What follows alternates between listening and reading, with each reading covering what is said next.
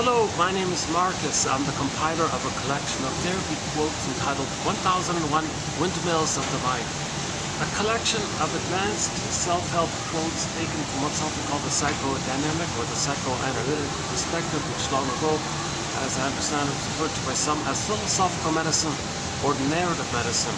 For the love of narrative medicine, once again, to borrow a line from the singer Steve Perry, who has a song entitled For the Love of Strange Medicine off his second solo album by that title as well.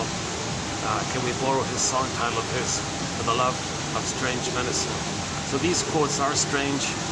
That's sort of been the theme of the past few videos, kind of focusing on the strangeness of these quotes, because we're estranged from ourselves in a sense when there's trauma.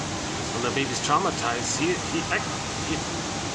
sends away, metaphorically speaking, or exiles, metaphorically speaking, his authentic self, his true self, his real self, who he'd be had he been loved, his gifts and treasures, okay, that embodiment, that his golden ball, and we're meant to, that's really mainly us, so that's kind of exiled, so to speak. So it means it's unavailable to the person, it's going to be repressed, denied. The affect is the fact, we won't know the affect. Hence the term apimolexia, no feelings for your words now. So the feelings, it's flat now. So it can't animate and be embodied like that, like the golden ball, like the sun that radiates like that. And we're mainly meant to come from this authentic self, this true self, this beingness and so on. Now when the baby has what's called attachment trauma, relational trauma, interpersonal trauma, where the mother doesn't meet the baby's needs for whatever reason, they call it old cunning tale.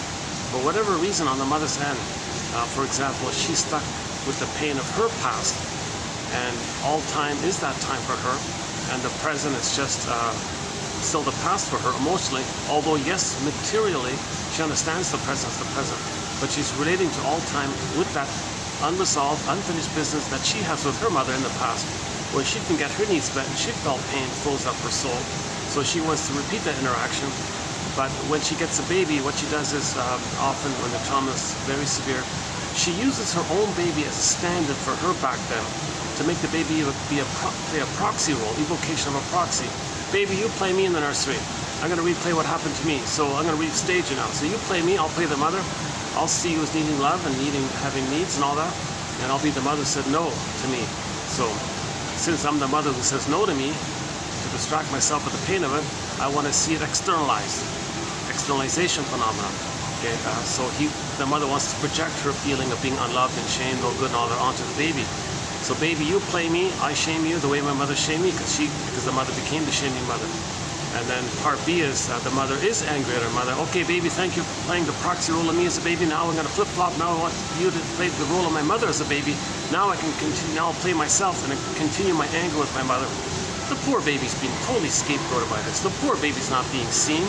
The poor baby's needs are not being met. How does the baby cope with the situation? Well, first things first, his authentic self, flash frozen.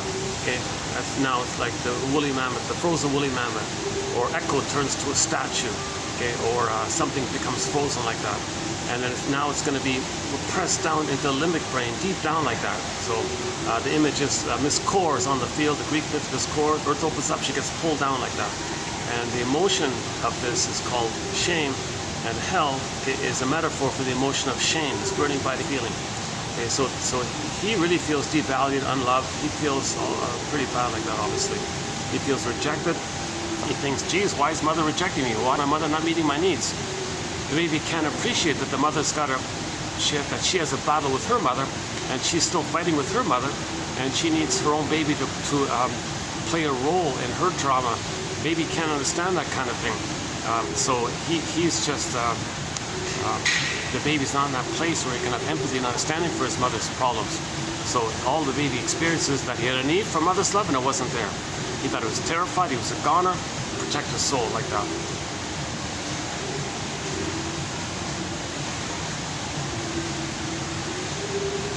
Yeah, right.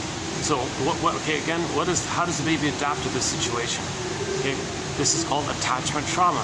The baby must attach to this mother, but this very same mother's hurting him. Okay? So if the mother doesn't meet the baby's needs, the baby's terrorized. He thinks he's a goner. and he's in pain, turns to the mother who's hurting him. Oh my God. So this is a huge double bind. The baby's got to find some way to attach to this abusive mother who's hurting him. Okay, number one, the baby feels defective because if the mother's not meeting his needs, the baby might think, gee, is something wrong with me? Am I defective? Why is my mother not there? Am I not wanted by her or something? What's going on here? Now, of course, he's going to feel pain by it. This is psychic pain called shame. Now, out of this pain, he thinks, gee, if I'm feeling pain, does that mean I did something wrong as well? Because I'm defective, that means I did something wrong. It's called unconscious guilt. Poor baby feels guilty now. Okay? Now he feels this infinite debt to her. This infinite, in German, guilt and debt are the same word, Schuld. So, and there's no time in that brain. It's spinning around like that. He feels an infinite, permanent, unconscious guilt, unconscious debt. Feels defective like this. He wasn't born like that, by the way. He wasn't born unconscious guilty, quote-unquote sinner. He didn't do anything wrong. He wasn't born like that. It's just the baby's trying to make sense of this situation. He's trying to adapt. Fairbairn's jargon is the moral defense. The baby's going to be like a little judge like that. All right, I got to make a decision here to understand the situation here. Okay, mother must be seen as good for my survival, even if it's fake. Okay, kaplunk. Mother, your mother's okay. Now, in correspondence, to make sense of the situation, he just concludes he's not okay. I'm not okay. Born defective, born bad. That's just a false belief he makes to cope with the situation. He wasn't born like that. He wasn't born guilty or like that. He wasn't born. He was born to be loved. He was born to have a mother, born to be himself, born to be an adult, born to be an elder, born to love and so born to be able to mourn, born to be able to have gratitude, born to be able to make amends, and things get better when you make amends, born to be able to make I statements, to free associate, to put words to your feelings, okay, born to be creative and spontaneous and love life in the present, born to have affection and tenderness, and all the capacities of the real self, born to know what's unique about him, which he expressed. That's called the bluebird of happiness, okay, the Shirley Temple, okay, called meaning and pleasure and meaningful when you express your uniqueness, which is great spirit. He was born in that kind of area. He was born to be loved so he can express his real self and love the present and have his feelings, which will be ethical and moral and virtuous by nature, by having your feelings. He'll have self-empathy, self-compassion for himself and others. He'll realize that everything's love or a cry for love. And when some people are crying for love, it's disturbed, so they show their cry for love by hurting the proxy to say, well, look everyone, I'm communicating what happened to me. So I found a proxy and imagine them crying for love, and I'm treating them the way my mother treated me. That's my way to tell you what my mother did to me when I cry for love, when I'm using the proxy for that. So it's kind of complicated like that. But he can still do the onion thing and kind of do like a three-dimensional thing where he understands that we're all one family like this. We're all homo sapien traumicus or homo traumicus. And that means everyone is loving or crying for love because they're in pain. And that painful part is, that's the positive intention around their dysfunctional, nonsensical behavior. It's just twisted and morphed, and it's kind of like in the dream world, things are topsy-turvy like that. So you kind of have this kind of a basic appreciation. So the baby was born to be himself, born to thrive and all that, born to express himself. So he wasn't born guilty or quote-unquote sinner. That's nonsense. I wish, for God, Jesus, it's really kind of unbelievably patronizing, and that people are still peddling this kind of thing. I'm sorry to say that. Okay, disclaimer once again, whenever we mention any kind of reference to religion or religious stories, it's only in the specific context of when religion is being used as an adjunct or a tool or an arm or a branch of the pillage and the plunder system to keep people prejudiced in order to pillage. You need people prejudiced. So religion promotes prejudice and religion blocks healing. That's, again, on the side of when religion is being used to that end. We're not talking about victims of the plunder system. We're not talking about mindfulness or meditation. Those more kind of more holistic or self-meditate. That's different stuff. That's like philosophy, mindfulness. That's kind of different. So just one disclaimer there. My second disclaimer is I'm not a shrink. I'm not a cultural anthropologist. I'm not a biologist. I'm not a chemist. I'm not a midwife, doula, nutritionist, gynecologist. I'm not a forensic psychiatrist. No master's degree, no PhD degree. I do have a BA. That's something. I do have a BA. I'm the compiler of the codes. So the benefit of, ironically, the benefit, and huge irony here, because I only have a BA, these quotes really need to be kind of clear to me, and helpful and clear, with the odds that 1 out of 10 will be helpful. If I pick 10 of the best quotes out there, odds are maybe 1 out of 10 will help anyone, I think. So, so we actually don't even have Freud in here because of the translation problem, this confused translation issue. Jung and Lacan, these wannabe guru kind of types with the jargonese to confuse people because they want to be seen as an authority, because they want to get narcissistic supply like that. So we don't cover those kind of quotes. So no Jung, no Lacan, no Freud, because of the translation issue. You know, and even like guys like Adler, Kohut and Adler, and some of the other big, little semi-bigger names. We don't really have many, ironically, right? We have the practical, helpful authors: Masterson, Edmund Bergler, Karen Horney, okay, and then you got David Solani, okay, and Rinsley, and Guntrip, okay, and Thomas Ogden, James Grotstein, okay, Arthur Janoff. I'm including him in that batch now. And currently we're doing a self-help. So this is, by the way, this is going to be part 2 of now a 6-part special run. It started off as a 4. It started off as a 3-parter. You see, the funny thing about we have the 62 threads here.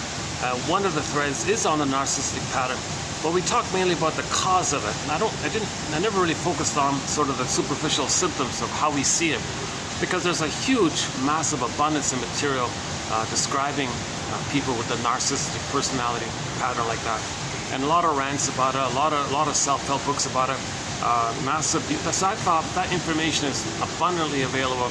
I thought, well, since that's there, I won't bother with it.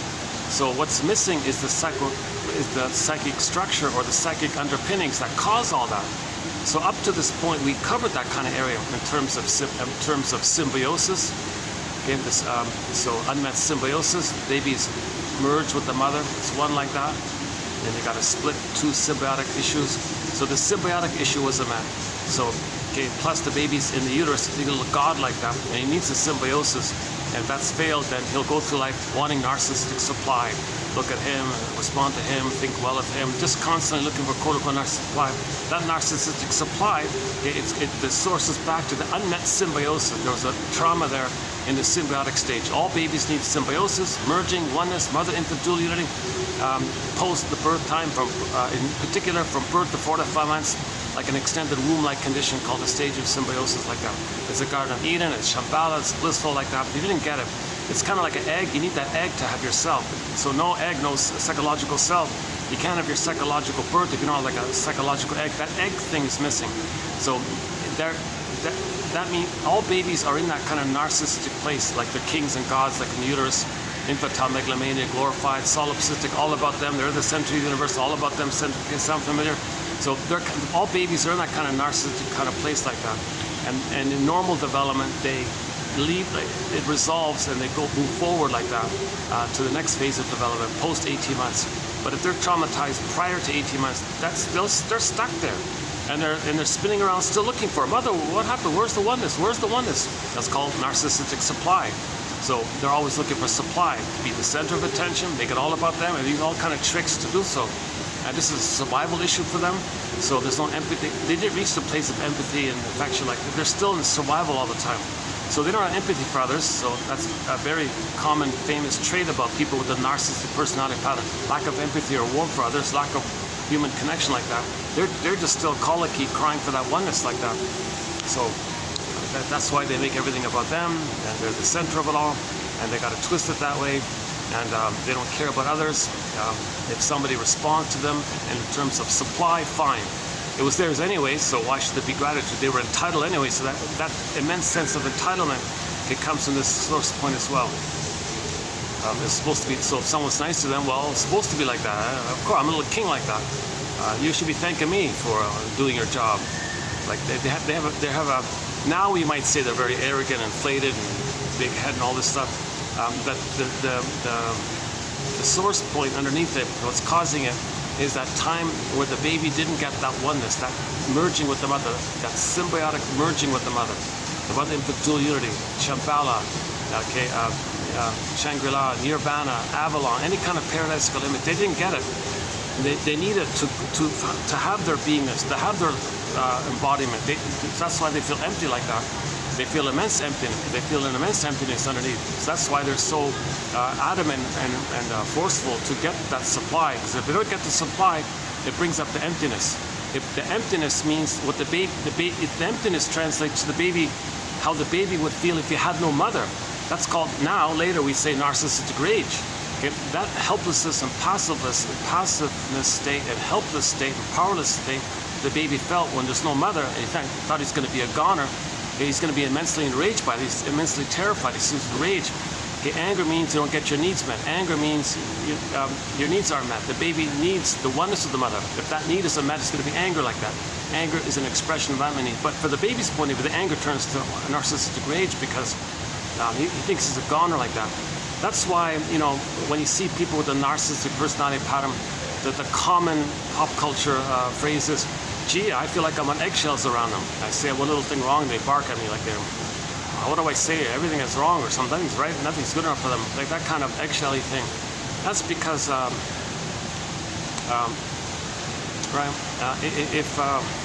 if the person with the narcissistic pattern doesn't get any kind of idealizing response or any kind of response that's kind of like maternal for them, like that admires them, that inflates them, sees them as amazing, sees them as little god. See, all babies think they're little gods, right? And the mother tolerates that. Oh, baby, the world is his oyster, the baby thinks. The mother tolerates that.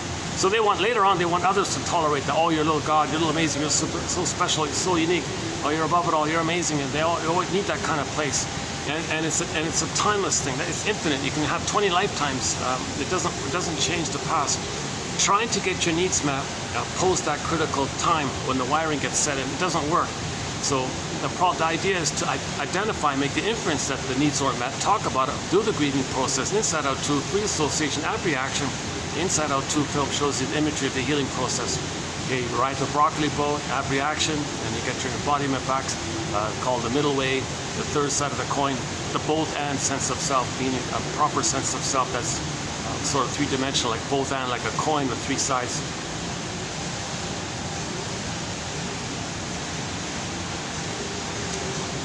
So that's sort of maybe one of the key, maybe that's the most important psychodynamics in terms of the theory about the underpinnings of the narcissistic issue. Okay, the baby didn't get that oneness. He didn't get that symbiotic oneness. Okay, he got, either he didn't get it, so he's more demanding about it,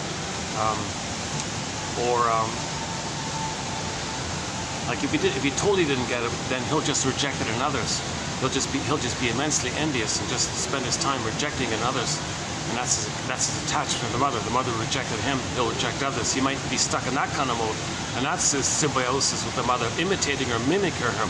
So if the mother rejected him, he becomes a rejecter, he rejects everybody. He wanted the mother like that. That's his sense of symbiosis. So that's his supply. His supply would be to hate others, to reject others, to be envious towards others, treat others the way his mother treated him. That would be his quote-unquote supply. That keeps him in the oneness of the mother. But that doesn't translate to healing from what happened in the nursery. He's just spinning around this. See, the issue is that part of the brain does not know time. Iguanas do not know time. Okay, salamanders don't know time. Okay, pick your favorite creature like that. The chameleon does not know time. That's a good one. The chameleon doesn't know time. Okay, and you know, the dinosaur, the reptile, or alligator, whatever. Pick your favorite creature like that, and you can use that as a nickname for that part of the brain. So yeah, don't ask an iguana for the time. So meaning that part of the brain in us doesn't know time, and that's our energies in there, our eros is in there, our life force is in there, and that's what's driving it. That's the iceberg metaphor. Okay, so that's the unconscious issue, like unconscious, the puppet master now. It's like all the ice under the water and the iceberg. That's kind of the power of it all, right? Not the tip that you see on the top. Berger compares it to the braggadocio doorman who you see at the building, and the power he has compared to the invisible owner of the building who's on a yacht somewhere in the Virgin Islands. You don't see him, but you see the doorman. But who's the real power there? You see, something like that.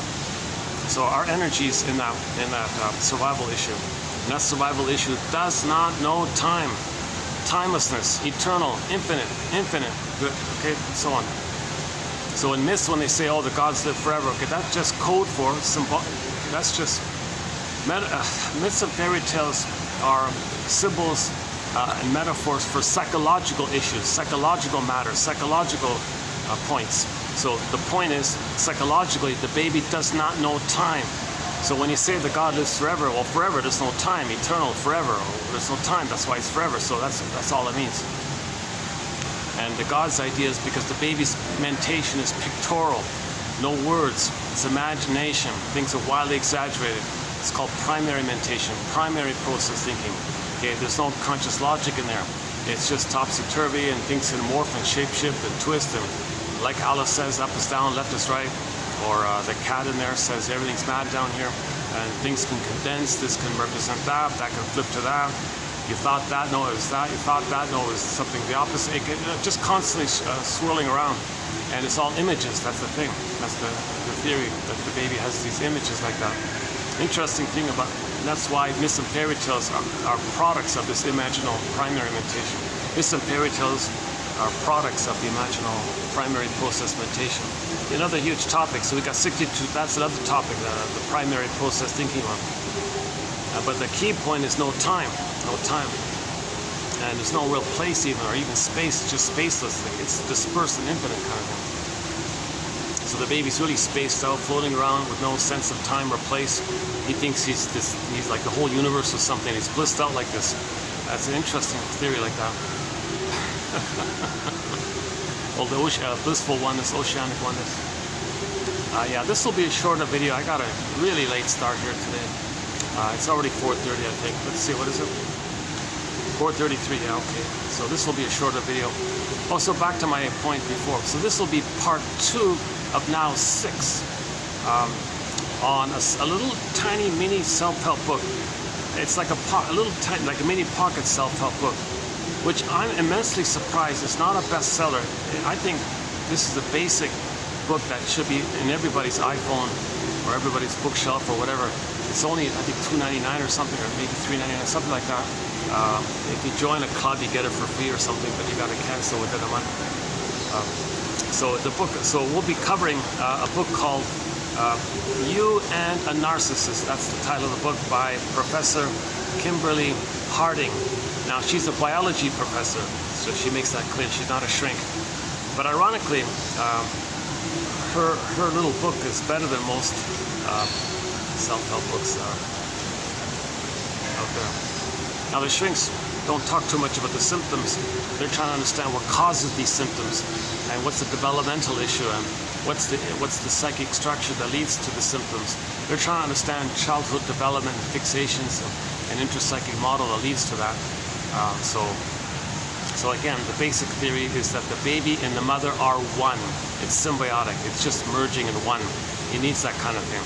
Now, if he's safe with the mother, if he gets his quote-unquote narcissistic supply, that symbiotic needs, okay, he gets, then that's like being safe in the egg kind of thing. Rhythm is safety in the egg. Mother soothes the baby. Mother sees the baby. Mother recognizes the baby. Mother accepts the baby. Mother welcomes the baby. There's a warm rhythm of safety like that. And mother understands the baby. Then the baby can understand himself. Mother recognizes the baby. The baby can recognize the memories later. He can pick up on it. Okay, mother soothes the baby. He remembers it. The wiring is there. He can do it himself like that. How the mother treats the baby, it's wired in. Thanks, Ma. I'll take it from here. He can do it himself like that. So the baby needs to incorporate this positive experience. Human connections lead to neural connections. So in the first 4 to 5 months, the baby needs that symbiotic time where the mother makes it safe for the baby. So it's warm and safe, and the mother recognizes, sees, accepts, soothes, comforts, present, safe. It's just all about safety for the poor baby, right? And not just safety, but psychological acceptance, psychological recognition, and meeting the baby's needs. Okay? And the baby needs that blissful oneness like that. He needs that egg, that paradise. The role of the mother is to give the baby that paradise, that extended womb-like condition. It's just a continuation of the bliss in the uterus, just like a bliss on the belly, inside the belly, water world, outside on the belly, land world. But the bliss has got to continue. So you really need to leave the cord, the placenta, to facilitate that. If you remove the cord and the placenta, chances are you'll break it and you'll have birth trauma by that. And then they'll be narcissistic, because looking for the phantom placenta all the time. So the phantom placenta would be like the supply. So they treat everybody like phantom placentas. Lucy Holmes says, yeah, those with the narcissistic personality problem regard everybody as phantom breasts, symbolic breasts, and they will suck them dry and then dump them away. Supply, good. Don't reject. Not useful, get out, and then need a new one. And they're always looking for new ones like that.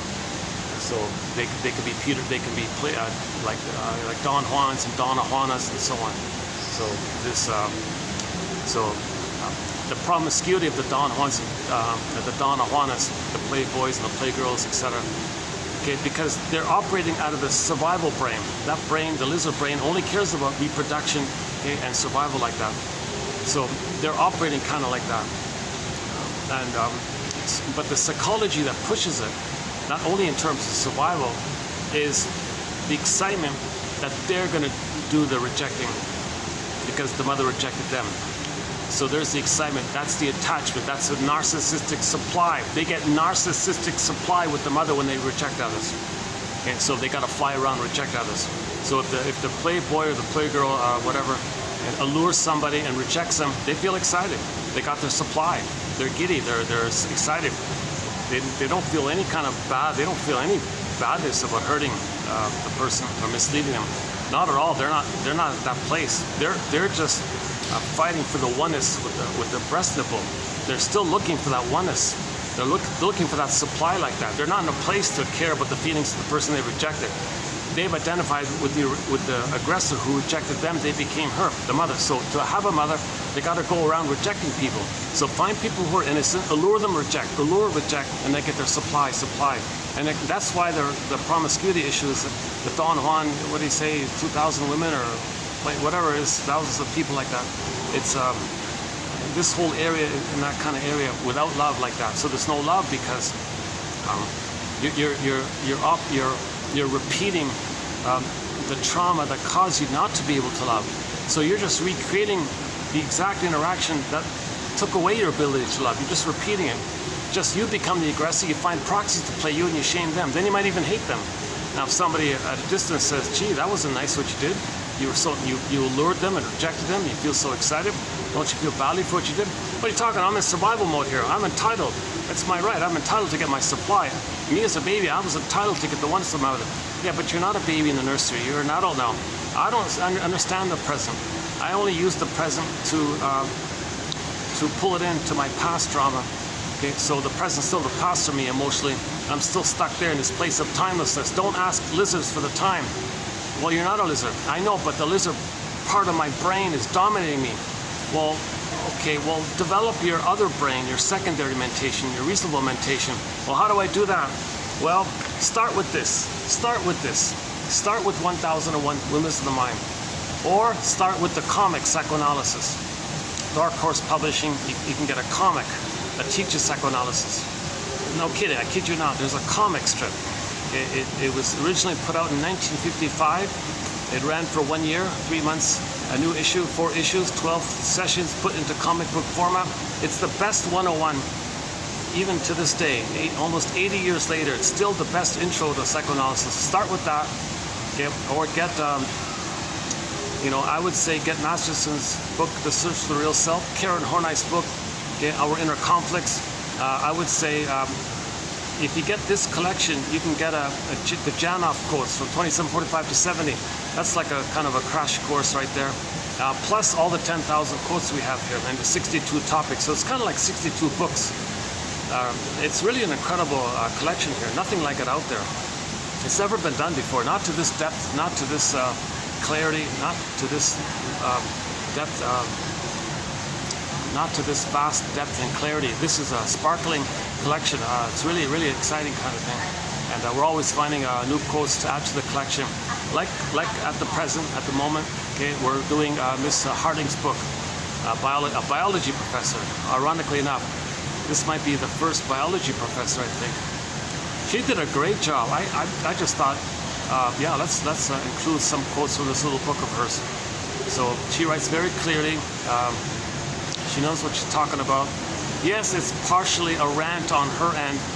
Almost every book about narcissism is written by a woman enraged that they fell in love with the Don Juan, and they thought that his charm meant that he accepted her. not knowing that it was just to trick her, because he was tricked by his mother and he becomes a tricker. So that, like that. So there's this kind of surprise like this, because most people want to communicate and have a give and back and forth, grow together, heal together, discuss intimacy, share the journey together, discuss together, make I statements together, take workshops together, read books together, and discuss together, make I statements together. People have this kind of shared desire to grow and lifelong learning and continuous self-enrichment like that. People with the narcissistic pattern, you got to be kidding. Forget all that stuff. They reject that kind of stuff. They're addicted.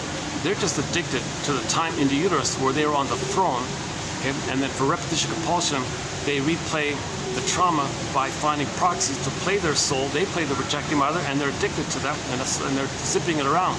So the other person says, well, what about the humanness of it all? They don't recognize empathy or feelings about this. They don't care. Their slogan is they don't care. It's just survival. They're just in this panic, colicky baby looking for supply. So the charm act is just a seduction to set up the rejection. So a lot of women write. It's mostly rants, like they're. Now that's why I don't really include some of these books, because a lot of these women are she-wolves themselves. They don't want to admit it. So they're just upset because they have narcissistic rage because they couldn't get the supply from the fellow. So a lot of she-wolves and wolves attract each other. So that's why I don't really include too much of those kind of books. But not all. Most of the, no, to be fair, let's say most of the self-help books written by females are codependents. Okay, they're codependents. So they're still trusting and naive like that, and they want to grow. But some are also narcissistic themselves. And I think Miss Harding, she kind of like, I think she explored both areas like that. And we did recently include two self-help books by ladies discussing their narcissistic mothers. Yeah, Christine Lawson's book we did called Understanding Borderline Mothers. And a very good quote. Another topic in our collection is the borderline quotes, the BPD pattern. Yeah, I'm not feeling my best today. I'm feeling a little combination of I don't know what it is. I'm just feeling a little, I'm not really fully refreshed today. I'm a little absent-minded. Yeah, I'm not feeling really present. I'm not really fully in the present mood, but I'm kind of behind with the quotes. I want to play catch-up here, so I'm kind of playing catch-up here. So I've got like a little delay, lag here with the quotes. So back to the quotes. So this will be part 2 of 6, and I've got the 6 all right here. So I've got the 6th batch here, but I'm only on part 2. So I'll quickly review part 1, do part 2, and maybe zip through 3, and maybe do a preview of 4, 5, and 6 if possible. I'd like to do a preview of the upcoming quotes just to prepare me so when I get there, kind of thing.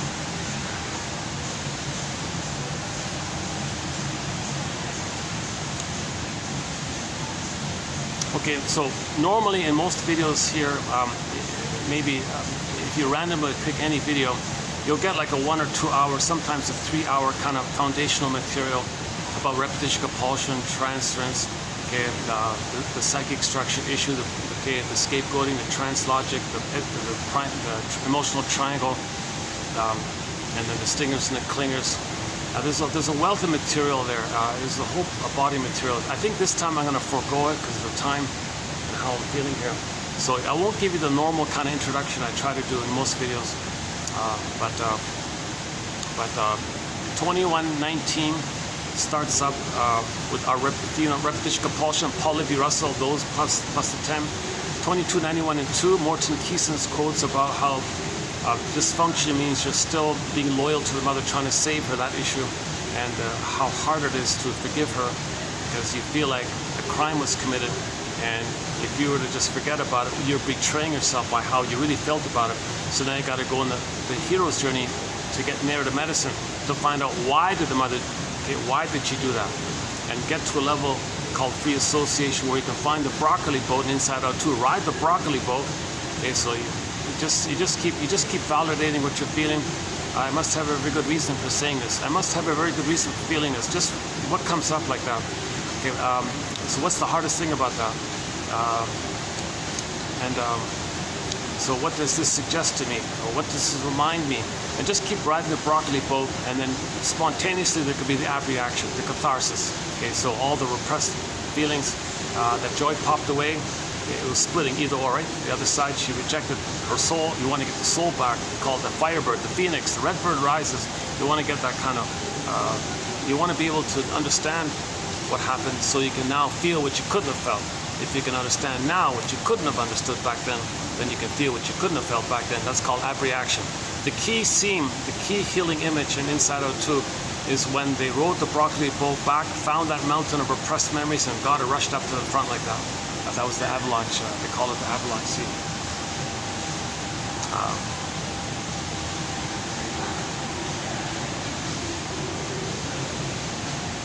Now these about ab-reaction, 27, 21, and 23 for a clarification of that term. We did a 3-video special run just to clarify what that term means, because the translator mucked it up from the original German, which has a positive meaning.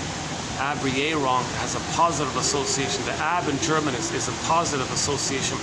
It just means you can now feel like a delayed feeling release, like you're going to feel, but there's like a little gap and delay like that. The ab means like that.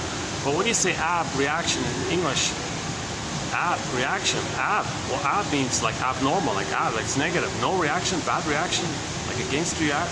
What's that? What does that mean? So it really got messed up with that translation. And that's why we don't have Freud codes, due to all these translation problems. So with the exception of that term, I decided to spend 3 videos clarifying that term.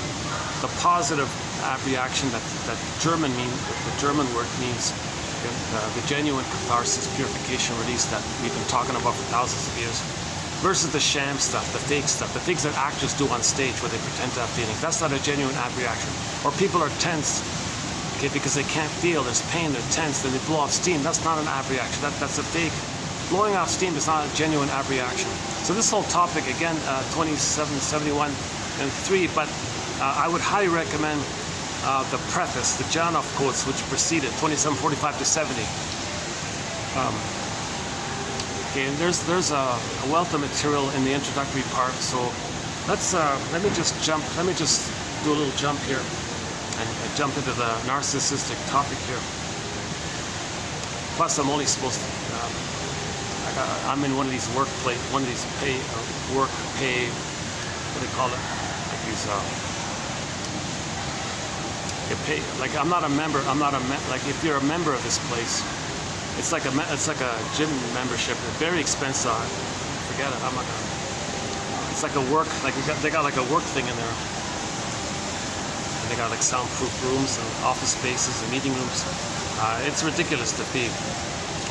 Now this outer part in the mall, like where the people pass by, if you buy a drink, they let you use it for 2 hours. So I've only got a limited time. Plus it'll get dark soon anyways.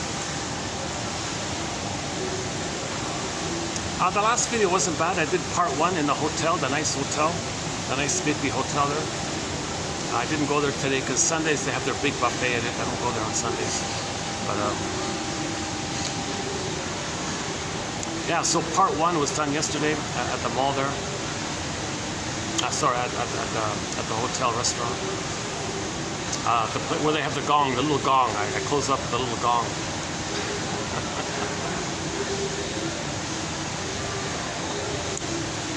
Okay, I won't run through the whole list of narcissists.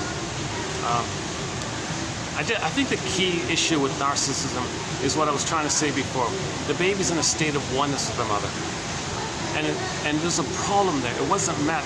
Then they're still zipping around trying to get it. And this wanting others to fill in for that missing motherly response is called narcissistic supply.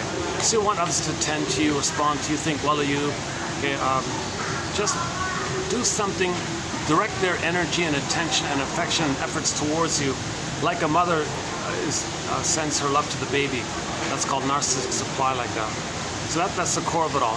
So from that, unmet symbiosis, okay, the point is, that's why they make everything about them. That's why they're the center of the universe, and they make everything's about them. because they're in that babyhood place of where the baby is. It's where it is all about the baby, because the baby doesn't understand that person to person. He's just a little God in there. In the uterus, the baby doesn't fully get quite yet at that time in the uterus that he's a little baby, a human baby in his mother's belly, and the mother is a mother, a person.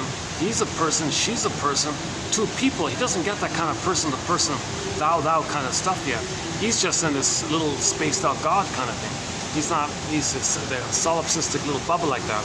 She calls it the dollhouse, or one of Harding's example is, think about the dollhouse. The child plays with the dolls, and the dolls just do whatever the child wants, plays whatever role the child wants. So it's all about the child, and the dolls are kind of just, it's by the child like that. The child's the center of the dollhouse kind of thing, and the dollhouse just serves the child kind of thing. But normally, the children recognize there's a real world out there, and they give up the dollhouse. But no, those of the narcissistic pattern are still in that dollhouse place, and they see others as dolls, basically. They treat others as things and dolls, and they're kind of like, still like that kind of place like that. So that's the, yeah, I'll read that quote. Yeah, coming up here. So all about them, center of the universe, lack of empathy. Of course, they're never going to care about you because no empathy. You got to understand, they're in the survival issue. The reason they have no empathy, and the reason they feel justified and entitled, oh, the big one, the entitlement. They always feel entitled, okay, because they're a king in the center of the universe. So they're entitled like that. They're supposed to be there, so they're entitled. That's the source point of all. Yes, and anytime you give them feedback, that's called narcissistic injury, which leads to narcissistic rage, the feeling that the baby felt with no mother, if he had no mother. If he were to admit he had no mother, he'd be a goner. That's what the rage is about. He thinks he's a goner. So, all people who are traumatized, the idea is to build the ego, restore the ego, enhance the ego, okay, reconstruct the ego. Okay, so bit by bit, weave the basket, weave the nest, weave the catchment. Okay, like that. In the other place, there's a construction. Yeah, there's one there. Like there's a construction site over there with the cranes. So just like they're building that building, okay. So we got to build our ego like they're building the building, and then like when that building's complete, it'll house people. Well, when we build the nest, build our ego, okay, we'll get back. We'll be able to house ourselves, kind of thing. So they have a hard time with that.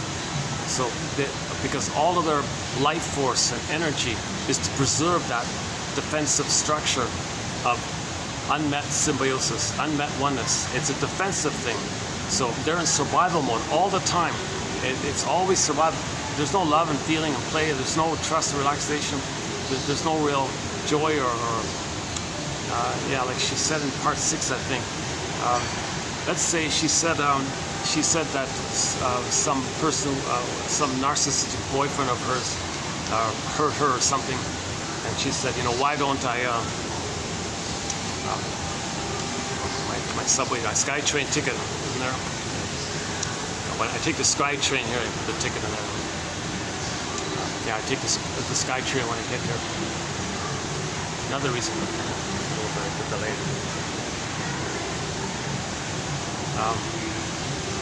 Yeah, that shows how unmindful I am today, right? When I return the ticket for the SkyTrain, I can close my pocket here. That gives me a little clue that I'm not fully present, and like how I feel now. I don't feel present. I'm not even looking at the camera like I usually do. I'm kind of like maybe I feel weaker, more vulnerable, so it's like a protective thing. I don't want to look, it's like a protective thing.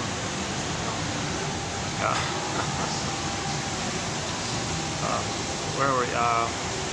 Okay, so you got to put it this way. Let's say a 2-day-old baby bites his mother's nipple. He's because the mother was doing it wrong, force feeding, he's in rage. Okay, he wanted the natural nipple, but the mother gave him a rubber nipple. What's this? I've rejected here. And he cries about it. The mother says, well, I'll dip honey on the rubber nipple.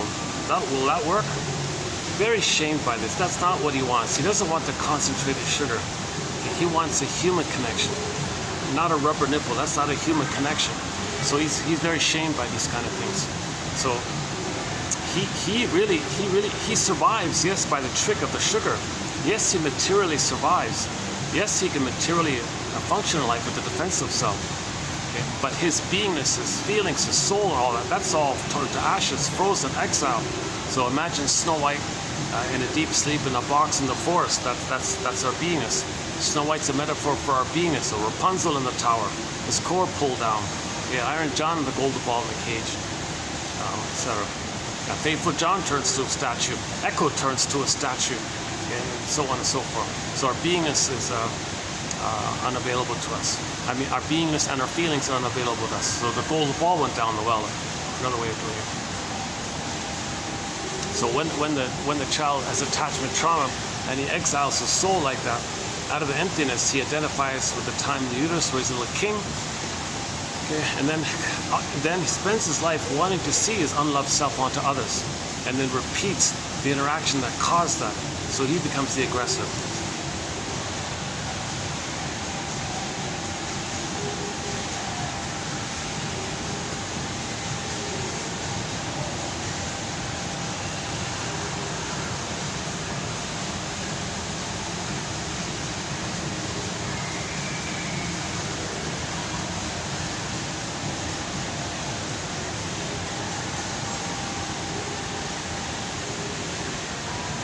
Okay, so back to the baby biting the nipple, let's say. Let's say, theoretically, somebody were to, hey baby, that wasn't nice of you to bite your mother's nipple. And she was in pain. Let's say she did use the real breast nipple. And she was misattuned, and she was weaponizing it kind of thing. Because she wants to control the baby to make the baby respond to her. Because the mother wants supply from the baby. Some mothers hurt their babies to make them more dependent on her, so she can have a constant sense of supply to her. So he's very ashamed, but no, mother, don't do it like this. He might bite the nipple in his anger. Let's say somebody pointed out, hey baby, that wasn't nice to bite the nipple. Are you kidding? Look what's happening to me. I'm in survival mode here. I see my mother's a monster. Because now, what's going on is in his brain, in the image, he creates an image created by his own feelings of oral rage and incorporating mode. So now the mother's a devouring monster that wants to gobble him up. So why should he feel apology? Why should he apologize if he thinks in his way to adapt, the way to figure things out, his attempts to make sense of it all, he compromised by believing that his mother's that image. He created the image to project his needs and feelings outwardly, to trick his amygdala to stop sending him stress hormones, like a midway compromise like that. Again, these are defense mechanisms. The baby does all these defensive things in his mind because he's in defensive mode. He's trying to protect himself from this misattuned, malattuned, emotionally unavailable, emotionally immature, impaired mother. So he's scared like this. So he's doing all these things in the mind. So part of the compromise is to fool his amygdala. Look, amygdala, stop sending me these stress hormones. My body will go kaput here. Look, the mother is enraged, not me. The mother has needs, not me. A little trick like that. But now he's stuck with this image, and he's relating to an image now called the imago, or pH with the fantasy spelled with the pH.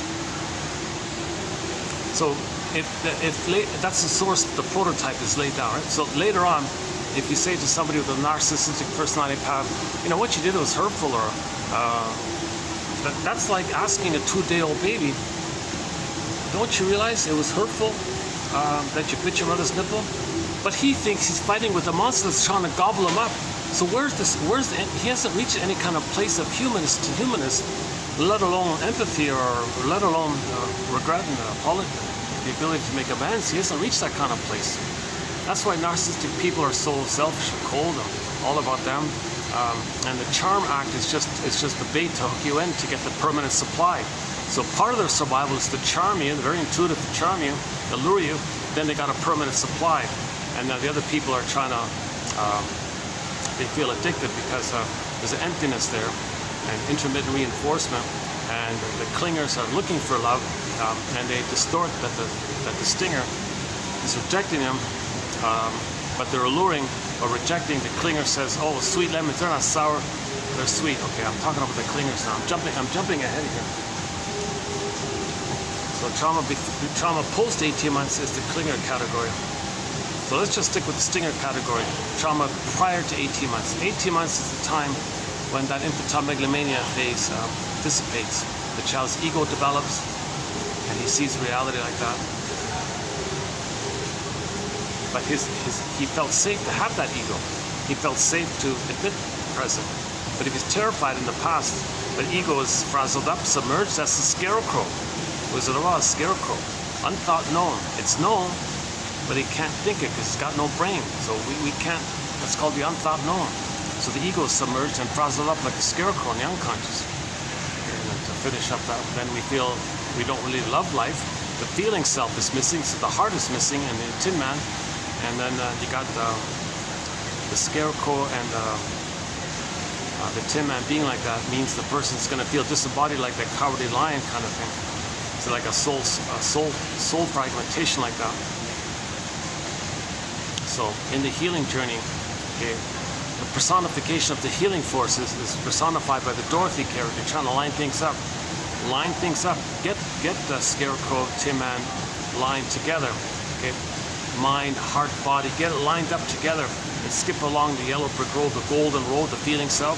Okay, the radiance of the gold. Okay, get it up like that. So now you're going to feel your feelings when you're on the golden road like that, right? And then she gets back home, Kansas. Okay? But she had to go into the unconscious to face the trauma. Okay?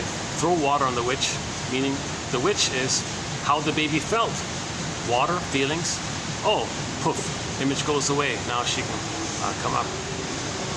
So you got to face that frightening image that you created. That image is a reflection of how you felt. So you got to admit that truth. You got to admit this compromise that you made when your mother was misattuned. But so you got to forgive the mother for this. Why was the mother misattuned? Why did the mother fail like that? Why did the mother not meet the baby's need? Why did the mother love the baby? Like why? You know. So that's part of the forgiveness process. So we got to be a detective. You know.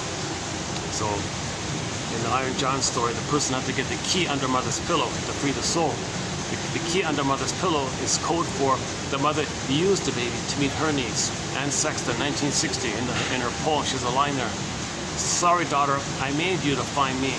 You see, daughter, when I was a baby, I didn't get my needs met. I didn't know who I was. I thought I could hurt you so you'd be dependent on me and give up yourself like that, and I'd reward you for that.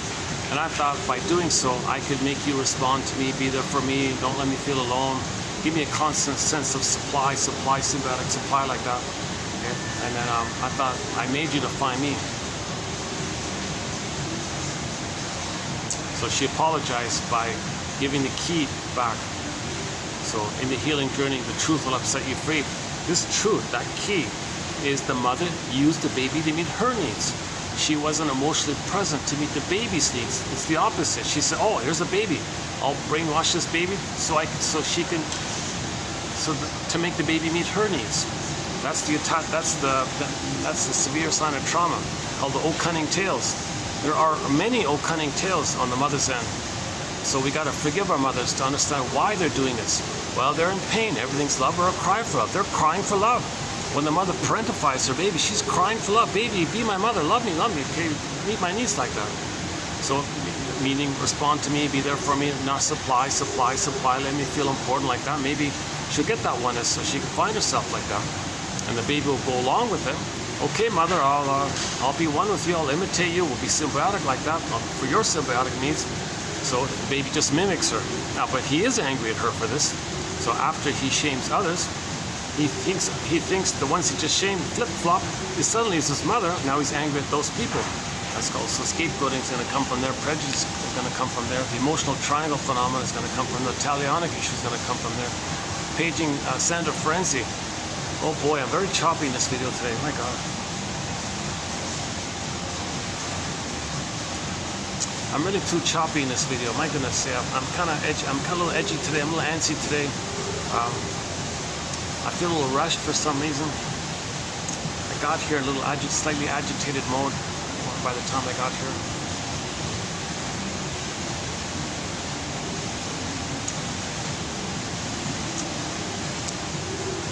Yeah.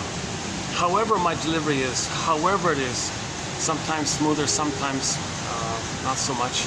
The quotes are posted below, and it's about the quotes. It's not about me. Okay. If I had the funds, okay, play Joni Mitchell's song "This Flight Tonight," made popular by Dan McCafferty.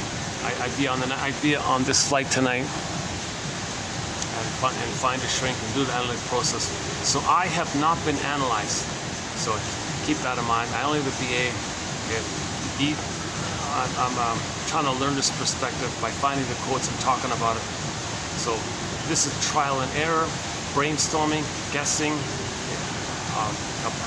ballpark theories, trying to be a detective, looking for clues. Is it this? Could it be that? Invitations for mutual exploration. No set answer here. So somebody said, if you want to learn something, teach it. I'm not teaching it, but if I'm talking about it, I'm kind of learning it. So this discussion I'm doing here is partly on my end, but the give back is that the quotes are posted below. So you just 1,000 videos here, on average 10 quotes per video. The whole 10,000 are right here, and hopefully 1 out of 10 will be of interest. Or for convenience, you go to the Patreon link there for the price of half a cup of coffee, for the price of a bun, for the price of a donut or something. My goodness, yeah, that's a good one, for the price of a donut.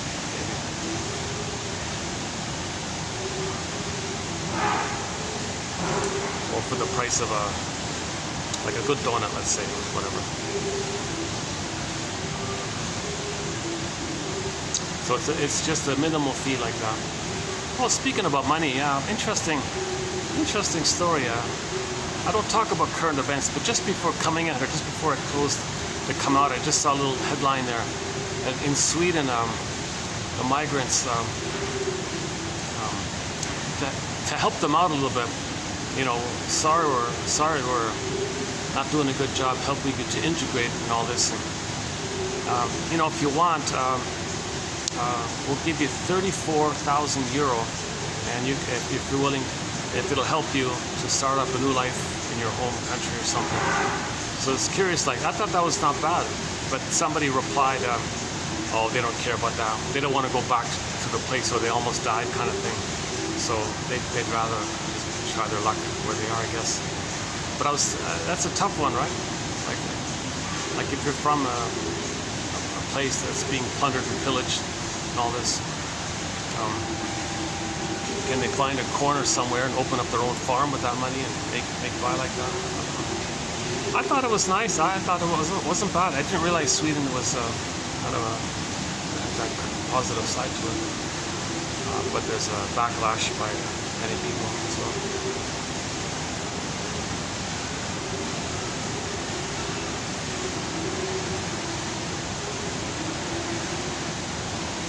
Because 34,000 euro for somebody in like a place like Somalia or whatever, or Mali or whatever, you know,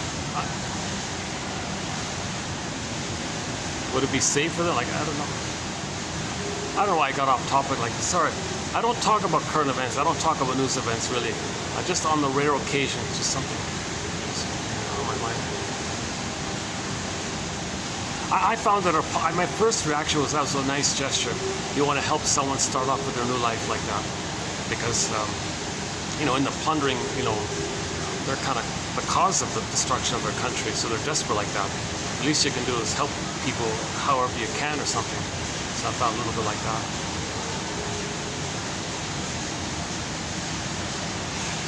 I don't know to what degree Sweden benefits from the plundering of Africa or whatever.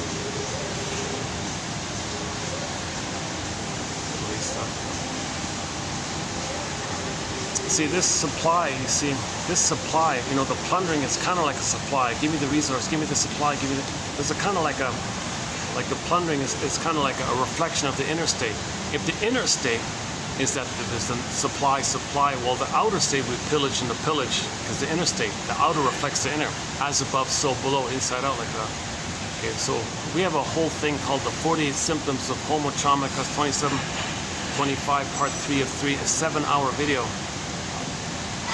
Actually, recently I did a bit of an update, which was pretty good, about a week ago.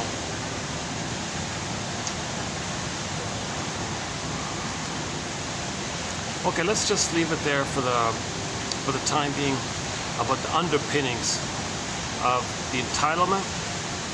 It's all about them. They're the center of the universe. Okay, part-object relating, so everybody's a thing, basically. They don't care about your humanness, because when the baby's nursing, the breast to the baby, it's kind of like just something that serves them, takes care of them, or they even think it belongs to them, kind of thing. They're possessive, they own it, like it's theirs, kind of thing. And it's the thing that serves them, kind of thing. It's a part of them. They don't see the breast as part of the mother, and the mother's a person with the breast loving the baby. It doesn't get that kind of place. So that's called part-object relating. So that's kind of like the dollhouse thing. Also, she calls it the plug-and-play thing as well. Yeah, so like when people buy an electronic, they plug it in to get the benefit, but when the thing breaks, they throw it away. They treat people like that. She calls it the plug-and-play phenomenon. Okay, so part-object relating, lack of empathy. They don't care. So jungle slogans, survival slogans, always entitled. So no apology, no regret, no feeling, no apology. Okay, they're just in survival mode.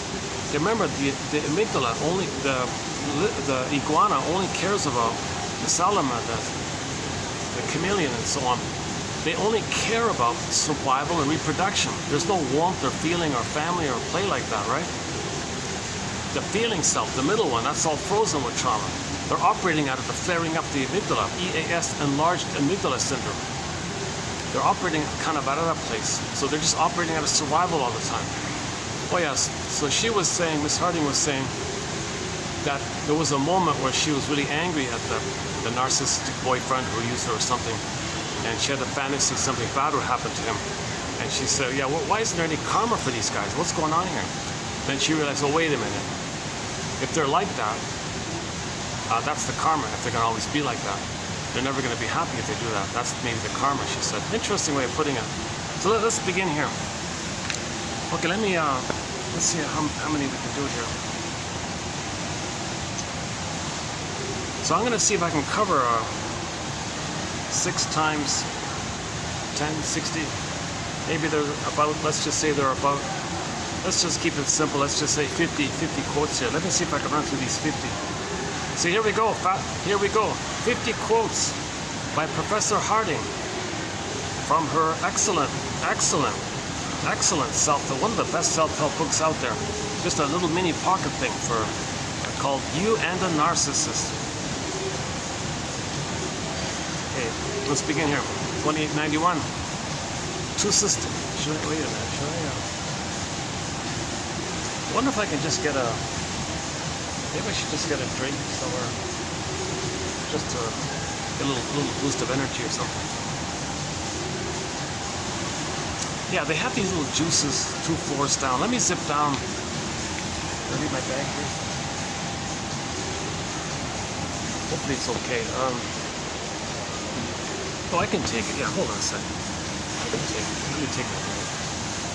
Just in case. I'm in a mall, right?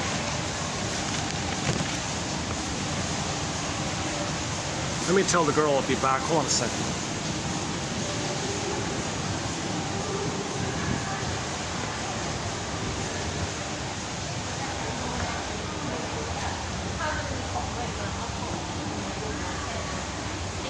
I'm not leaving. I'll be back in about 5 minutes. I'll be back in about 5 minutes.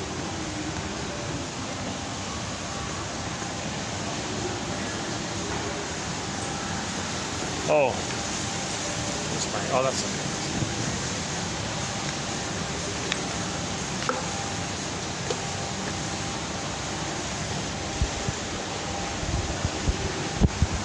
Oh wow, look how quiet it is up here. This is a Sunday, yeah, look at that.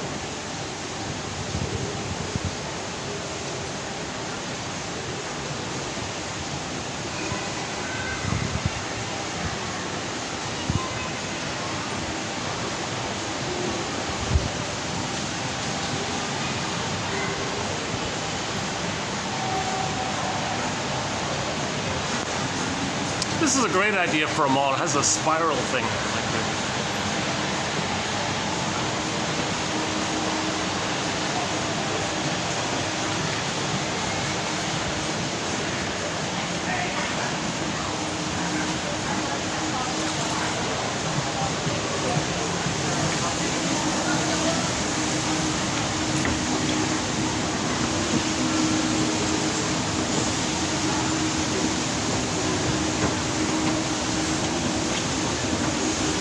Oh, maybe I should just. Oh, here, this will do. Yeah, I'll get one of these. Yeah, hold on a second.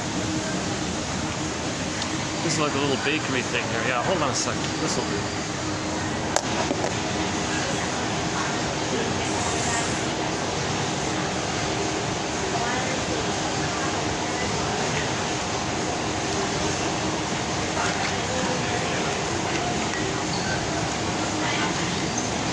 Hi. Can I get one of these guys? Tiramisu, Just one, yeah. take away. Right. Yes. One and two. Just one, please. Yeah, just a moment. You know, I can just take it. Yeah, I'll just take it like this. That's good enough. Yeah, thanks.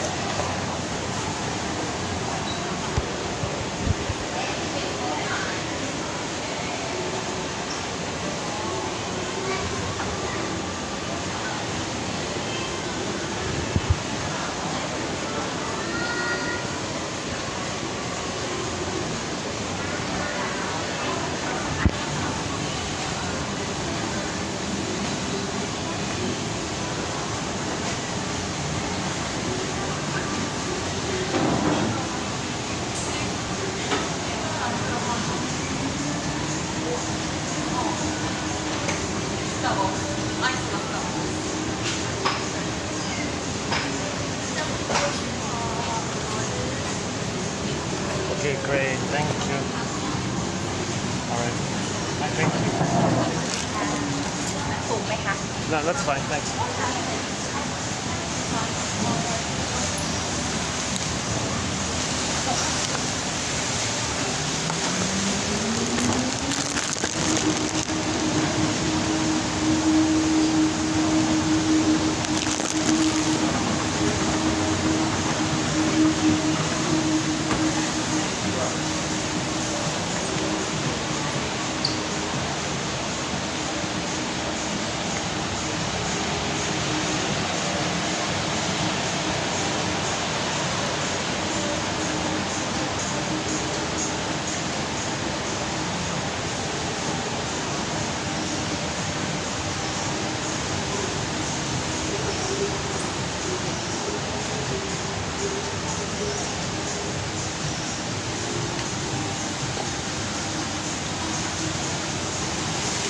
This is the chandelier, which is called what's it called again?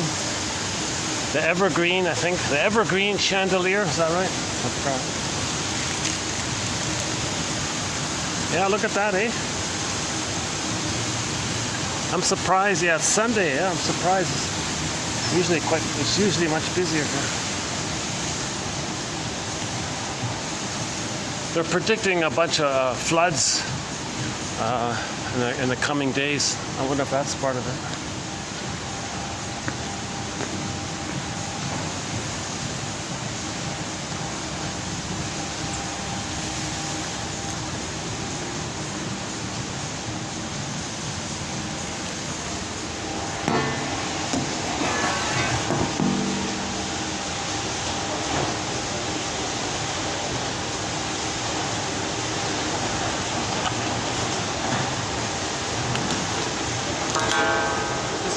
Give me a couple of minutes and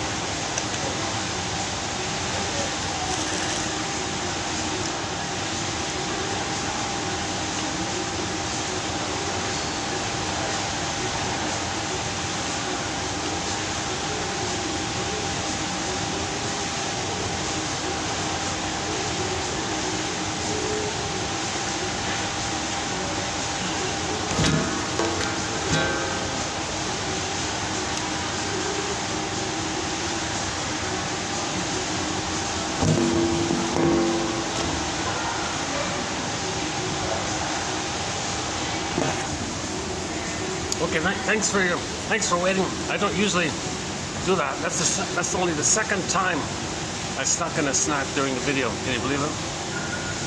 The second time, huh? Maybe what's going on with me? Why is that happening? Okay, let's begin. To sustain themselves, those with the narcissistic pattern seek what has been termed as narcissistic supply to sustain themselves. Okay, it's like a food, it's like a psychic food, a psychic drink, and it's an addiction. It's both an addiction and a food and a drink. But that's really how dependent they are on codependence, responding to them, trying to fool people to respond to them. If they have to, they'll scare people to respond to them. You got to get some kind of response where the setup is they feel important and you're no good, and you're serving them and they're a little king. If you have had a narcissist in your life, okay, I sometimes get tired of translating the term narcissist. No, they're a human being with the narcissistic personality, mindset, pattern, whatever you want to call it. So out of laziness, I might have to just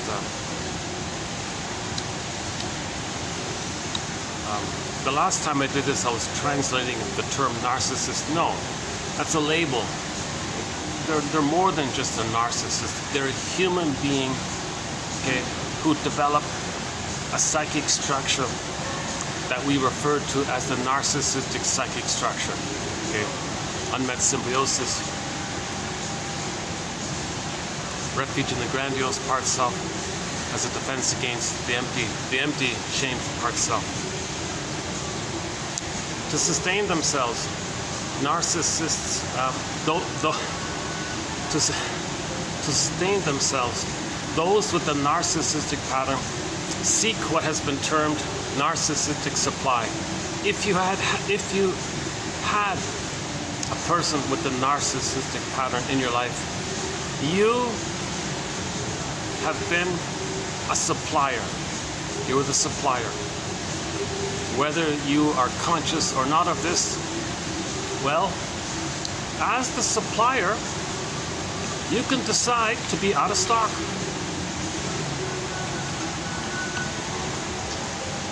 Because you're giving your soul away endlessly. She calls it throwing good money after bad, like throwing away good energy, because a lot of codependents have this constant childlike hope. Well, if I'm good enough, and if I try hard enough, maybe I can heal them, maybe I can fix them, maybe I can save them. And they have this investment like this. That's throwing good money after bad, she says. So, and you may do this for decades, and when you realize it, you unbelievable how you feel. You just wish you could get those years back, she said.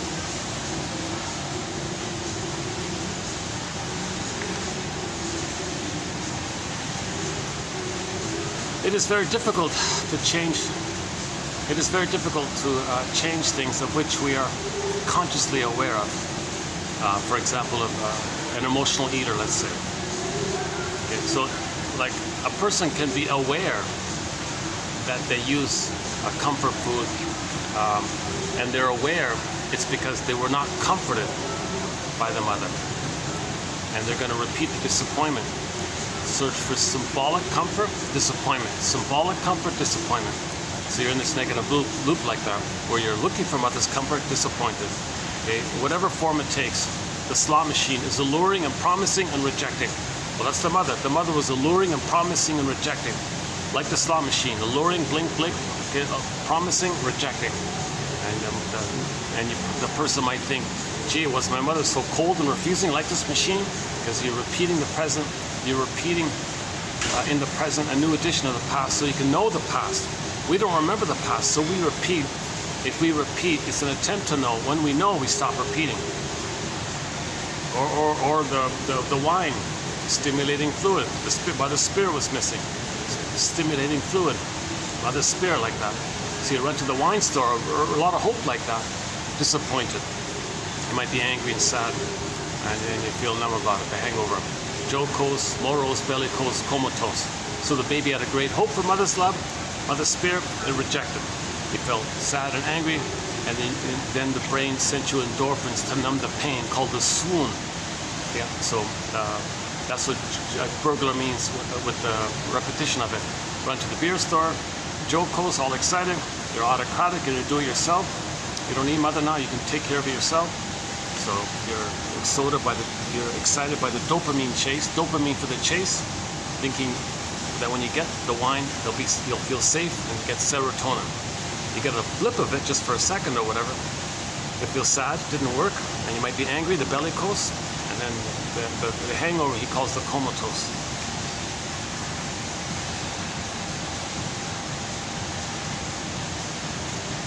So if we're conscious that we're looking for symbolic love and comfort like this, anything that's addictive or compulsive, it's in this area. You didn't feel your esteem by the mother, you didn't feel safe by the mother, you didn't get the connection by the mother. Anything that's repetitive and compulsive, it's in that kind of area. So you may be conscious of it. Look how hard it is to change, even if you're conscious of it, right? So changing something of which we are not consciously aware is going to be 100 times more difficult. Those with the narcissistic pattern are not consciously aware of their narcissism. They don't have self-reflection. They don't have introspection. They only project and blame, entitle and get. They don't reflect. They don't look. That song "Man in the Mirror" by Michael Jackson, it's nothing for them. Plus, for those with the narcissistic pattern, so many of their behaviors work to their benefit. The motivation to change is limited. So there's a lot of secondary gain when they act this way. So they'll make a lot of money, and they get a secondary gain like that. So they're even rewarded for it in a way by the secondary gain. Many employers will hire somebody with a narcissistic pattern over a codependent, because the codependent is childlike, and even though the codependent is more creative with feeling and empathy, but they're kind of a little bit childlike or something. The narcissistic pattern, they think everything's about them, so they'll take charge like that. And if the job requires it like that, they'll hire them like that. And if the employer doesn't care how they treat the others, it sort of fits in like that, right?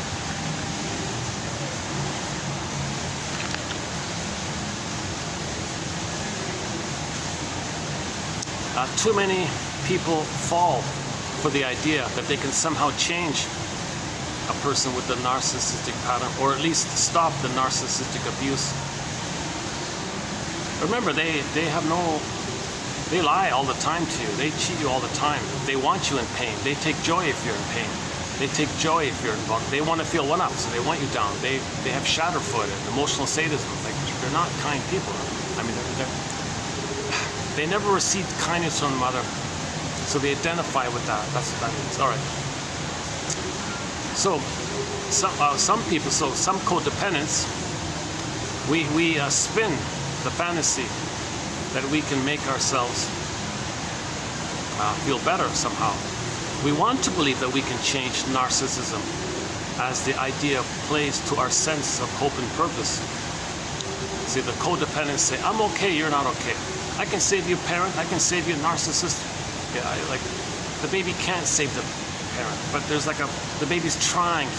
He wants to please the mother. He wants a good relationship with the mother. He wants harmony with the mother. He wants that kind of positive experience with the mother. So he's got that kind of hope like that. Now the narcissistic pattern, they love that supply, which they're going to shame and belittle. But give me the supply and I'll attack it. Give me the supply and I'll attack it. So whenever you're in a relationship like that, okay, their gift to you is that they're giving you the chance to supply to them. Yep. And in return, you got to give them everything. That's what she says. Pretty amazing, right?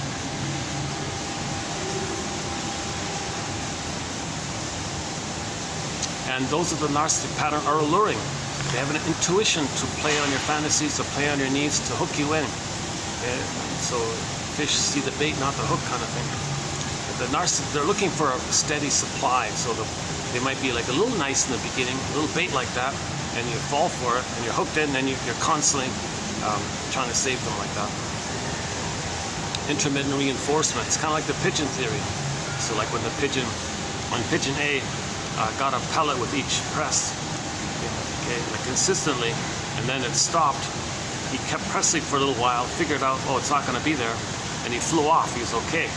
Pigeon B got the pellet intermittently. Okay, like it was no predictable pattern like that. Then the thing stopped. Okay, no pellets, but the pigeon stayed forever, pressing, waiting. He never could identify a pattern. It was messed up like that. So intermittent reinforcement keeps the person hooked in like that. So those are the narcissistic patterns seem to intuitively tap into this phenomenon somehow. Throw you a little odd crumb like this, keep you addicted. They're addicted, and they want you to be addicted to them because they're addicted to you. Oh boy.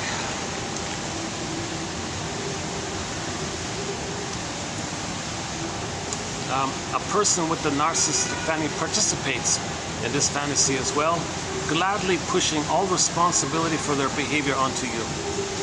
Left on its own, this loop plays endlessly, no time. The narcissist is never responsible, of course not. Why, they're entitled little gods. They can't be responsible. Anything goes wrong, it's your fault. Anything that they did wrong, well, it's your fault. Like, they're never responsible, and the codependent is always over-responsible. Conclusion. You have no one to manage but yourself, and that's enough. Those with a narcissistic pattern lie, cheat, blame, shame, etc., all in the hopes of keeping you in the dark about how mean, cruel, and destructive they are. Of course, your newfound vision will not make them happy. Yeah, so that's narcissistic injury. What, you're not going to treat me like a king? You're not going to supply me? Wait a minute. That's like no mother. I'm going to be abandoned. I'm terrified. Rage. So narcissistic injury leads to narcissistic rage. So they hate people who are aware of them. They really hate it. They want you in the dark to believe the dream. The paradox of those with the narcissistic pattern is that you are never to let them out of your vision, but on the other hand, you are never to truly see them. They don't want to be called out on it. No feedback. No informative feedback. That's a rage. What? I'm a perfect little god. You're implying I'm doing something wrong? Impossible. I'm an entitled baby needed to get my supply. I can't be doing anything wrong. And from the baby's point of view, the baby's right. The baby is doing nothing wrong. The baby is entitled. The baby's supposed to be loved. The baby was born to have a mother to take care of him. That's all failed. They're coming from that. They create that belief from that source point because they're at that place. The belief refers to that place.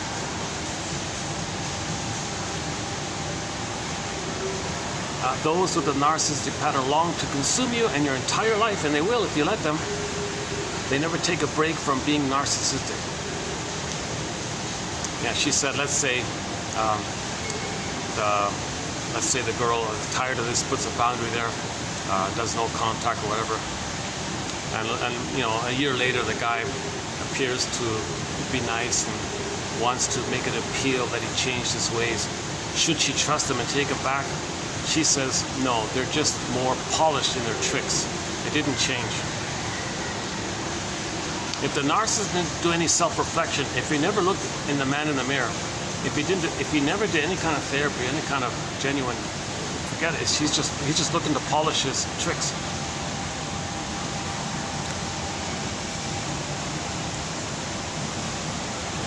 Some equate living with a person with a narcissistic pattern to the boiling frog analogy. So the codependent who lives with the stinger, okay, so all of the personality patterns that develop when there's trauma prior to 18 months lead to one of the stinger personality patterns. Now, embedded in all of the stinger personality patterns is going to be the narcissistic element. So the bully pattern includes narcissism. Iago includes narcissism. Lower functioning BPD, etc. All these characters include narcissism. All of the narcissistic patterns, of course, include narcissism. The over cookie cutter one that we all know about. The voyeur one, the clingy vine one, the turtle one, the passive aggressive one, etc. They all include the narcissistic element in that. So some equate living with a stinger to the boiling frog analogy. So the codependent, it's slowly stressful, slowly stressful, slowly stressful, like the boiling frog thing, right? So she calls this constant slow stress, where it's never enough to make you jump out. She calls it pre-TSD, like pre-PTSD, like before PTSD, pre-TSD, pre-traumatic stress disorder. As the name implies, it is the anticipatory rise in stress hormones. So stress hormones are flooding into your bloodstream, and activation of the stress response prior to an event. Having a person with a stinger personality or a narcissistic personality pattern in your life places you in a constant state of pre-PTSD. Boiling frog. That's why codependents, when they finally leave after 10 years, let's say, or whatever, that 10 years was just a constant boiling frog thing. And maybe finally there was enough for them to jump out. But some just stay in it till the end, kind of thing. Stepping into the treadmill or the quicksand of insanity. The problem is not with your giving. The codependents are still on the human developmental path of the original setup. Okay, let's back up a second. Okay, in the beginning, when the baby creates the mindset, I'm not okay, you're okay. That's the developmental starting point. Okay? I'm not okay, you're okay. Remember, the baby feels that the mother didn't meet his needs, so he thought he was rejected. It's unconscious shame. Now the pain, he thought he was being punished. That means he thought he did something wrong. Couldn't save the mother, failed to save the mother, again, guilty. So all babies make this kind of decision, I guess, or false conclusion to make sense of the situation. It's not, as said before, it's not really like that, but the child kind of makes this existential conclusion, this belief, or whatever, okay, that he's no good and mother must be good. Now, in the case of the stingers, this doesn't get, they don't get out of that. Like, the pain of that, they don't grow and progress out of that towards I'm okay, you're okay. So all babies begin with I'm not okay, you're okay, because the mother must be seen as okay. So you put a dash between the M and the O, the M and the O in the word mother. So the other is like others. It's the prototype is the mother. The mother's okay, others are okay. I'm not okay, others are, you're okay. Mother, okay. So in normal development, this graduates to up until age 3. Oh, I'm okay, you're okay, in a healthy way. And what the stingers do is they can't hold on to that. They can't accept that anymore. At some point prior to 18 months, sometimes it's at birth, sometimes it's in the first few weeks, second day, whatever. Sometimes in the uterus. If the trauma is too much, baby can't do that. Baby can't constantly experience this rejection and pain by the mother. So he becomes her. His not okayness will be projected out to not know that it's in. So the mindset will be, you're not okay. He's talking about himself projected onto others as proxies for him. That's why he says you're not okay. He means he's talking about himself. Okay? Meanwhile, he takes refuge in the prior time in the uterus where he's a king on the throne, missing symbiosis. Okay? And so he thinks he's okay from that place. It's a huge irony because he's not a god, but he thinks he's a little god. So I'm okay because I'm a little god, he's thinking, right? Now his soul, his human soul, it's devalued, rejected. When it's repressed, it's projected to make you unaware that it's within. So it's projected. Now you factor in repetition compulsion. He's going to go through life crying for love. But wait a minute, how does he cry for love? He's going to play the role of the mother who shames him. So he's got to find others who are no good to stand in for him and shame them the way his mother shamed him. He's repeating it that way. Now he's in a stinger mode. So his development is derailed. He thinks it's flipped. He makes the deal like that. And it gets mother's power, or all that power, mother's power, and lives forever with the gods, right? That's the deal with the devil, because the baby interprets the imago of the mother. For example, the guy with the horns. Okay, the devil just means the mother didn't allow the baby to live, to live. It was stunted there. He became her and robs others of their live again and again and again. So he's, oh gee, why is he always doing it? So he's kind of robbing others of liv because he was robbed of it. So you say, oh, is he kind of evil like that?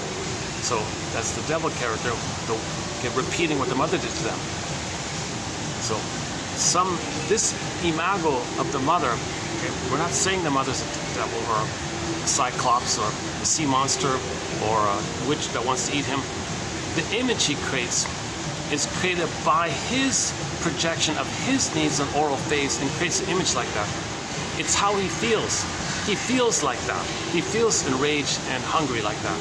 So all these images, the commonality of all these images is that they're enraged and they want to gobble in. Okay, that's the baby state. He's hungry and he's enraged.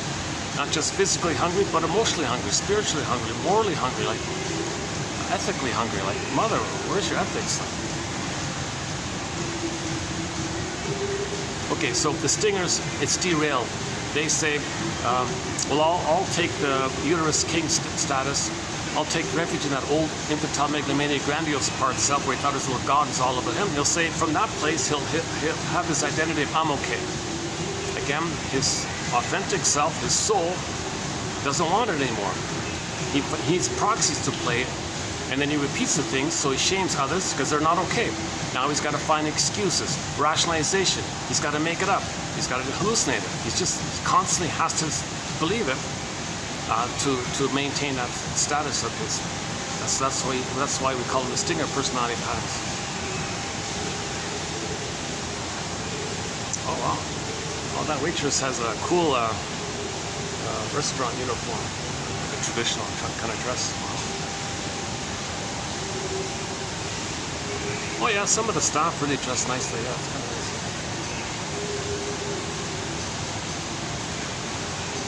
Yeah, this is the second time I came here on a Sunday. Yeah, right. I remember now. Yeah.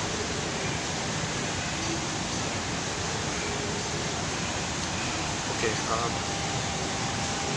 Right. So, but the clingers stay on the path. They don't flip over. They don't cross over. The clingers and the pleasers, they manage to get enough love post 18 months. So the infantile megalomania dissipated. They're not little gods anymore. But they're still on the original developmental place. I'm not okay, you're okay. So they're the childlike clingers and pleasers of where all babies want to save the mother, please the mother, cure the mother, heal the mother, loyal to the mother. Come on, mother, what do you want? What do you need? I'm going to save you. I'll give up myself. What do you need? So they're always in that kind of service mode like that. Now, stingers give up on that stuff. Their soul, which would have been there, is onto others, and they shame it the way it was shamed in them. So stingers love having somebody around to shame, damage, because they're married to mom, they're addicted, they get the supply like that. Well, the supply of being the mother is the blissful feeling of being one with the mother. That's the little white flower. So they're addicted to that. That's part of it. Okay? But the response of others turning to them, that's the fantasy that they're not alone. That mother's there.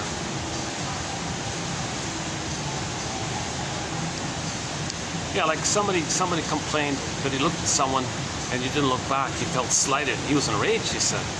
Interesting thing, right? Somebody didn't know, kind of made like a little glance at him or something, a positive glance or something, hi there or whatever. He just kind of like rushed, just ignored it kind of thing. He felt enraged. It wasn't me, it was someone else. He was enraged, he said. I get slighted all the time. I do. People are just protecting themselves. It's not a thing about you. It's just they don't know what's going on, or they're busy or preoccupied, or they're triggered, or they think maybe you want something from them, or they think you're the mother.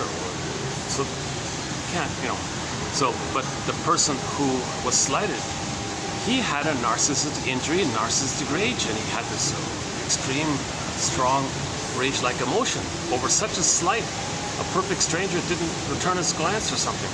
He was like wildly enraged like that.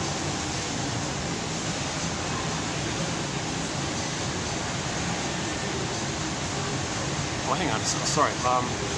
So the clingers get past 18 months, they maintain, I'm not okay, you're okay.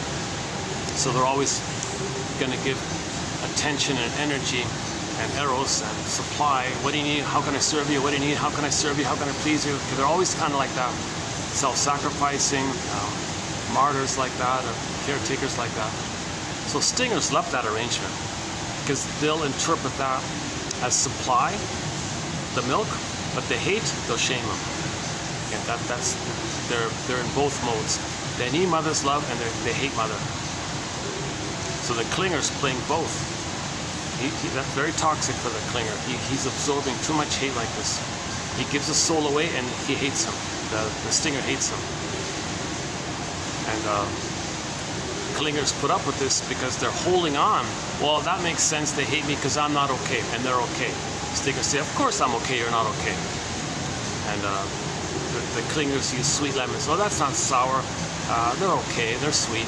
They lie to themselves to fit their template, to fit where they're at, their psychic structure. I'm not okay, you're okay. The problem is when they see the stinger saying, I'm okay, you're not okay. They say, well, you think I'm not okay? Well, that makes sense. And you say you're okay? Oh, okay, well, I'm confused, but I'll believe it. Because they need to believe it. Because they need somebody to save. They need somebody to heal. They need somebody to give. Now, the stinger is thrilled with this arrangement. Now they have a constant supply, a constant person attending to them. That's what they're thrilled to have that. Okay. At the same time, due to attachment theory, they're going to treat the clinger as a stand-in for their soul, which they're going to shame, devalue, hate like that. So they're going to belittle and hate the one who's trying to be so nice to them. The clingers say, ouch, but that makes sense. Stingers say, I'm addicted to it. What a thrill. So that's why there are so many, that's why most self-help books are written by codependents. They finally realize this, what a waste kind of thing. And then play April Wine's song, Codependent No More. Oh, sorry, Won't Walk Down That Road No More. Okay, the Glee cast has a combo song of Gloria Gaynor's I Will Survive and another song called Survivor, like a combo song. I will survive and Survivor. So they kind of survived it like that. They got to heal. They got to find some waterfalls and some nice place. Stand there for a while. Just got to feel like they feel so dirty by this because they were being shamed and hated all the time. While they were being so nice, they feel icky like this. So they metaphysical. They maybe need some kind of connection, a deep connection to nature. Find some pure waterfall somewhere. Stand in the waterfalls for however long you need. Just to think like nature's cleaning you and healing you. So most people retreat to nature if they can. If they can, like this.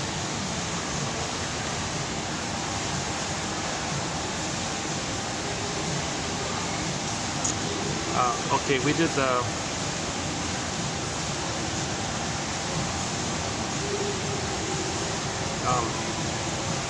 so the problem is not with your giving.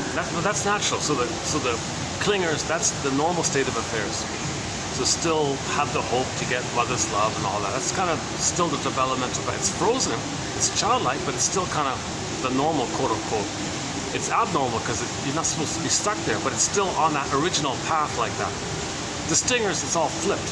Okay. Others can play their soul. They'll play the shaming mother. They'll shame others the way their mother shamed them. They'll hate the ones they just shamed because they hate the mother. And things are flipped like that. Things are more complicated like that. There's more defense mechanism because there's more pain. The more pain, the more defenses. And all their energy is in this angry mode because there's too much pain, so there's more anger, right? The more their needs are unmet, the more pain there is, the more anger there is. So clingers are kind of considered midway. They partially have gratitude, they partially have empathy and all that. So they're kind of in the middle. What the clingers didn't get somebody to help them to be autonomous, really. Singer's not gonna. Singer is not interested in that. They're interested in you being dependent on them. They need you to be a supply for them. They're not going to support your autonomy. They don't understand that. In fact, they'll do everything they can to sabotage the clinger's success. So the clinger wants to grow. The stinger says pulls them back all the time. Won't walk down that road, sings Miles Goodwin of the band April Wine. Yeah, he passed away about half a year ago, I think. We've got 3 songs on our soundtrack by the band April Wine. Delirium, 4 songs. And Shell, 7 songs. Ziana Zain, about a dozen.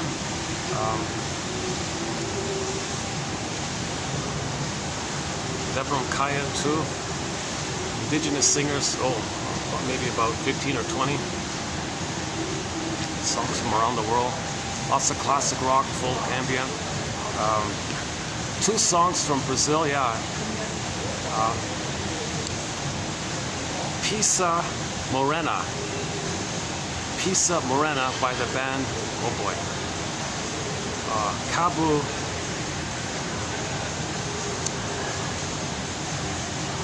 Forgot the band's name. Cabruera. Is that right? Cabruera?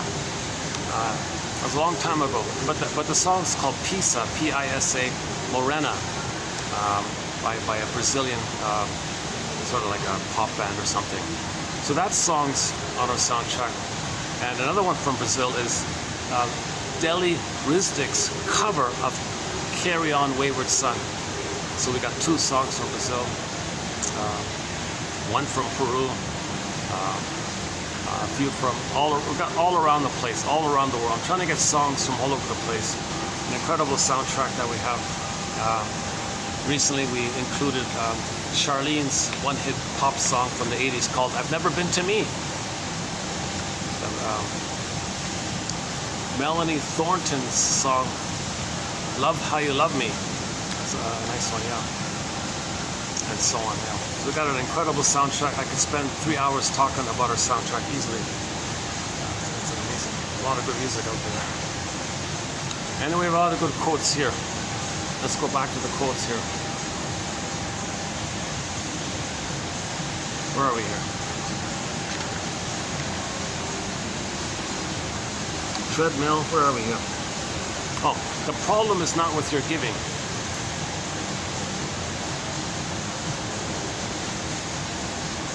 The problem is with the narcissist's personality structure.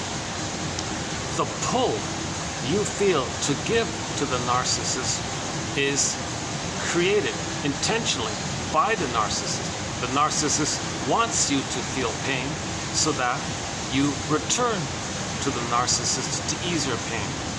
So the mother hurts the baby feels pain, the baby's going to turn to her. That's what mothers do. The more the mother hurts the baby, the more that baby's going to run to them. So if the mother wants that supply, she hurts the baby. It comes to them. That baby identifies with the aggressor and treats everyone like that in a timeless loop. Narcissists count on you blaming yourself before you blame them. One trick of those with the narcissistic pattern, when you catch them in a lie, they never tell the truth. If they do throw you a crumb, it's a trick to deceive you. The best way to tell a lie is to include a few crumbs of truth in it, intermittently. Or a half-truth is the father of many lies. So they have a hollow mirrors in their minds. From the primary mentation, they can flip around and shape-shift and twist, and there's no time, no contradiction, they're always right. They're in survival. They're in constant survival mode. The feeling mind, the feeling brain, the feeling self, the emotional body, it's all frozen. They're not in touch with their feelings.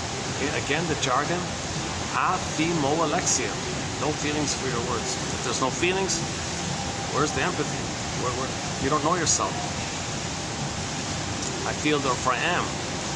Some people say, well, who am I? Well, what do you feel? Oh, there you are.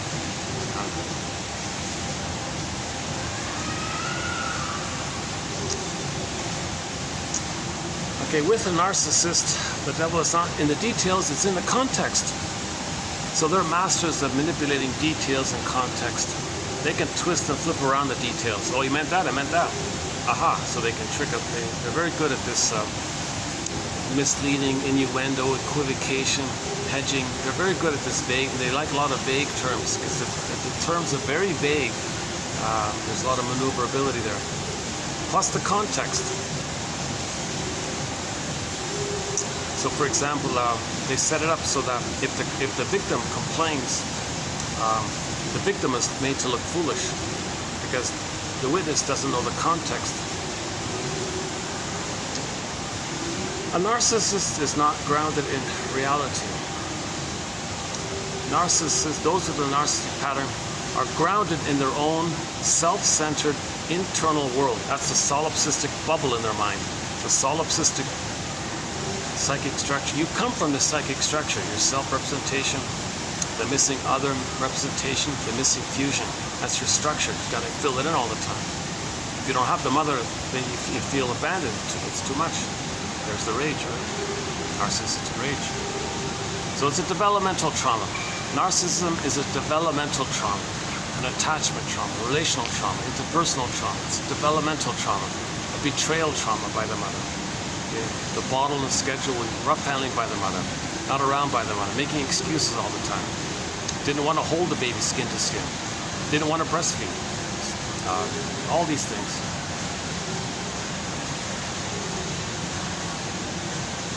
Therefore, whether the narcissist supports us or denigrates us, the acts and words have very little to do with who you are. They're only seeing everything through the little bubble, so if they say you're no good, they're talking about themselves. If they say you're threatening, they're talking about their mother. Everything's about self-referential like that. So you don't have to worry too much about the opinions of the propagandist, right? So anytime a narcissist speaks, it's always propaganda, like it's always lying to get supply from you.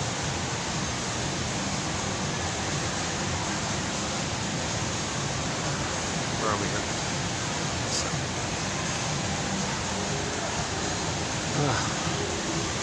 Yeah, sorry, this is a choppy video. Yeah, I feel I'm not even speaking.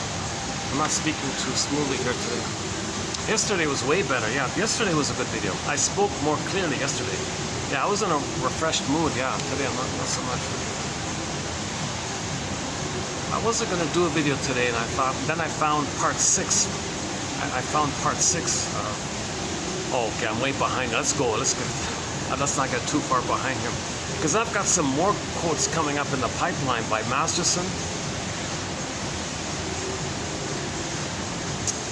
and by another good self-help author, Jane Middleton Moss. We'll have some quotes from her as well. So yeah, she wrote 2 very good self-help books on the anger topic. So she said, when you're triggered, part of the reason why you want timeouts is because all the cortisol is in the bloodstream. So if you take a 2-hour break from the argument or whatever, there'll be a chance for if you think about it and all this, that when you're triggered, it's about the past, not about the present. But it's hard to deal with things because your bloodstream is filled with cortisol, okay? And you're living in the past, blaming the person in the present for the pain in the past. So when you're triggered, it's about the past, not about the catalyst, not about the trigger. But in the present, if you're triggered and you're flooded with stress hormones because you're reminded of the past, you can't relate in the present normally because you only see the past. So there's many reasons to take a time out, because number 1, realize that your pain is for the past, not the present. Number 2, to realize that at the same time you want the cortisol to exit your bloodstream, and you want the oxygen and blood to siphon out of your amygdala to go to the reasoning mind, give more oxygen to your regular mind. So the timeouts are important, so people can think reasonably. The present isn't the past. And people act like the present's still the past when you're triggered. So that was a good quote by Miss Middleton Moss. coming up. Okay, back to narcissism. So anger is an expression of unmet needs. So whenever you're angry, just identify the need that as a child, which need that you had as a child that wasn't met, and identify that need.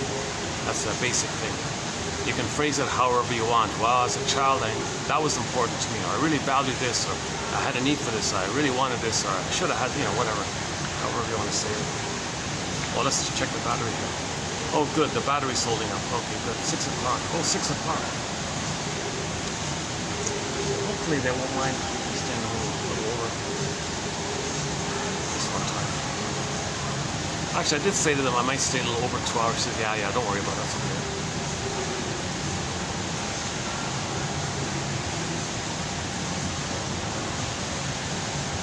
Where are we here? We're still on we're still on part 1, yeah. 2890. See, we're still on part 1. These are good quotes, eh? She did a great job, Professor Harding here.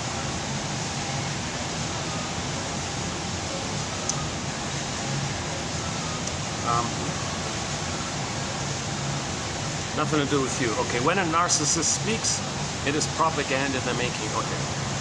We feel we lost so much in dealing with a person with a narcissistic pattern. You did. You did. If you spent decades with a friend or a mate with a narcissistic pattern, your soul was dispersed in the wind. You lost it. You lost your soul. We somehow want those pieces of ourselves returned and restored to us. We want back our missing days and years.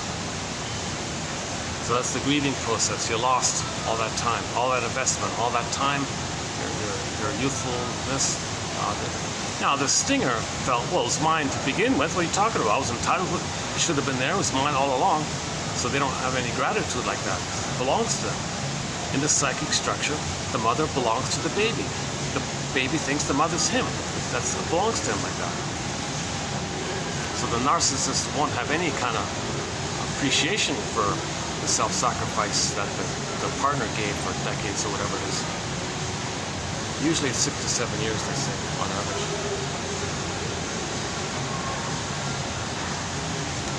Yeah, the narcissist's first instinct is not to protect you.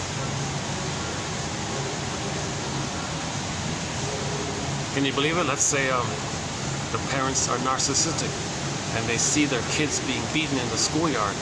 They'll just walk away. They'll turn a blind eye. They won't have that instinct. In fact, they'll enjoy it. They might even, oh, good, damage our kid, good. Because he'll come to us more.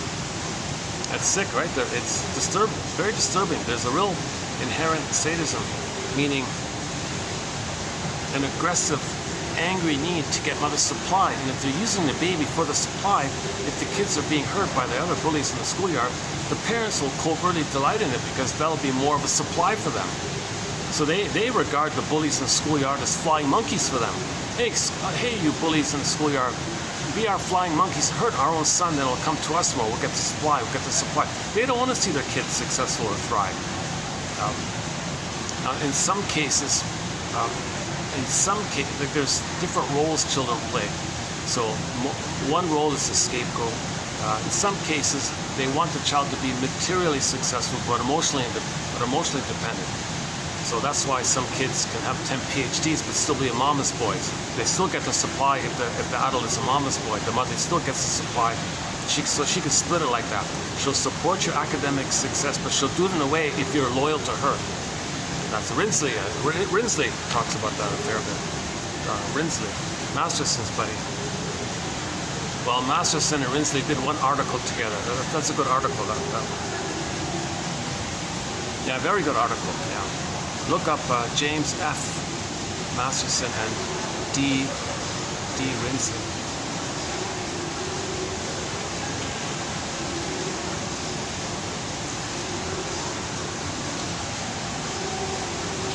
Okay, so they got a set script in their lives. Those with the narcissistic pattern have a prescribed script for their lives. Okay. If you dare deviate from this script, you are written out of the entire production. Well, conclusion, you are the central character of your own life script. Don't just be swallowed up with the narcissist script. where your job is to always give them supply and let them shame you. That's their script. Those with the narcissistic pattern must always be considered special for one simple reason. They're not too good at being, quote, normal. When you look at those with the narcissistic pattern and how they try to interact with the world, you understand they deviate from the consensus of normal. Their behaviors, emotions, and responses do not align with most people who are, generally speaking, evolving, learning, growing, maturing. Okay, so she thinks the bulk, I don't know, let's say 70% of the people are in the mode of, I want to learn, I want to improve. Let's say 30%, I'll forget all that. So those with the, who say forget all that, they can't mingle in with the 70% or want to learn and grow and develop, be curious. Okay, everything's like learning mode or judging mode. Okay, like learners and judges, one person says. Learning mode or judging mode. So they're in the judging mode. They don't know how to participate in the learning mode that 70% are in, or whatever it is.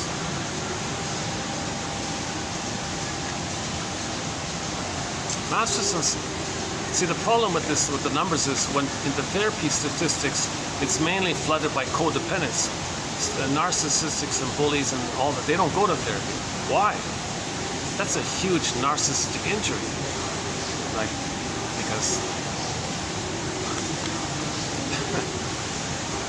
because the shrink's not going to do what they want, right? They're going to confront all that stuff. There's too much rage for it. So that's why. Masterson does have an approach to deal with clients with the narcissistic pattern. It's a technique he calls mirroring interpretation of narcissistic vulnerability. So it's in his books. I won't do it here now.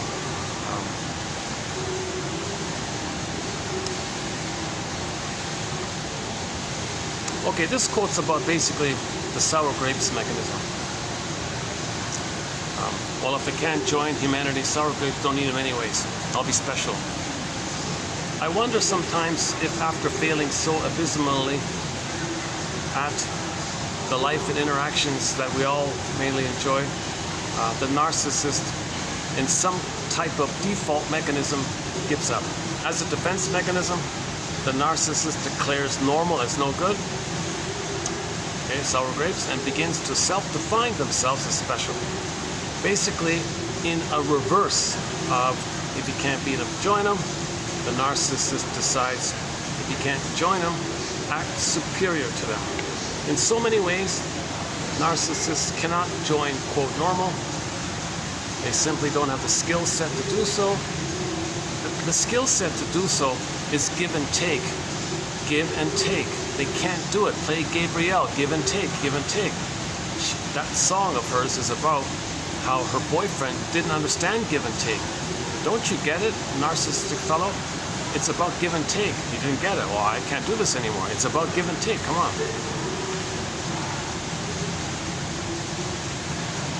The narcissist says, no, it's all about me. You have to... I gave you something. I gave you the job to serve me. That's not give and take, dude. We've got 5 songs by the singer, the pop singer Gabrielle, on her soundtrack. Give and Take, Rise, of course, Cold Silver Moment, a couple of others.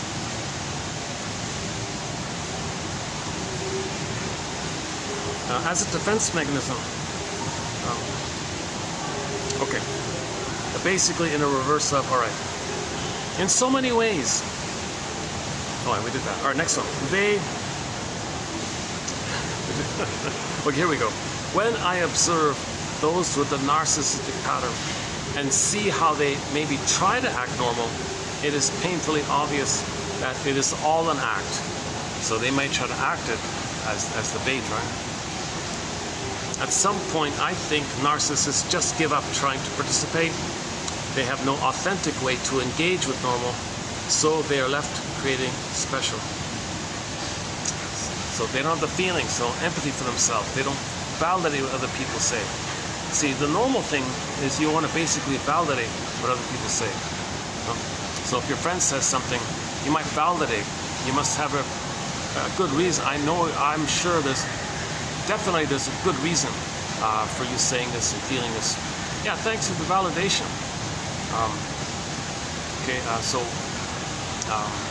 And what's the most annoying thing about what you're talking about? Yeah, thanks for the validation. It is annoying. Or you just guess around. If it's not the right word, they'll correct you. Okay, and so go on. And this, maybe that reminds you of something as well, because I think before you said something similar. Yeah, it does remind me of that. Trudy, you're right. Their observation, what does all this suggest to you? What's the saddest thing about it? What's the most confusing thing about it? What's the most? So you just kind of free associate a little bit. So and you make and friends make I statements. Very simple. When that happened, I felt this. I really would like such and such. Okay. When that happened, I felt this. Now you got to take it a step further. Okay, 2360 by Susan Campbell on how to make an I statement. So when something happens, that's the trigger, that's the catalyst.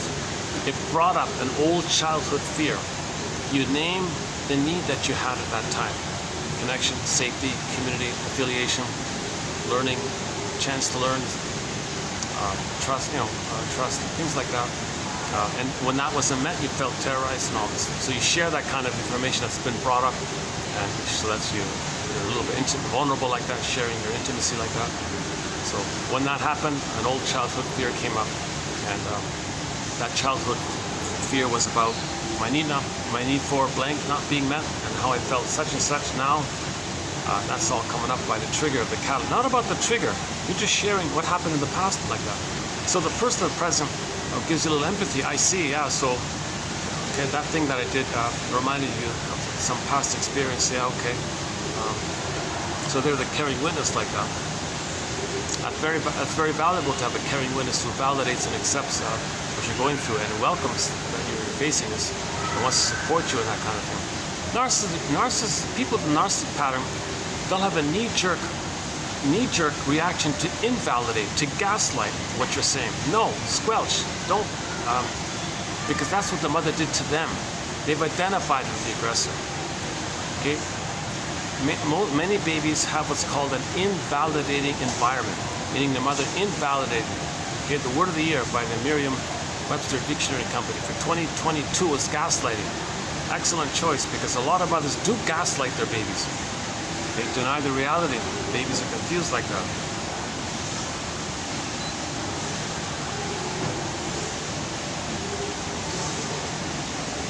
Okay, awareness is the antidote to all this. Awareness is the antidote. All right, that's just part one. Now let's do today's one, 2892. Today's part two, right?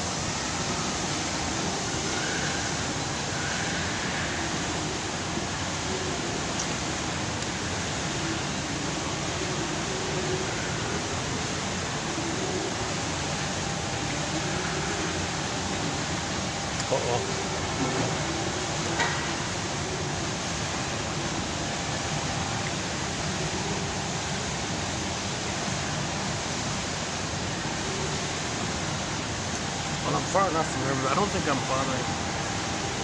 Yeah, there's enough distance between everybody. All right. I got to speak a little more loudly because of the mall noise all around. In the myth, okay, so she's given a pop culture interpretation of the myth Narcissus and Echo. Okay, Echo is a personification of her beingness, but Echo becomes a statue in one version. Narcissus becomes a little white flower. Flower, statue. Those are pictures to represent, or symbols to represent inner truth that's invisible. Symbols are not real, but they point to something invisible but real. Okay. So, Narcissus, right? Reflection, loves himself and all this stuff. That just means the oneness, the symbiosis, all about him. He's the center, all about him. He's blissed out like this. Okay. He never got out of it. So his beingness, his feelings, Echo, Miss Echo, okay, was repressed and split off, projected into the unconscious, like Rapunzel. And what you hear is the echo of her voice, which somehow they convey by her repeating what he says, because it's project and echo like that. It's within, exile, echo like that. It's a pretty ingenious kind of story, right? But in pop culture, you can borrow that to make many points. In the myth, Echo falls in love with Narcissus. Okay, it's not, first of all, this is a pop culture explanation. Echo and Narcissus are not some outer kind of story, okay? But in pop culture, they don't think in those terms. In the myth, Echo falls in love with Narcissus, and as her name implies, she has no voice of her own. So if you think of it this way, Echo has no voice.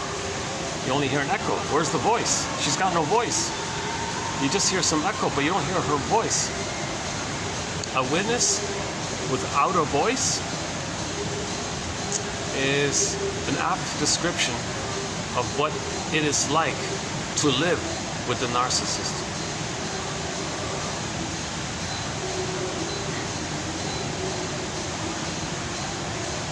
So what it's like to live with a narcissist.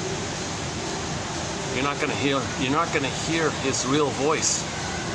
Whatever he says is just somewhat echo. It's just some kind of lie. Narcissists don't self-reflect. Codependents do, and they learn. That makes all the difference. So codependents will learn and grow and heal. Narcissists don't. So codependents realize that they were just supplying. They don't need to be, a source for the emotional vampire or the emotional parasite, whatever you want to call it. Now pop culture really gets dramatic. That the narcissist is an emotional vampire. They siphon your energy. They suck your psychic blood. They suck your soul. Like they're always. See, this sucking is again the baby sucking at the breast. So that's why they're sucking like that. Narcissists sometimes converse with you. Okay, in some versions, the narcissist sounds like a telemarketer. Okay, so what do you do with telemarketers? Okay, let's forget that one. The fact narcissists lie all the time is not really the true burden, because we understand that this is what they do. What tends to wear us down, though, is deciding what to do with the lies. What do we do with these lies? How does the 80% on the planet deal with the 20% who's sucking them all the time? Versus cooperation and co-development, things like mutual things.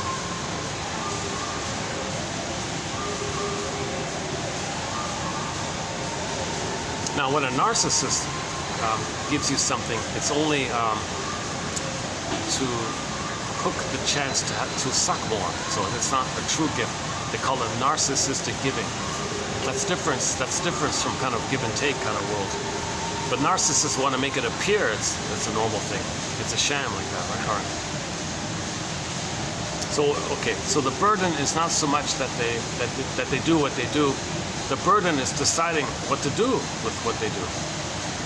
A narcissist's sense of survival is threatened when he or she is called out on a lie. Oh, they hate it. They hate feedback. They hate being discovered. It really exposes them. Huh? For them, it's a kind of symbolic life and death struggle. Okay, the baby thinks he's going to be a goner. He's triggered at the time in the nursery where he's going to be a goner. Okay, he wasn't even held by his mother. Maybe some nurse came in with it, or a nanny came in with a plastic bottle.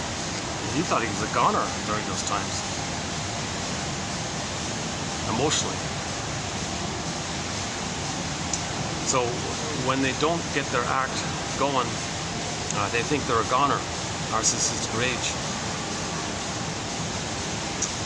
And then of course they'll blame you, that you're responsible for how they feel. No, how you feel is about the past, not by the person in the present, not giving you supply.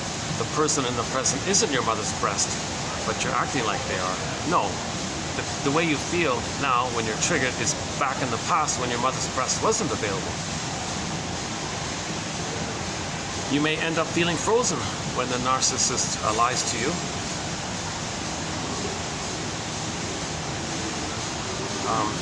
right? Because of the rage that's bubbling. If you call out the lie, hence the eggshells. So do you accept the lie? And by doing so, lend your support to something that's not real? Well, sometimes you have to, I guess. Well, conclusion. Unfreeze yourself by acknowledging what is happening to you and then decide what is best for you. You don't have to save the narcissist. It's not your job. Yeah. It's no baby's job to save the mother, basically. If there's anything a narcissist loves, it is a good scapegoat. What could be better for a narcissist than to find someone to blame for all their problems, shortcomings, annoyances, inconveniences in the narcissist's life? Anyone will do, even their own children. You can't have mommy or daddy looking bad when a completely defenseless person is in the home who can serve to take the blame for everyone. So they'll scapegoat the children, and he's at fault, and now you have an excuse to discharge your anger called spoil the rod, so spare the rod. So in the scapegoating process, the mother deliberately makes the child naughty, so she then has a justification to protect herself.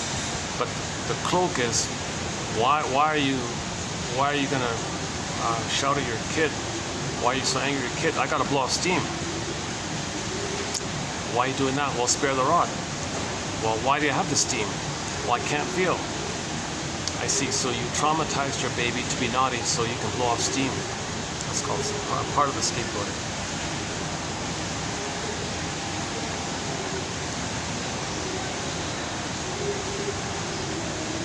Where are we? Narcissists are very skilled at getting what they want. They prefer you to give it to them willingly. If this fails, the narcissist has no problem setting a trap that extracts what they want. So they're very good at setting things up, like subtle things, and promising and stepping back, and these kind of like little traps like that. They want you to go to them. Like they want to fix it. They want to set it up where you run to them. I remember that Addams Family show. Not a great show or anything, but I remember they had some new neighbors, and they wanted to meet the new neighbors. But there's no way they're gonna like go first with a gift basket. Welcome to the neighborhood. Where are the Adams? How welcome? Can we help you? There's no way they're gonna. Okay? They want them to come to them. So I remember they created some dramatic scene to frighten them, to make them running. Oh, did you hear that noise or something? Oh, hi there. Are you wanting to talk to us? Are you? Oh, you're gonna feed us and supply us. So they create scenarios to get that supplier.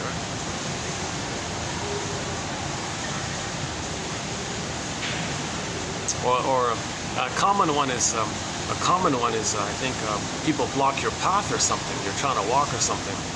They want to like meet you or something. They just step right in front of you or something to coax you to say excuse me or pardon me, or like they want a supply. Like they want you to respond to them. They need narcissistic supply.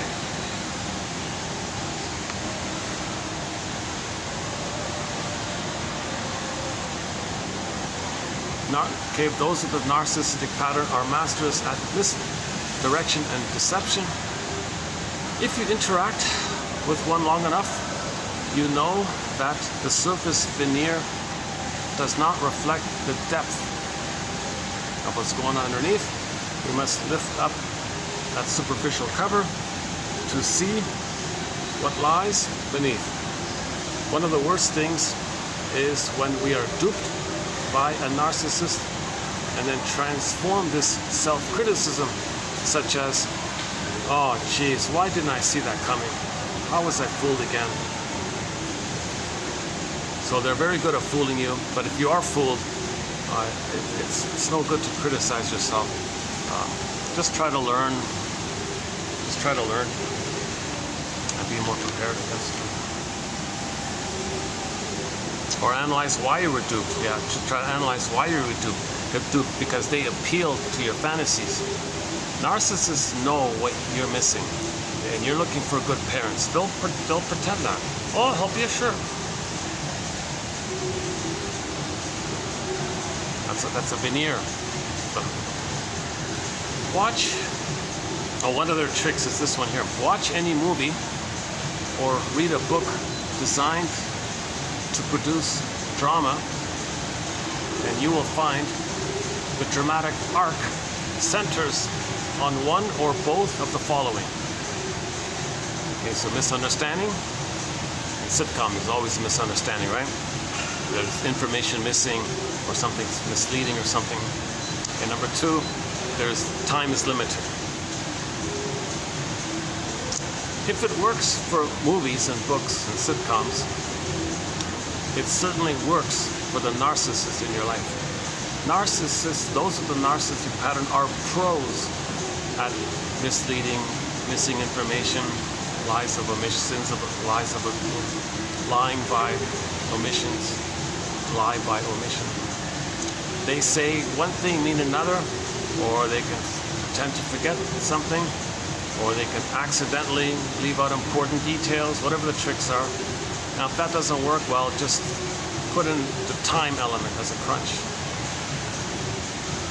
Crunch of time. Undertaking your healing journey in the presence of someone who is harmful to you is not healthy. This statement is obvious, but it was years before I got it. I embraced this idea. I had created a false belief that to myself, well, hey, if I can heal here, then I can heal anywhere.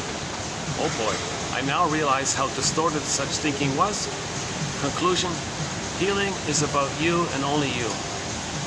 So she thought she'd be really resilient if she could heal in the face of someone hurting him. Okay, you're really deluded. So she confesses she had that false belief. We give up, where are we here? We give up a lot of things in the mistaken belief that we must do so in order to ensure our survival.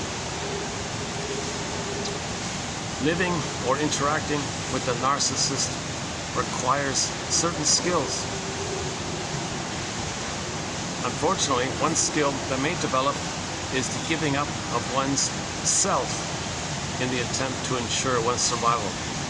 Mother, do I have to give up me to be loved by you? Title of a self-help book. Trying to survive. He'll exile his soul and imitate the mother. He's trying to survive. That's called a traumatic attachment. Have you given up joy in life because you believe you need to be on guard?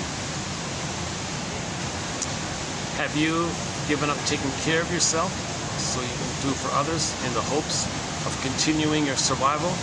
That's the pleaser and the caretaker still. Have you given up pieces of yourself along the way so others would tolerate you better and thus again be assured in some way of your survival? That's what children do, right? They hide their soul to focus, to make sure that they don't show the parent that they have any needs, that all of their energy will be to serve them.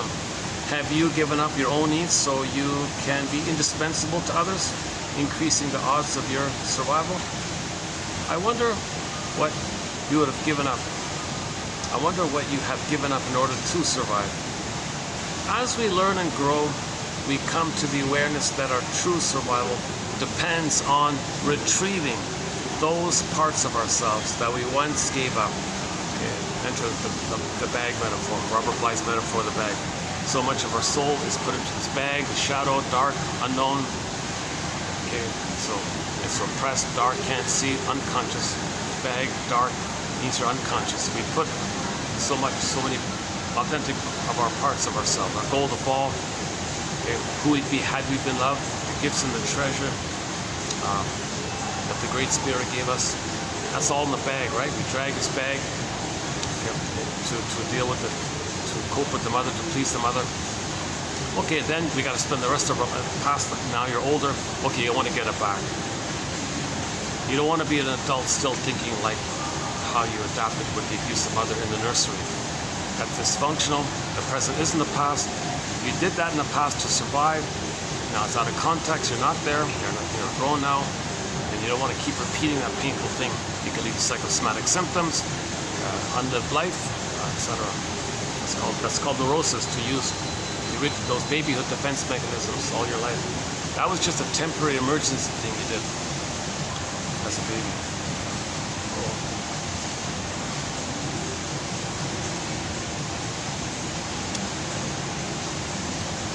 Oh, the guard's checking me out here, the security guard. It's okay.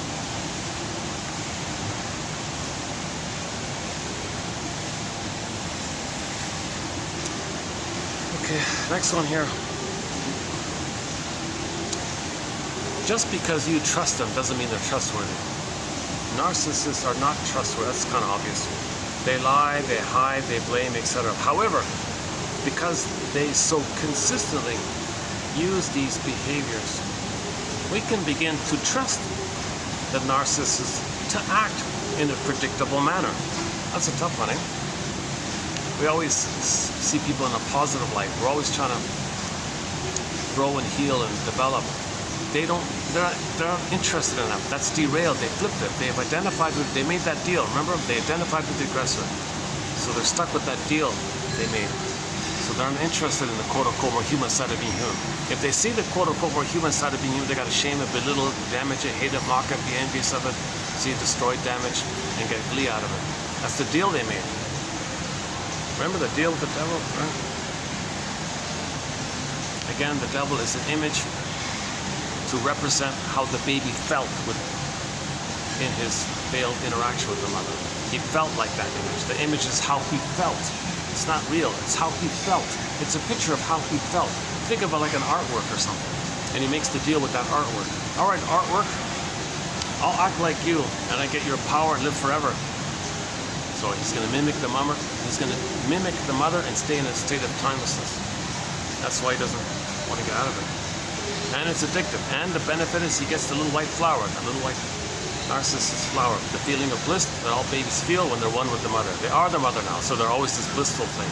And when they reenact it by shaming others, they feel bliss. The pain they feel, well, the proxy, it's externalized. It's created outwardly through the proxy, so the person can project their pain onto them, see it externalized. That allows them to quote-unquote project their pain onto others. If they see it externalized, oh, they feel pain, not me, they feel no good. I'm fine. It's them. So you see it displayed like that. So they're invested. They want that. They want others to be unhappy and all that, to make them feel, to give them the chance to project that they don't feel unhappy. Others are expressing it for you. Okay, proxy, projective identification. Okay, that's a defense mechanism, not feel that it's within.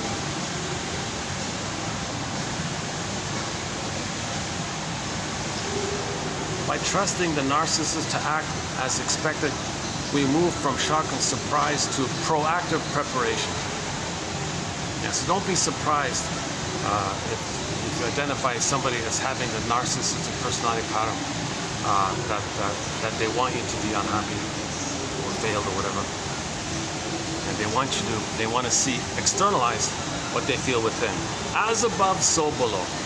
They want to see it outside so they don't know that it's inside. The outer is a reflection of the inner, because the outer helps you to be unaware of what's inner. It's called projection. At the same time, projection is the opportunity to know that it's within.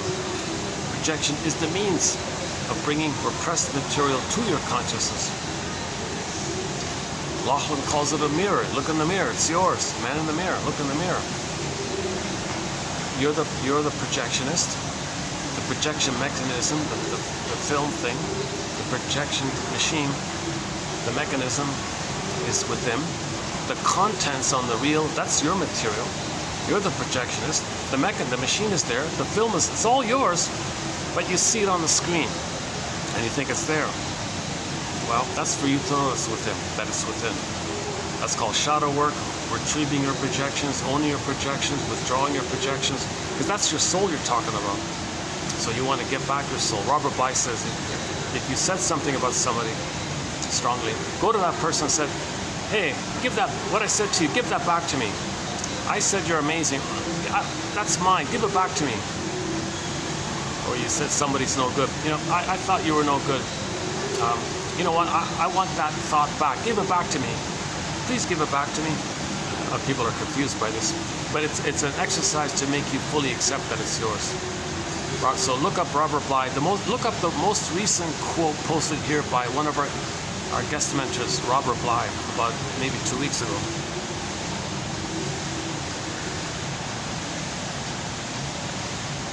Okay, the thing about the circles. Okay, so the psychic structure, meaning the child's sense of self, is blurred in all or nothing.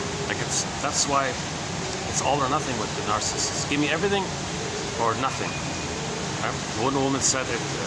Miriam Minerbo quoted her client, and the client said to her that when she's dating a fellow, if the fellow doesn't give me everything, he gives me nothing. So she had a symbiotic problem. And she wanted that. She can't accept the circles being overlapped. The Venn diagram. The three parts of the football, or the lemon in the middle. They got the three parts, the overlapping circles. They can't do that kind of thing where you share something in the middle, but you're a person, they're a person. You share something in the middle. There's like an overlap of attachment, but you're both separate people. But you're loving each other, but you're still autonomous people. No, narcissists. No, I gobble you up because my psychic structure is one. So imagine a circle and another circle overlapped in unison, so it looks like one circle. That's what they're looking for. That's symbiosis.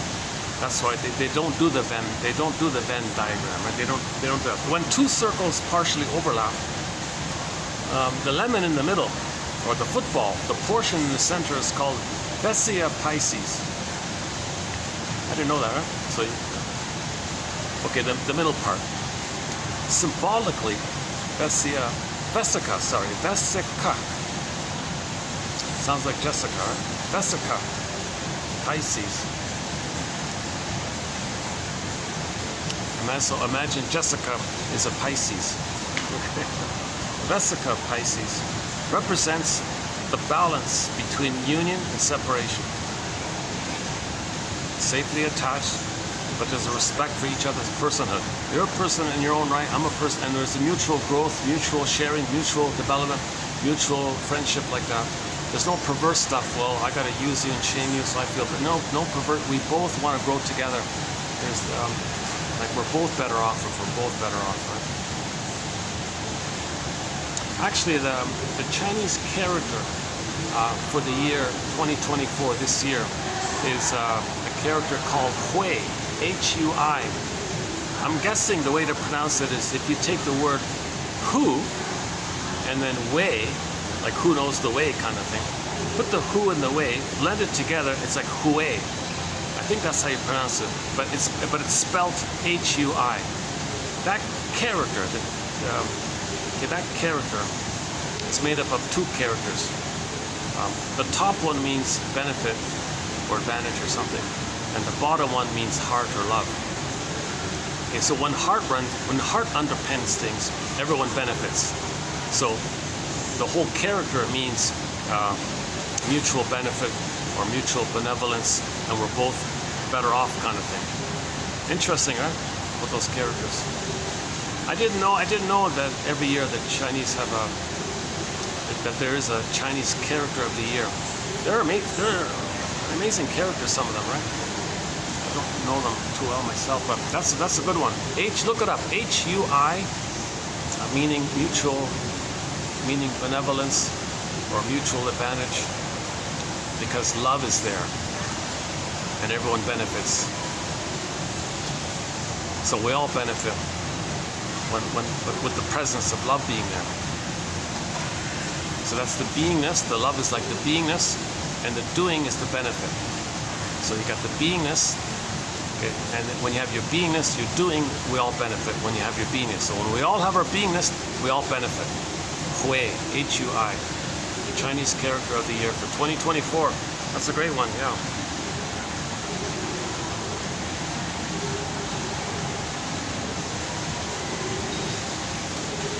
A narcissist sees no one existing outside of him or herself. Yeah, they don't see, remember, they don't see the overlapping. They only see the two circles, and it's them, right? Thus, the narcissist sees no issue with taking over your life. Wow. They have no problem. They feel no guilt They feel only entitlement. There's never any guilt. There's only entitled. If he suckers a lady to take care of him, or vice versa, the one who did the suckering feels no guilt. They feel entitled. Well, you're serving a king. You should be thanking me. They have that attitude. So the fact that the other person doesn't have their life, irrelevant to them, because from their perspective, the purpose of their life is to serve them. Claiming what is theirs in the first place. They are claiming what is theirs in the first place. Again, it's meant for the breast to be there for the baby. It was theirs in the first place. The breast was the baby, belonged to the baby in the first place, from the baby's perception. That's where they're coming from, right? Okay, that's 2892. So your mission is to pick one. Let's see, how many here? 1, 2, 3, 4, 5, 6, 7, 8, 9, 10, 11, 12. Okay, your mission is to pick one of these 12. We post 10 on average. Today there's 12. Just pick one. That's good enough. Robert Bly says just pick one. So I'm paraphrasing. Robert Bly said, read psychology for 10 minutes every day. Okay, but sidebar here. The heart and soul of psychology is psychoanalysis, says Reuben Fine. Academic psychology or pop psychology, most of that stuff is trite, vague, erroneous. It's just a red herring or something. So the heart, the true spirit of the study of the soul is psychoanalysis, because it acknowledges that the self has two parts, a conscious self and an authentic self. You don't want to make these links of how your past is trying to be known to you by your behavior in the present. Can you be conscious of that so you can get back your authentic self? Okay, hold on a sec. Let's dig up number 3 here.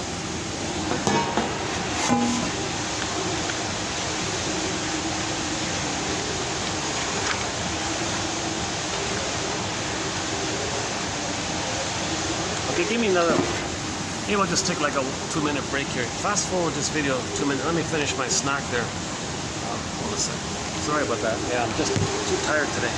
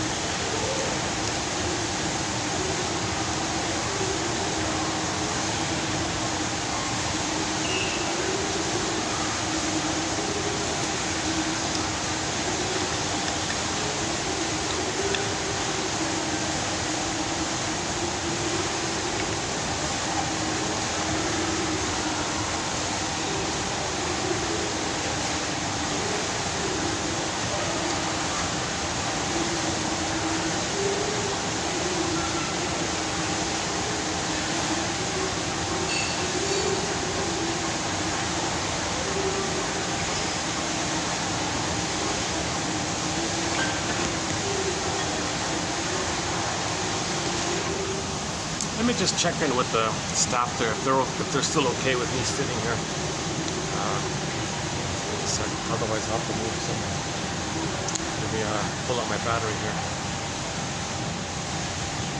Has it been 3 hours? 2.5? I told her about 3 hours. She said okay.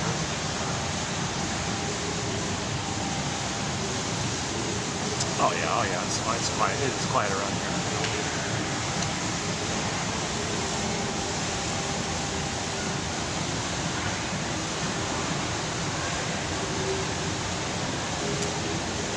Yeah, they're nice to. I try to tip generously, so they're a little nice to me.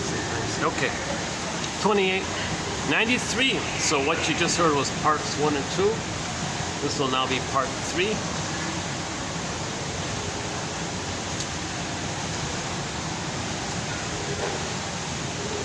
Which was discussed yesterday as well. Let's do it again. The dollhouse effect.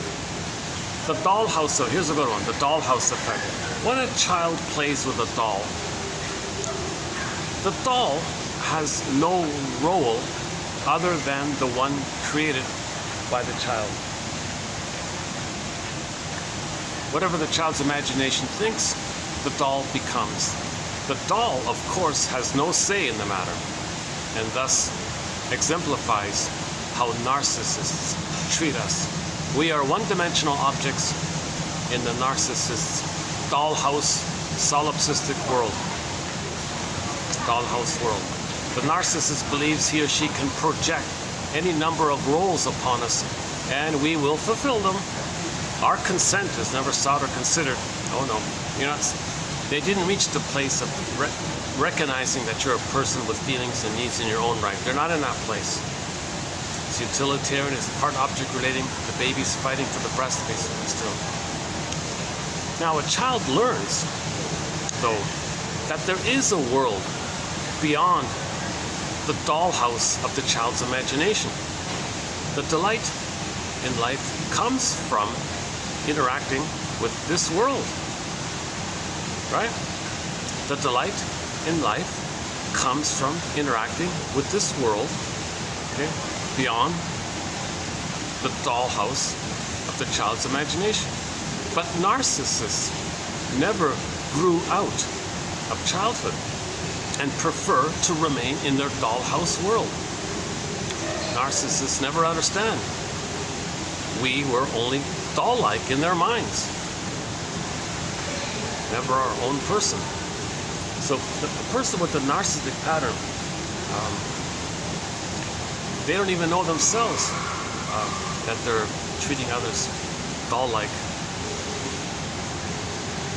because their feelings are frozen. I feel they're for Anne. No, Anne has no feelings. So that's what the grasping is about. The reaching for the breast. Come on, breast mother, give me love so I can have my feelings. So still crying for love. An extension of this, a narcissist views relationships as plug-and-play devices. Narcissists relate to people as objects, not people. Thus, in the narcissist's life, people and relationships are similar to... It's okay? Everything okay? Yeah, okay. I'm not sure if she's the staff here or what it is. Okay,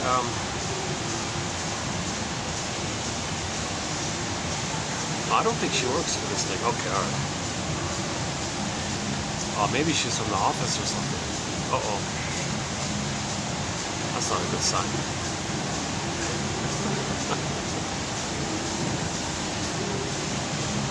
Well, if they're going to kick me out, they're going to kick me out. No, why? Why? Why should they kick me out? Why?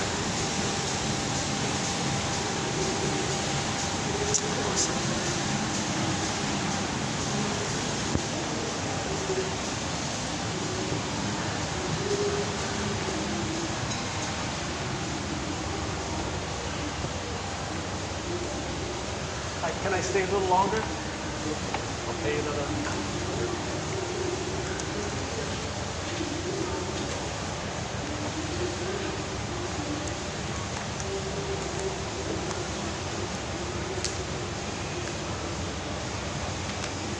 Okay, yeah. Yes? Follow the line study. I just want to stay. Okay. Okay, thank you.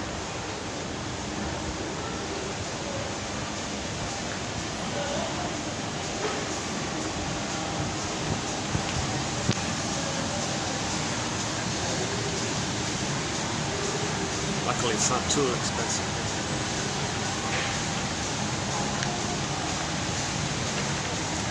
Okay, so I paid for another 2 hours. Okay, so now I'm not going to worry about time here. Lighting's okay, right? Yeah, okay.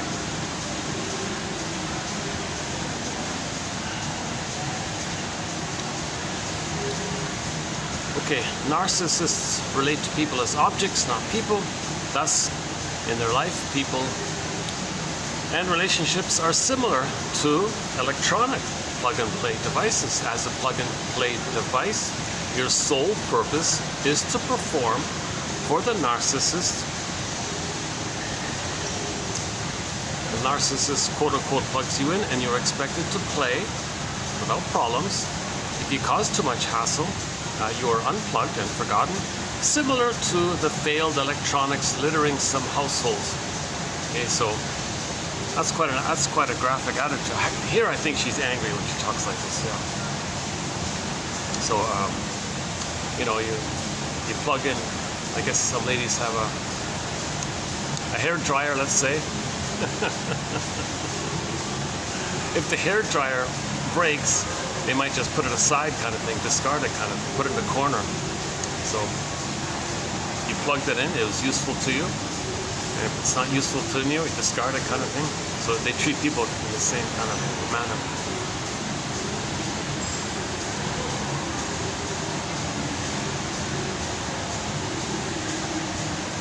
Ever wonder how a narcissist moves on so quickly after a relationship ends? Well, simple. They find a new device to plug in. And that new device, I guarantee you, performs the exact same function as you did in the narcissist's life. Same script, different cast. Another song on our soundtrack called Same Script, Different Cast by two singers. The lead singer, I forgot her name, but the second singer is Whitney Houston. Look up Whitney Houston, and called Same Script, Different Cast. So they'll do the same thing, the same pattern with the next person, plug and play. I guarantee you, they'll do the same thing. They don't change.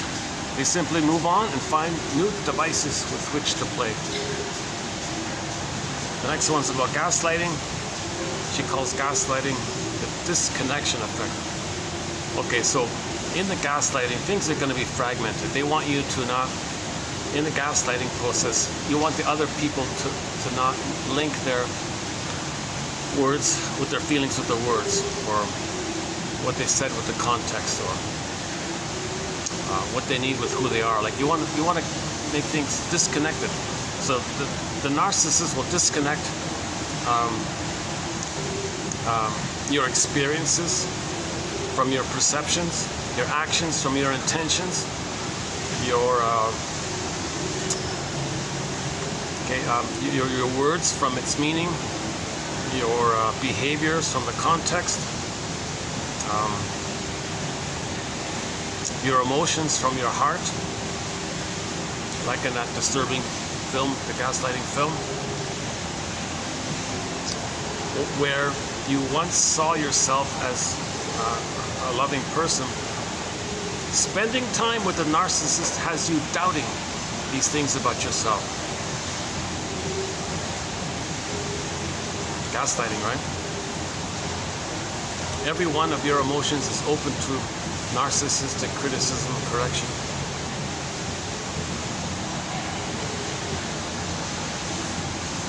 So I talked about the famous film, the gaslight film, right?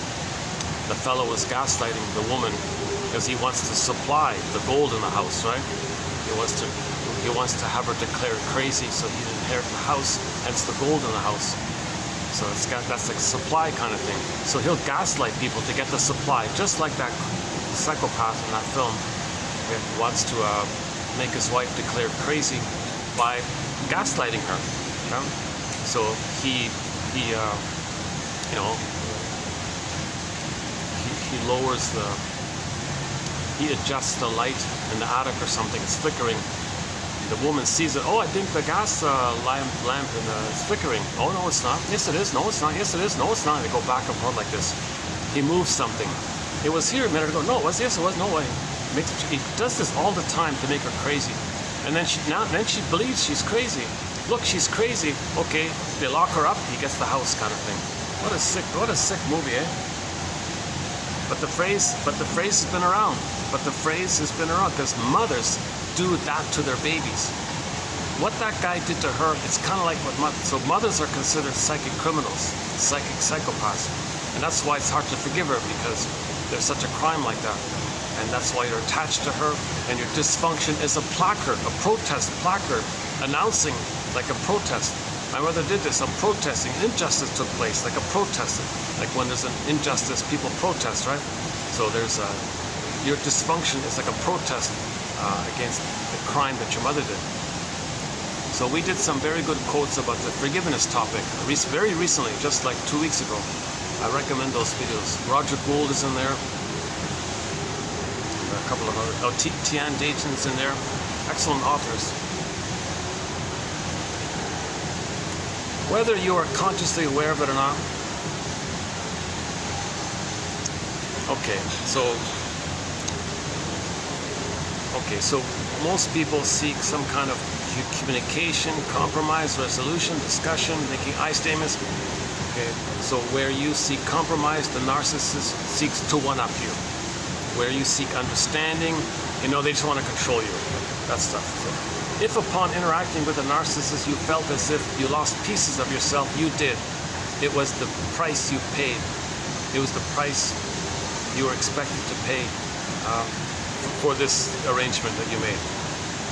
So this is a naive, innocent fool. The clinger was a sucker, right? He was a fool.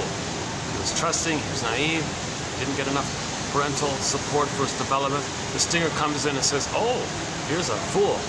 I'll dangle a promise. They hook in, intermittent reinforcement, and now they're trying, and now they're like in this, the clinger is also kind of crying, Mother, why don't you support me in my development? Why don't you see me? I'm trying to learn here.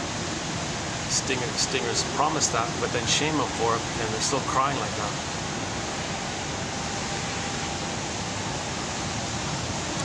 Okay, this idea about them being the reason they always think they're the leader is because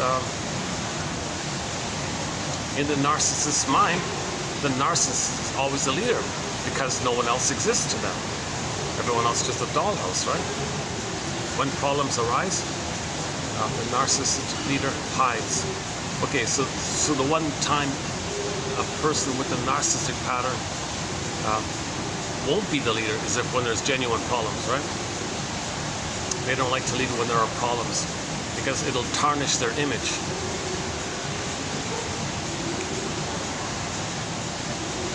So yeah, the flying monkeys is coming up, the quote about the flying monkeys. Okay, if you need to humor the narcissist into believing he or she is the leader. So yeah, so when there's trouble, they call in the flying monkeys to the PR people and do their bidding for them to make them look good. And the flying monkeys will terrorize everybody, make them look good. Then,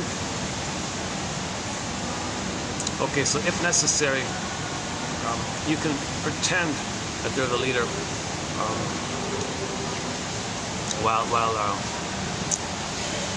so let them live in the fantasy that they're the leader, and the codependent will fix things or whatever.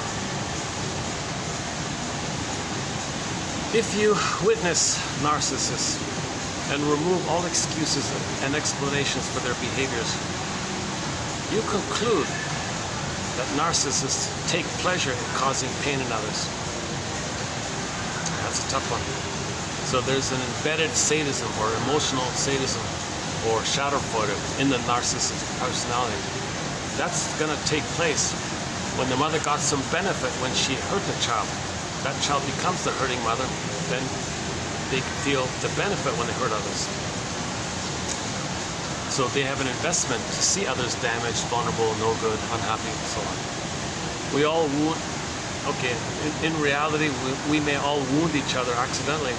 It is part of being human. However, most of us, upon realizing we hurt one another, seek to make amends. Not narcissists. Never. No way. They never make amends.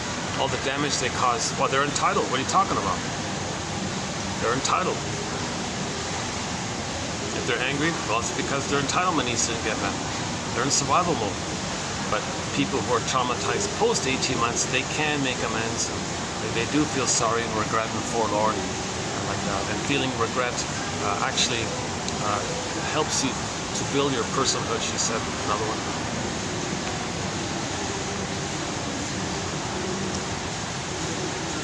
When leaving a relationship with a person with a narcissistic pattern, when leaving a relationship with a person with a narcissistic pattern, you part ways with your old self. It's the death of unreal hope. That's the birth of new life. Okay? So when you give up this unreal hope that somebody in the present is going to be a good parent that cheated back in the past, okay, it's going to be disappointed, try again, disappointed, try again. So the clinger saves the singer, disappointed, tries again, disappointed, tries again. When you realize this unrelentless, unreal hope and the death of that, it's the birth of new life. Now you're getting back to your authentic self, like that area. Flying monkeys are people recruited by the narcissist to do the narcissist's bidding, just as the narcissist cannot truly see his or her own reflection. These flying monkeys are flying blind through life. They have to be blind to the narcissist's true self if they are to maintain their position.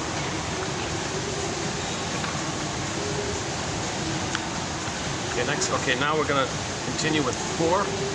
Hold a sec. Okay, so continue with the flying monkeys. That's quite amazing, right? So the flying monkeys don't see.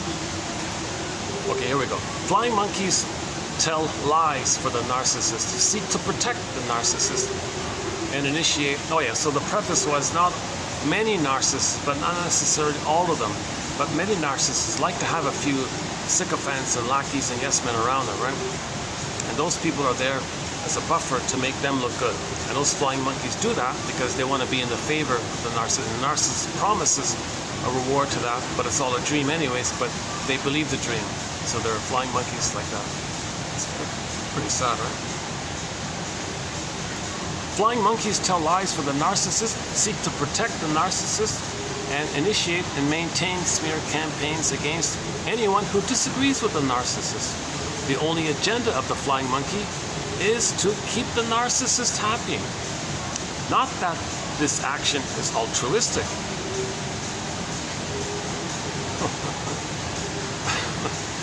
By keeping the narcissist happy, the flying monkeys believe they are assured spots in the special circle of those favored by the narcissist. Flying monkeys use the fantasy purported by the narcissist to feel, quote, liked. It's fake anyways, right? It is a feather in the flying monkey's cap to have remained in favor of the narcissist. The flying monkey can then look down upon all the others who have not fared as well. If you are not part of the flying monkey's corpse, group, the flying monkeys work to convince you of how great the narcissist is and how wrong you are. Your agreement with them ensures your inclusion in the flight plan. Okay. If you refuse to play along with the idea that the narcissist is perfect, the flying monkeys reject you and spread rumors, which puts a strain on your psyche character. Now you're getting into gang stalking, mobbing, harassing, group torture, group psychological torture. They're gonna just stalk you and harass you or something because you didn't say that.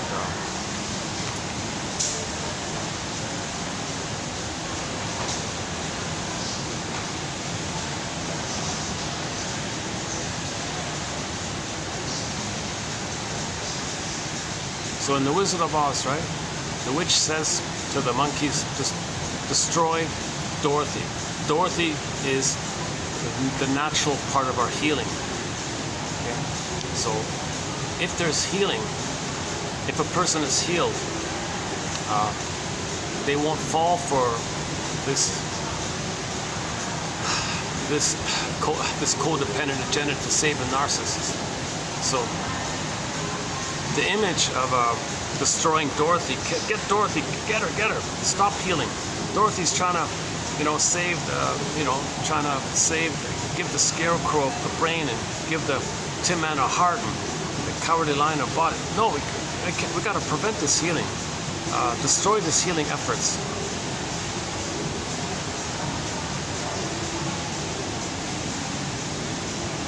So Dorothy represents the healing efforts, something that's natural, something according to nature.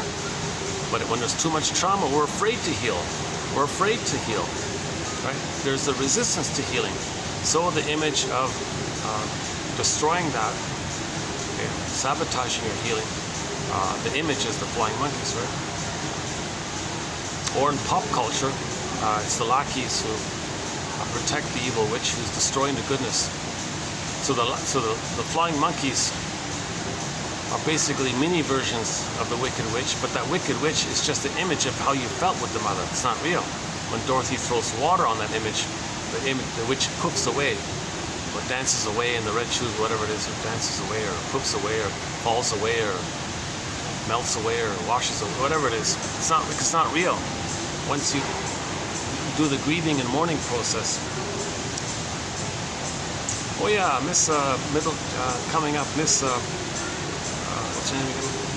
Middleton Moss. She has a different take on the rainbow image. In grief, you have a variety of feelings. That's like the rainbow. Now, when you express, put words to, and work through, suffer through, that's called mourning. So grief is what you feel when there's a loss, and the act of working through it and talking about it. Okay, that's the mourning process. That's not a bad image. Let's save that rainbow image for something helpful. Because as it is now, it's kind of like the flying monkeys destroying the rainbow image. You know what I mean. Let's have the rainbow image be more broader and more inclusive. Let's let it be more for everybody kind of thing, the rainbow image. Right? That in this grief we have a spectrum of feelings: sad, mad, angry, confused, etc. That's grief. So in other words, she's saying the rainbow image is really a symbol of grief. And now you identify that. The working through, the talking about, the crying, the weeping, that's called mourning. Mourning. So grief and mourning. Grief is how you feel. Mourning is the process of healing from the grief. So mourning would be the process of riding the broccoli boat. But before you got on the broccoli boat, it's grief. When you got on the broccoli boat, now you're mourning. Right?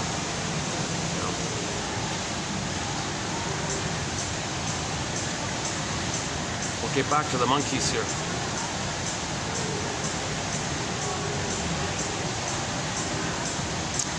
Okay, so the flying monkeys are the PR agents, right? To the narcissist, behaviors are never the issue. Your ability to manage the perception of the behaviors is the issue, as you are supposed to spin it, PR, right? Spin it, so that the narcissist looks good. We may sense others are aware of who the narcissist is, and we may want to warn them. In addition, as we remove ourselves from the narcissist's sphere, we long to help others escape so as to avoid the pain and confusion we know is coming. But as we let go of the narcissist in our lives, we must also let go of trying to rescue any flying monkeys. The flying monkeys have made the decision to fly blind, and we are not the ones to remove the covering of their eyes. Okay, so she's saying codependents may then try to save. They couldn't save the narcissist. So then when they leave, they think, well, maybe I can save their monkeys, the flying monkeys. It's the same thing. Don't just save yourself. Focus on saving yourself. Throwing good energy in after craziness, otherwise known as living with the narcissist. Throwing good energy in after the craziness, otherwise known as living with the narcissist. I like that way. Yeah. Throwing good energy in after the craziness, otherwise known as befriending a narcissist or spending time with a narcissist. Most narcissists are not looking for help in the form of light of awareness. Narcissists prefer that you join them in the dark. They want to pull you down, right? Codependents want to pull them up into the light. They want to pull you down to the dark kind of thing. Of ignorance. Narcissists want you to be their flying monkey. That's it. They don't want someone else to pull them up into the codependent area, to the light of healing. No, they're too mired in the memory of not getting their needs met. They're too mired in that pain. That's what it's about. The narcissist is incapable of honest self-reflection.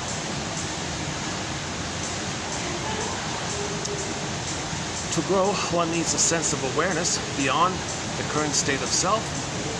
The space beyond self is a foreign land that does not exist to the narcissist.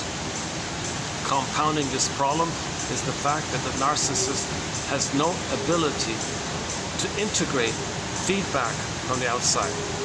No way. Feedback is a narcissistic injury. Feedback causes rage, right? Narcissistic rage.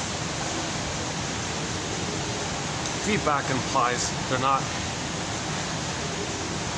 Feedback implies the truth of their situation, which they gotta deny, but preserve at the same time, but be unaware of it, but be dark of it at the same time. Anytime a person attempts to give feedback, the narcissist cannot integrate it. The incoming signals are simply lost, or mocked, or destroyed. You cannot expect the narcissist to grow and change. Conclusion: remove your energy from such expectations and place that energy where it belongs, on you and your growth. Okay, back to the Harry's Law, the legal show Harry's Law, season 1, episode 1. The lady says, they say that the moral of the story is at the end. Oh no, she says, it's at the beginning. You only get it at the end.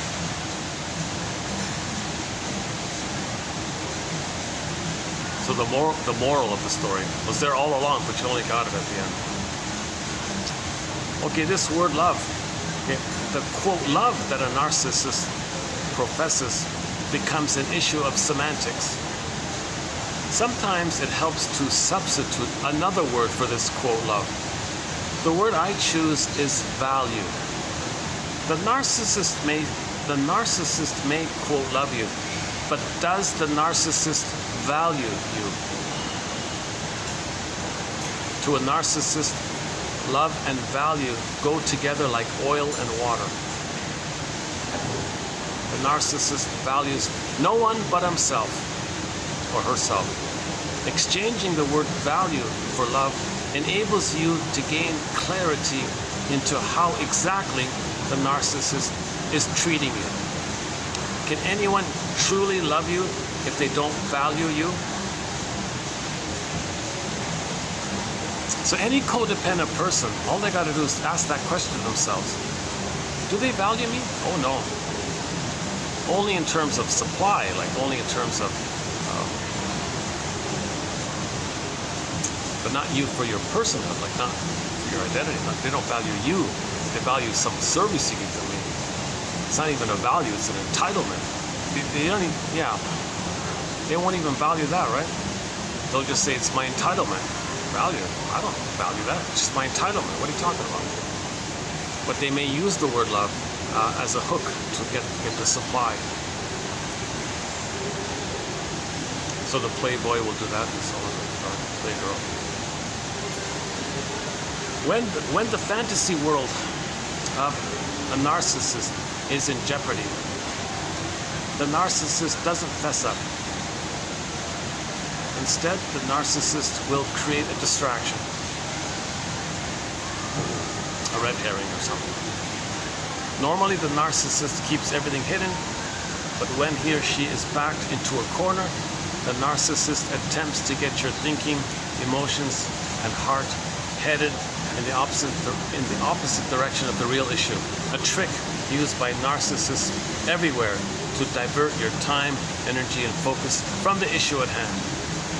You experience it when a narcissist brings up a topic seemingly out of nowhere with great urgency.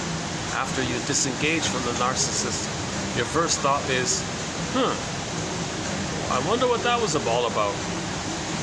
The misdirect, i.e. accusing you of something random, ranting and raving at some weird concern, is a symbolic magic wand waving.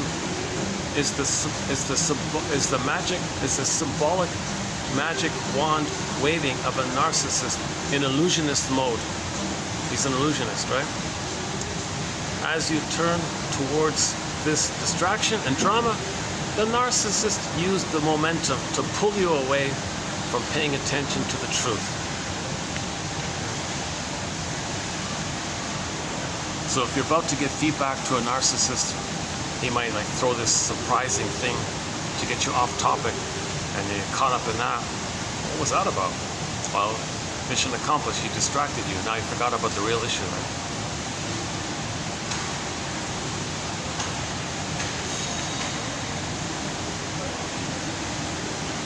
Many of us enter conversations and interactions looking for common ground. Narcissists do not look for common ground. They look to ground you down until you acquiesce and say that they are right. The narcissist has likely accused you of never understanding what they're really saying.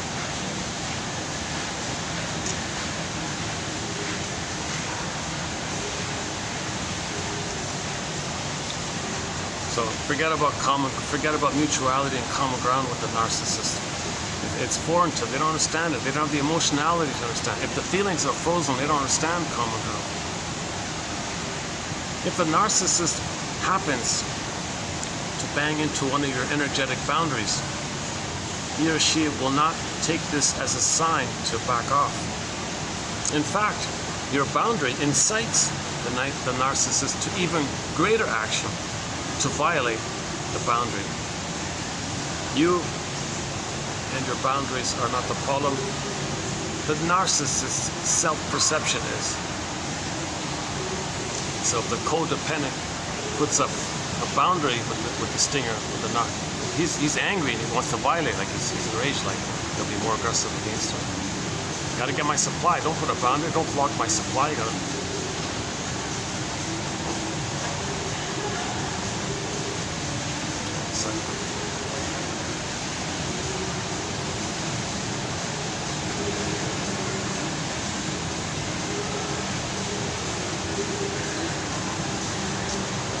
Oh, somebody was eavesdropping behind me. Just curious.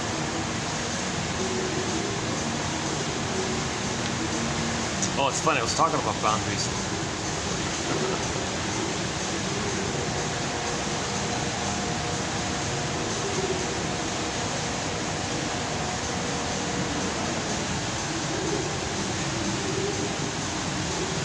Can a narcissist really be this self-centered? Have such little regard for others? Lie constantly and blatantly? Show time and again that your needs don't matter? Act as if everything is totally your fault? Take your money and feel as if it was theirs for the taking anyway? The simple answer is yes, absolutely yes. Last one here. To a narcissist, oh yeah, details and context are to be manipulated. It's a surprise. It's a surprise. I think one song we have in this area is the After All, the acoustic song by After All, by the band Delirium. We have 4 songs by Delirium. Those 4 songs I like on the band. The acoustic version of After All. After all I've done, after all this, you just dumped me. Another song for it's the Don Juan is the Santos. The bootleg is good. The Santos bootleg. The live version of a song called The Rapper. So Santos has a song about the Don Juan syndrome called The Rapper. He's a rapper. He lies to you all the time. He's a very good rapper. He raps it. Watch out for this rapper. He doesn't mean rap music. This was written back in the 80s.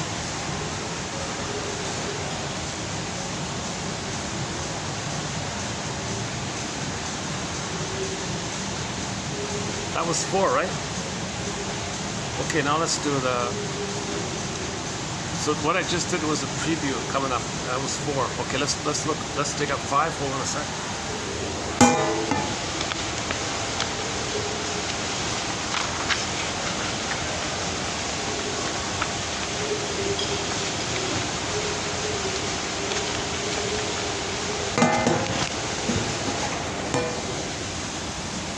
Okay, so here's a preview of the next batch. 5. What a great little book, eh? All that I just read is just like a portion of that little book, huh? I was thinking maybe it's about a...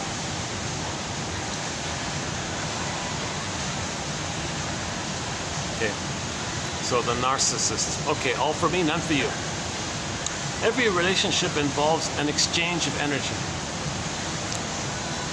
In some relationships, the energy exchange is equal. Narcissists insist they also share in the relationships. Being narcissists, however, their self-contrived definition of sharing is distorted. Let's look at the things you are expected to share with the narcissist. And by share, the narcissist means those things you are supposed to give him or her from this point forward. Your time. He expects you to give him or her your time, your energy, your schedule, your days, your hours, your behaviors, your beliefs, your emotions, your words, your truth, your home, your finances, even your self-will, your agency, your hopes, your dreams, etc. But even a narcissist does not escape the relational exchange of energy.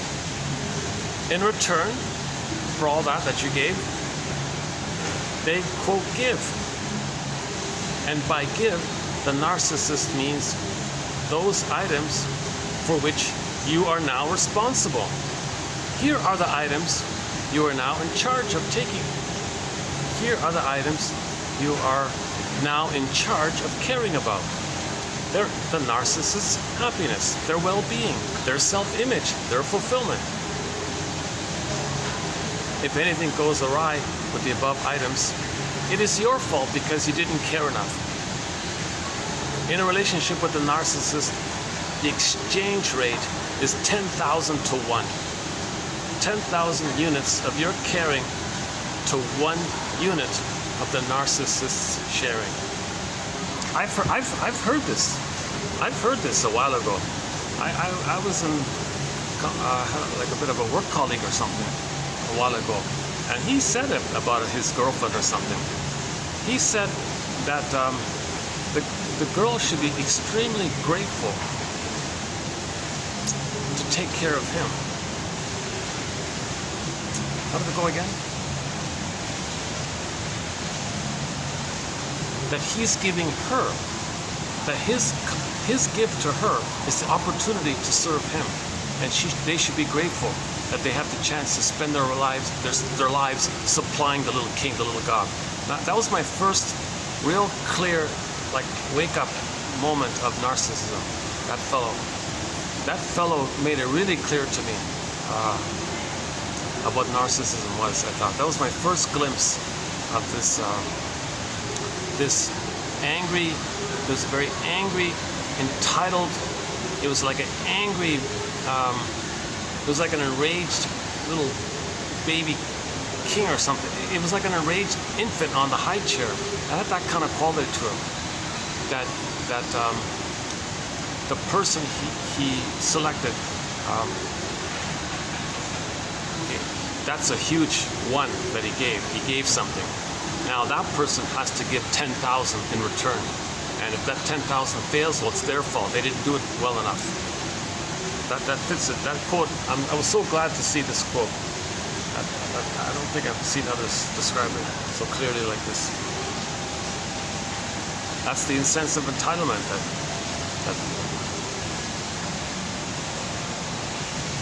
So let's put it this way.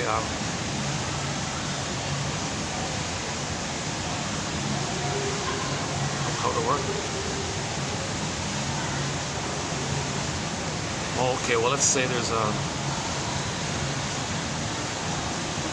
Well, I wonder, okay, let's say there's some kind of billionaire or whatever. I don't know. And he interviews a bunch of people or ladies. If he's going to select one, that's his gift. He gave something. He gave the winner the opportunity to serve him endlessly and sacrifice their whole lives and give up their whole lives and give up their dreams, their hopes, their identity, their heart, their soul, their everything, their hopes and dreams, like 100%. It's all of it. And that's the one that he gave. He gave that opportunity to them. That's the narcissistic way of relating.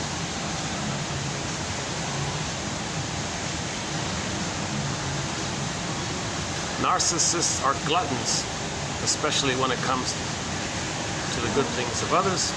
They approach your life with an all-you-can-eat mentality. An all-you-can-eat mentality.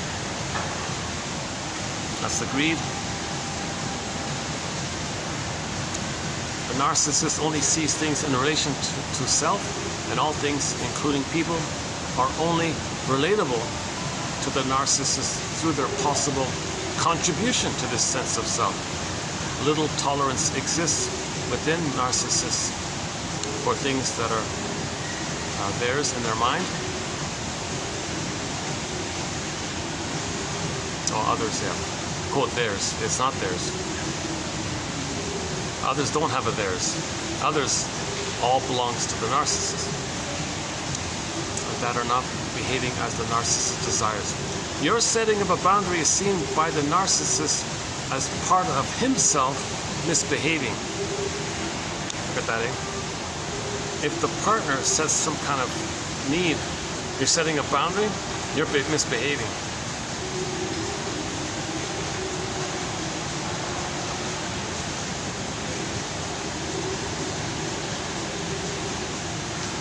Okay, this next one, this next one here is a little confusing. This all may be unconscious, right? But to help, just to give some kind of self-help to the pleaser, the clinger, the victim, to help get out of this, to balance the scales of it all, just to give them some kind of suggestion or something, some kind of pep talk, or something. What the pleaser, what the codependent can do is maybe something like this. The word to keep in mind when observing a narcissist's behavior is the word intentional. So keep that, make that, she says, make that your mantra. The narcissist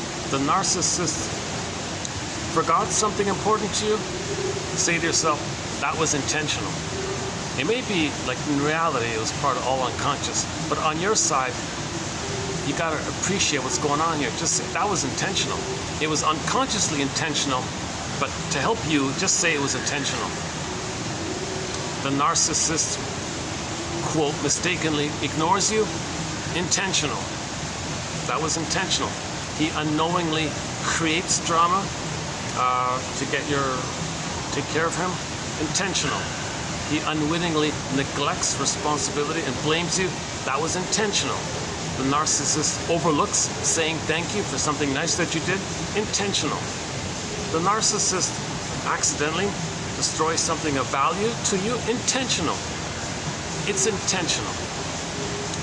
This gets you out of the fantasy of trying to justify and understand the narcissistic behaviors.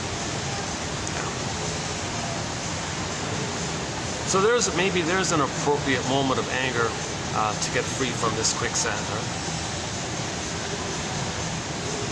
She one time calls it a quicksand.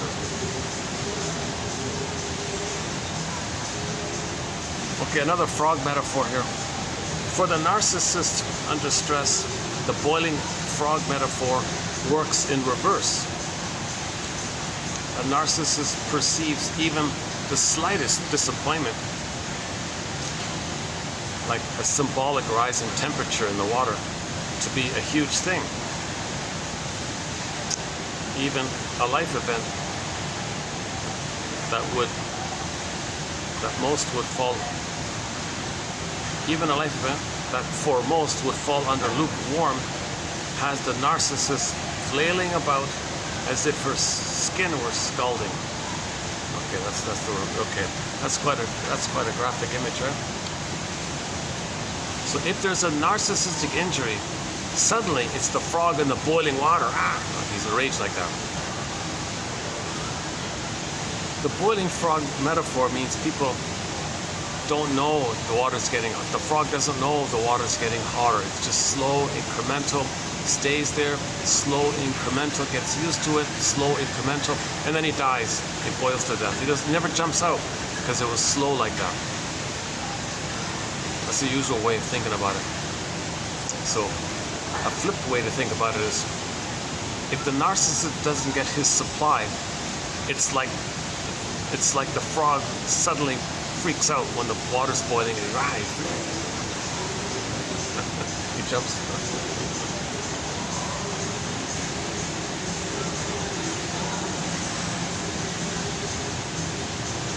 Okay, one about the magnets here. A narcissist and his or her feelings are like the alignment of matching poles on two magnets.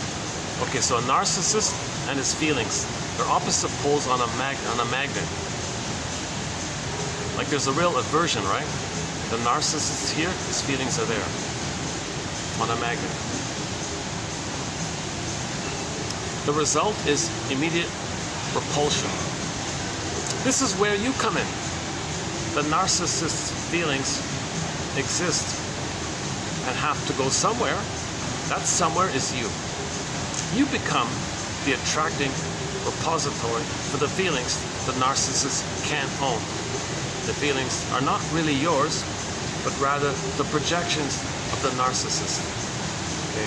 Conclusion, kindly redirect the emotional energy of the narcissist back to where it belongs. So any kind of feeling, okay, all that shame and pain and disgust and he wants you to feel all that.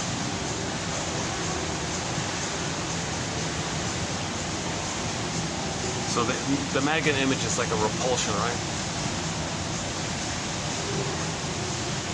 All right, that's not too convincing, that one. All right, that's okay.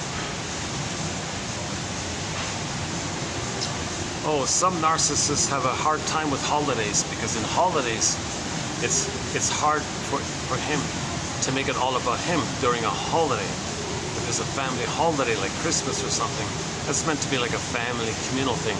Wait a minute, how's he going to make it all about him? Can he figure out some way to do that? Visions of chaos dance in their heads while narcissists lay in bed wondering how to become the reason for the season. Holidays or any special events are commonly viewed as times to gather and share good cheer. Too often though, when a narcissist is involved, holiday cheer turns to holiday fear. That's his way to make it all about him. So he might say something to scare everybody, right?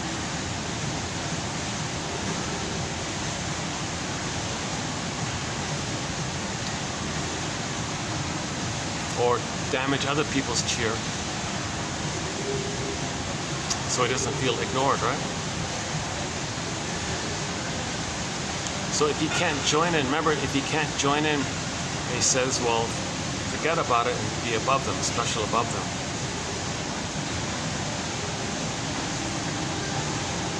Narcissists have limited ability to integrate the ideas and experiences of others. To them, the world orbits from one axis, i.e. their personal views. Unfortunately, as is consistent with their patterning, narcissists never grow into psychological adulthood. Instead, they see life as the children they are from a reference point of one, quote, me in capital letters. As you crisscross the symbolic miles with the narcissist, you realize the only stops along the way are those that can contribute to the narcissist's sense of self. When a person becomes lost, okay, conclusion. When a person becomes lost, the number one recommendation is for that person to stay put. This advice serves us well when a narcissist, using his or her internal compass, is guiding our travels. Okay, so if you're with a narcissist, you're lost. Okay, so just like in the trails, you're lost. We'll stop for a minute, right? Never having grown up themselves, narcissists are incapable of effectively parenting their children. That's for sure. So she says it's kind of like if a child were being raised by, like if a baby were being raised by a traumatized baby, it doesn't work.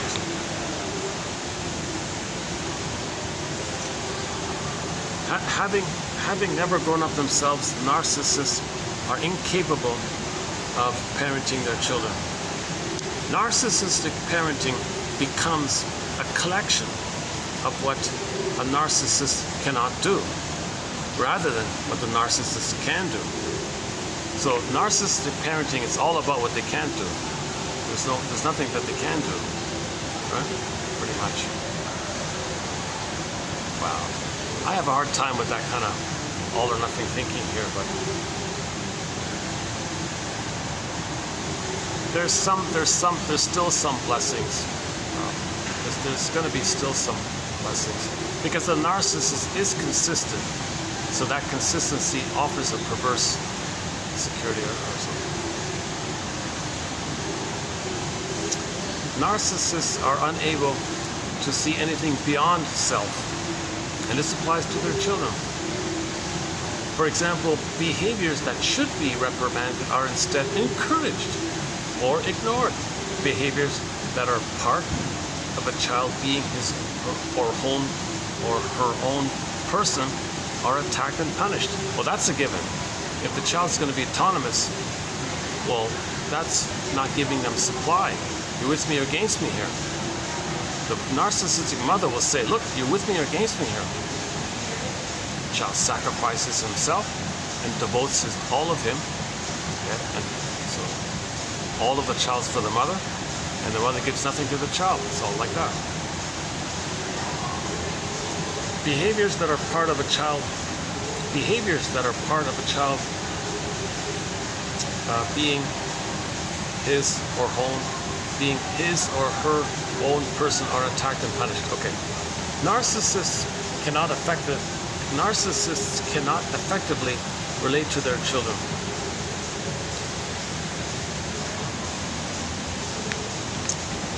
There is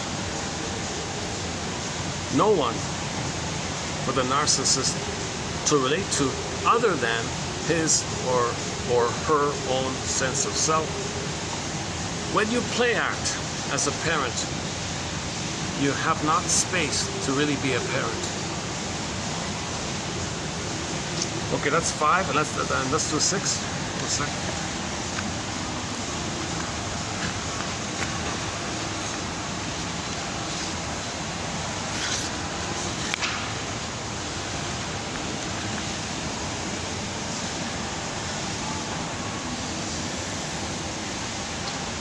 Okay, so let's do a preview of part 6. So 2091 to 96. These are the six batches of quotes. When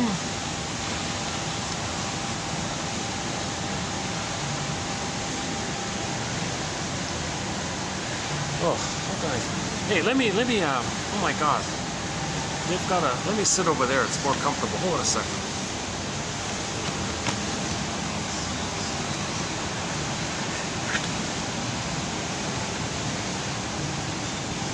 Why am I sitting here the whole time?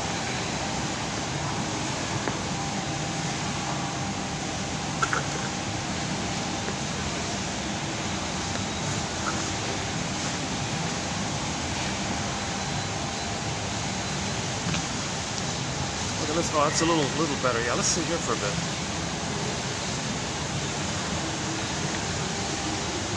Okay, part 6. Part 6. We look over our time with the narcissist, and we see that the relationship was not healthy for us. So, why is it challenging to move on? Well, you sought attachment and companionship. Yet, when you reached for the narcissist, you were met with emptiness. The emptiness kept you reaching for more. That's what the baby does. The more the mother is unavailable, the more the baby clings and searches more. Where are you? Where are you? Like, that's a phenomenon that takes place. You can never truly be attached to a narcissist, though. The narcissist presents such a fake, unreal persona. Nothing of solidity exists between the two of you. Thus, you struggle to let go what you never had. We'll figure that one out.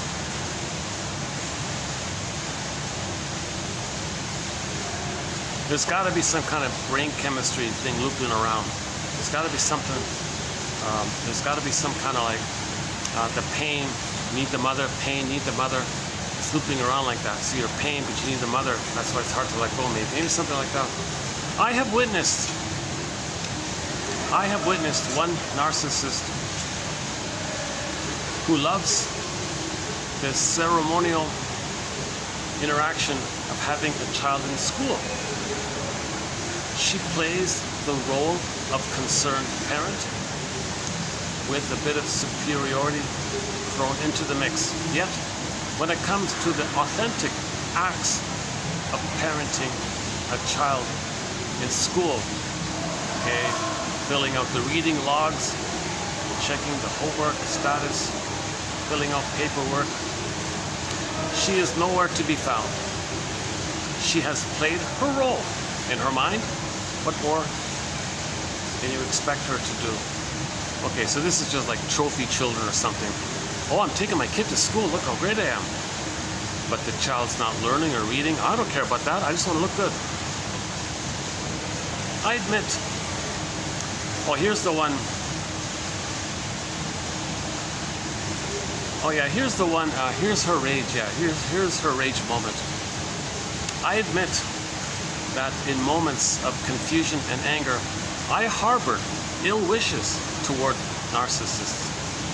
When I witness narcissistic, harmful acts, my first thought is, how dare they? Quickly followed by, how can they get away with this? I want someone, the narcissist, to have to pay for what they did. I want them to suffer in equal measure to the pain they cause. So her fantasy, I don't have it here, but the fantasy was, why doesn't a tree drop down on the guy or something? So she had this kind of karma. Yeah, this is what the karma. Yeah, where's karma? Well, what happened to the karma? If you stop to think about it, how many narcissists do you know that are living happily ever after? Oh no, they're not joyous. They are not content. Okay, they're filled with ennui, inside out too. The ennui, the sarcasm, the bitterness. They're filled with ennui. Right? They live in fear and anger, and this is the karmic debt for their transgressions. Joy is impossible for those set on harming others. So that's maybe their karma. If they're going to spend their lives hurting others, they'll never feel joy. Is that a karmic kind of thing? That's her way of putting it. Instead of waiting for the tree to come. Okay, next one here. Narcissists use your concern. Let's just stay here. Narcissists use your concern about their feelings to keep you on the hook. They use our feelings to hook us. As soon as we bite, the narcissist reels us in. Narcissists play upon our compassion and empathy. When we see someone upset, we want to make things better, and this is where we get caught with the narcissist. You to get yourself off the narcissist's hook, or to never get on it in the first place, you must stop worrying about how the narcissist feels and pay more attention to how you feel.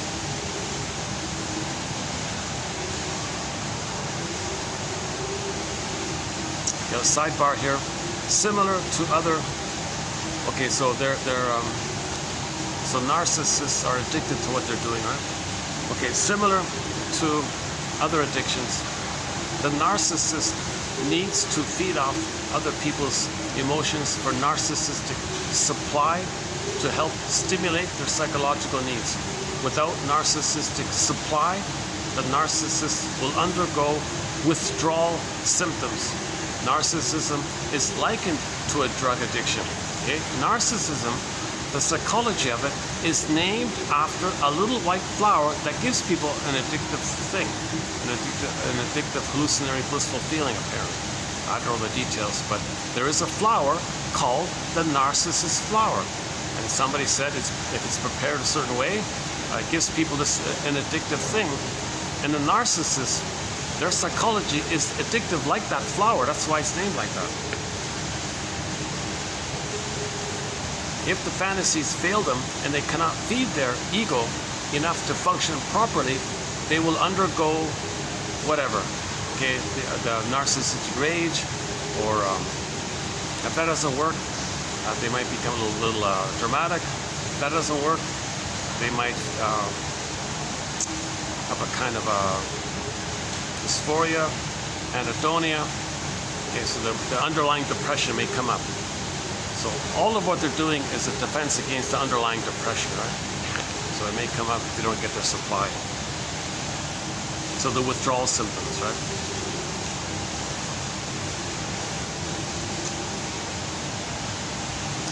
Narcissists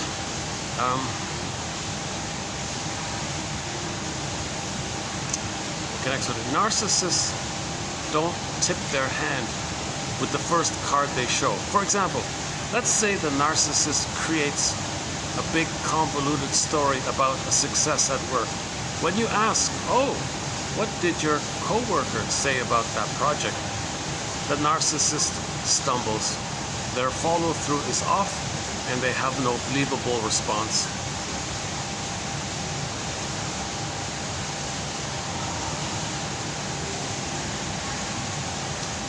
Narcissists are being taken for a ride by their own delusions. You don't have to ride along with them. Okay, she's got this little thing about nature, things that are natural in nature, right? Those who have suffered narcissistic abuse, for those who have suffered narcissistic abuse, like the baby, right? The messages received are a kind of conditioning against nature. So the child is conditioned against nature. So nature is L-I-V-E, the conditioning against it is reverse, E-V-I-L. So most people refer to people with narcissism as evil, right? That's against nature, the reverse of L-I-V-E. Again, for those who have suffered this kind of trauma, for those babies who suffered this kind of abuse, the messages received turn them against nature. So where nature works on love, for example, the child learned fear. Encouragement, belittlement. Trust, second guessing. Rhythm, discord. Truth, denial. Hope, fearful anticipation. Continuity, chaos. Creativity, destruction. Empathy, cruelty. Balance, extremism. So they're constantly swimming upstream.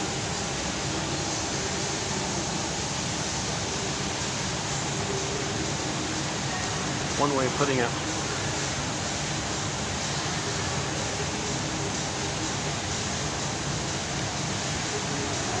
The only time, well, let's do this one here. Okay, I don't have it here, but in her book, she's got like a little artist, a little sketch there of a queen on a throne,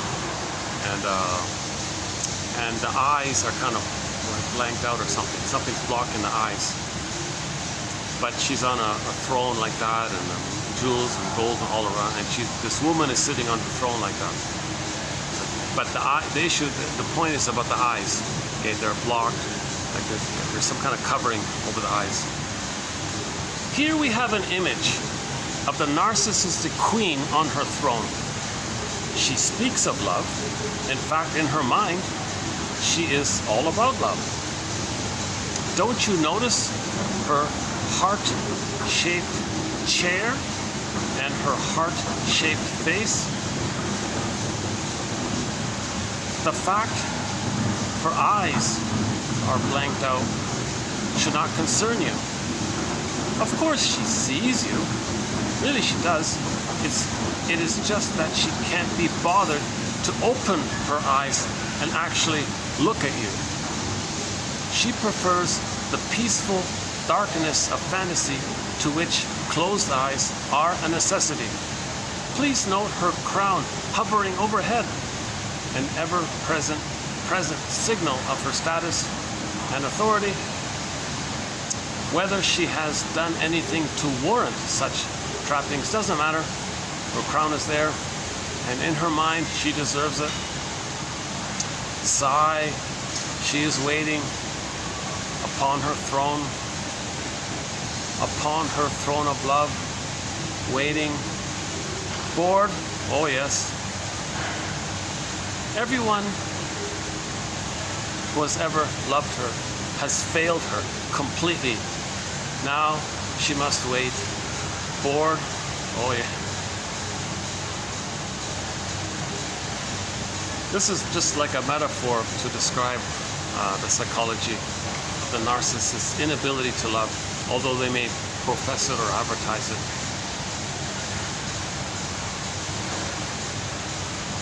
So there may be embedded within it the cry for love, but they can't love.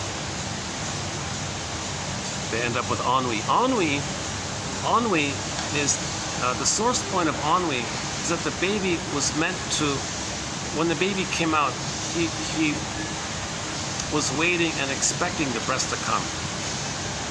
If it never came, he's still waiting and waiting and waiting. It never came. But the point about ennui is he never had the experience of receiving what he was originally waiting for. It never came. So later on in life, you're waiting, you get money, right? Wealthier. Okay, symbolic mother. They never had the experience of getting mother. So they're grasping for symbolic mother, but they don't have any memory of receiving an actual good mother experience. So this leads to a kind of fatigue, a kind of a boredom, and then finally ennui, an anger, a deep kind of sarcastic anger caused by how they were waiting and they never got a glimpse or a taste of what they were waiting for. They're looking, they don't know what they're looking for anymore. Now they're looking, but they don't know what they're looking for anymore, and they never got it. They don't even know what they're looking for. So now they don't even know what they're looking for, and this leads to ennui, this deep sarcastic Wicked Witch imagery later on. So that's the Wicked Witch in Wizard of Oz, filled with ennui. Even the character ennui in Inside Out 2 is sort of set up to play the role of a Wicked Witch in a future version, I predict. Yes. But the problem with Inside Out, that series, there's thousands of ways they can go, and they can all be good. So.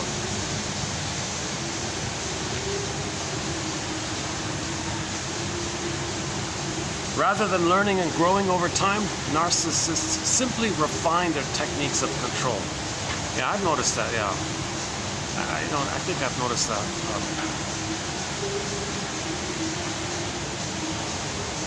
They're just being more polished, more articulate, more smooth, more knowledgeable, but it's still the same issue. They're still just trying harder to get their supply. So they're just being more delicate, more refined to get their supply, right?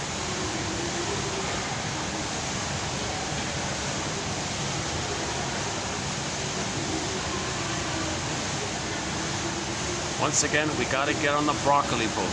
Inside Out 2, broccoli boat. Find the broccoli boat within. and then get on it and free associate that reaction.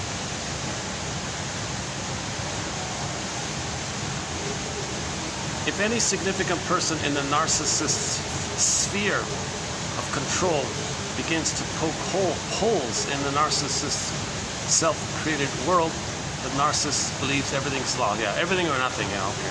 So if he doesn't get a supply, he's a goner. Everything or nothing. He has these total kind of ideas. Meaning the baby and the mother are one. It's a total thing. All of the mother is the baby. The baby and the mother are all one. So all like that. Narcissists need you much more than you need them, simply because they depend on you to keep their vision. Last one here. The only time I see narcissists with a sense of humor is when they witness someone else suffering. They find pleasure in that, but not much else. Oh, here's the last one. Narcissists work to increase your sense of vulnerability, not lessen it.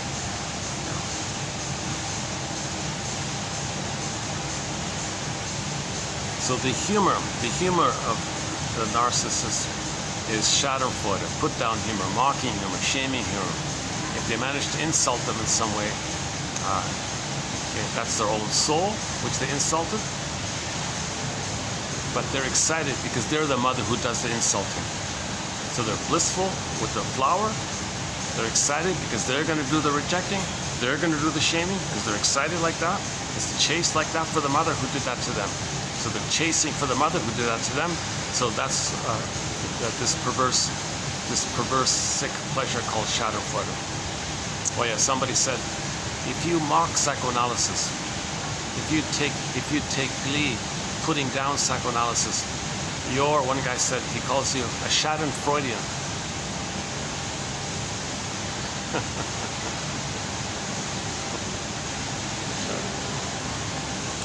He was promoting, he wants the English language to adopt the word Freudenfreude, pleasure at other people's pleasure. That's the normal state of affairs. So the only type of pleasure those with the narcissistic pattern experience is perverse, pathological, sick pleasure.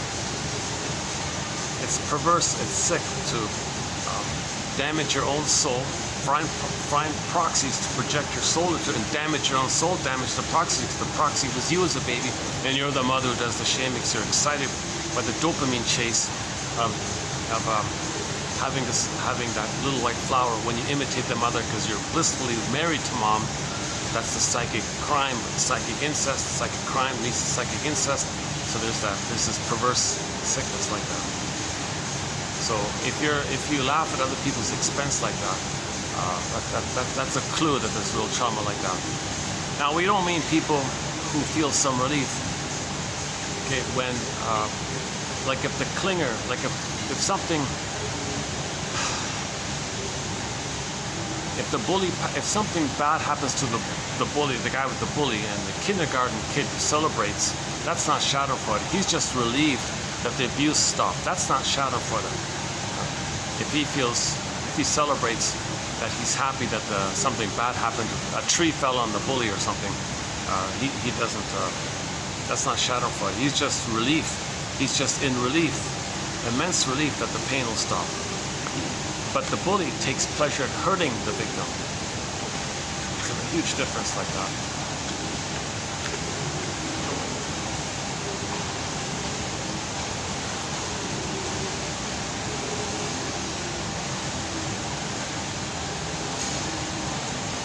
Well, I gotta make a mental note of this. Sunday nights. It's a little bit quieter on here. Yeah, look at that. During the week, oh no, during the week, it's packed all over the place. I think, yeah. Yeah, interesting about that, right?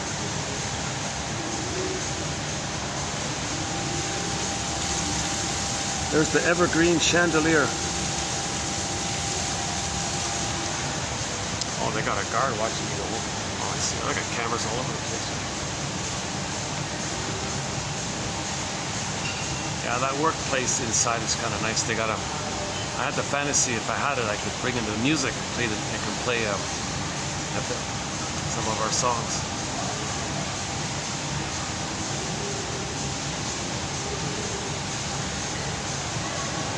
Yeah, we also have the song "Do You Remember" by the Passion Fruit bubblegum pop band in Germany.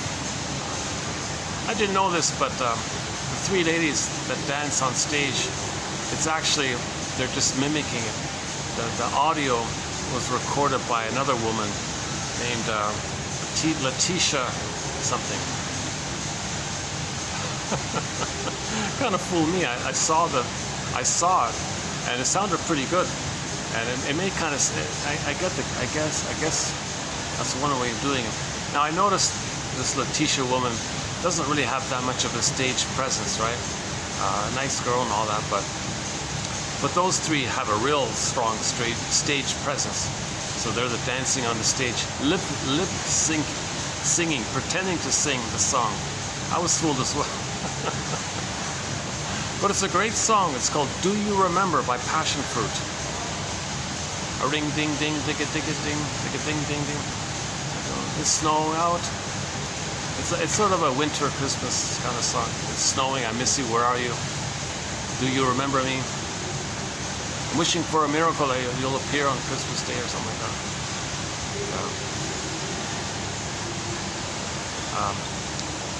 So on YouTube, type in "Do You Remember Passion Fruit." You'll see the thumbnail image on the front is like a tree, like a spruce tree or something in the snow. So you just see the snow falling. Nice little image.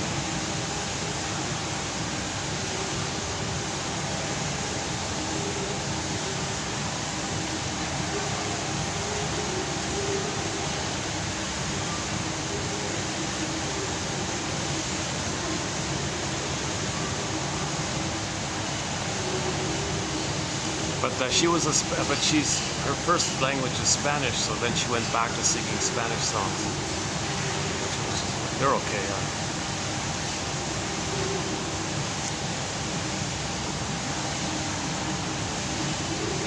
Well, there it is. There it is. There's the complete. So we did the complete run through. My speaking in this video was.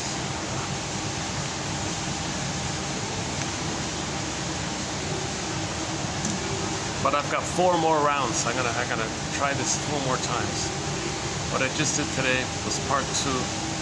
I'm gonna spend part 3, 4, 5, and 6 reviewing this. I want to do it and become more familiar with it. I want one version to be good. I want one version of this 6th set to be pretty good, and I'll make a note of it somehow. I'll put it on the Patreon. I'll make a Patreon note about it or something. Better yet, just get her book. It's called "You and a Narcissist" by Kimberly Harding, a biology professor, PhD in biology.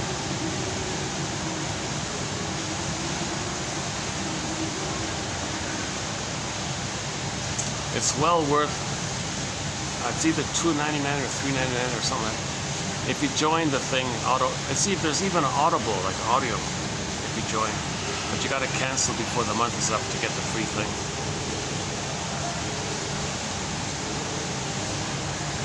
That's one book I would recommend spending the €4 or $4 or whatever it is, maybe 3 or 4. I think maybe it is $3.99. It may be $4.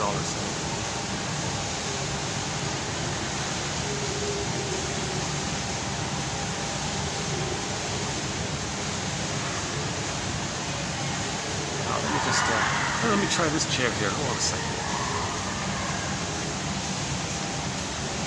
What's this one? It's about the same.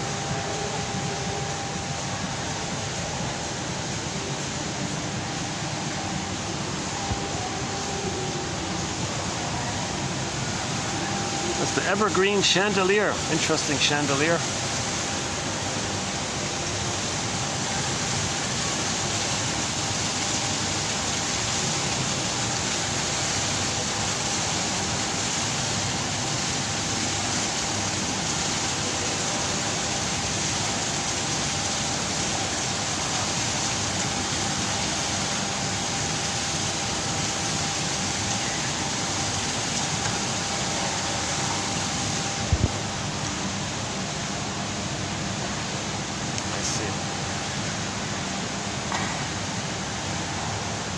they're going to open up a restaurant here. Here's a nice space, hey, look at that. This would be awfully expensive. Oh, here's a nice space, look at that, eh? That's a nice space in there. Oh, wow. Little stage there. That's a cozy spot, look at that, yeah.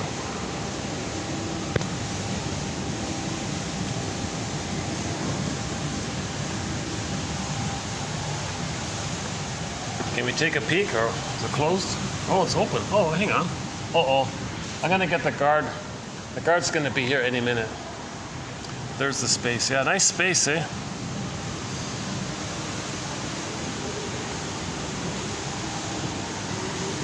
Oh, there's the guard. Sure enough.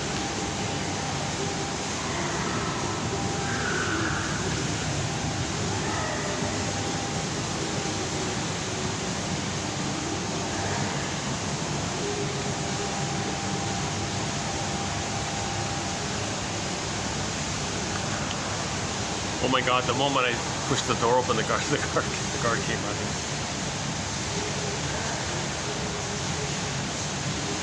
I see, so he was just sitting there the whole time watching me. I didn't barely notice.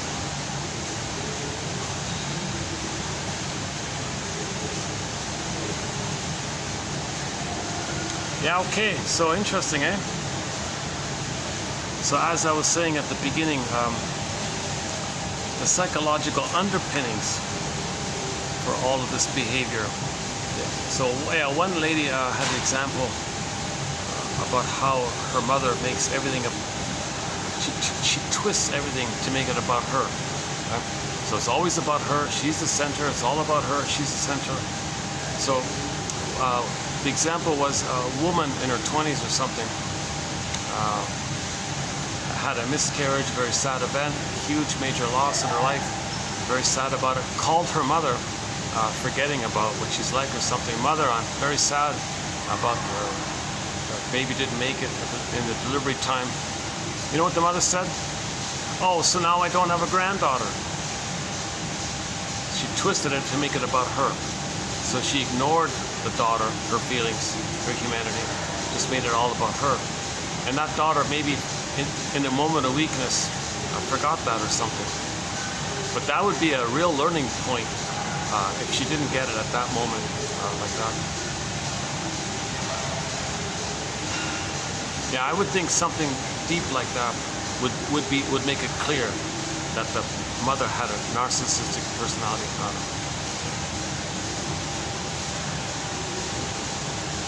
So once again, the source point, the prototype, the fixation, it's called stunted development, arrested development, developmental arrested.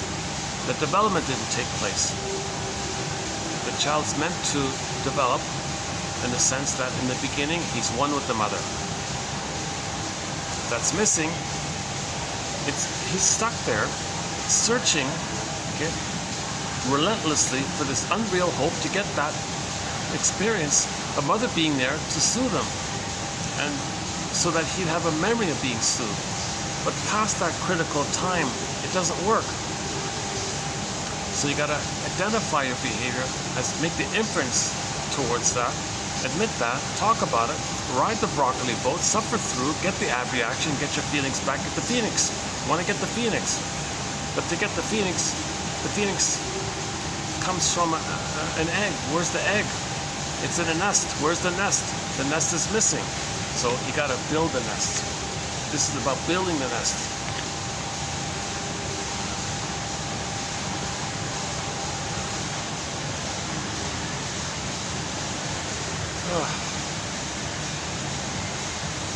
Yeah, I feel badly about my poor speaking in this video.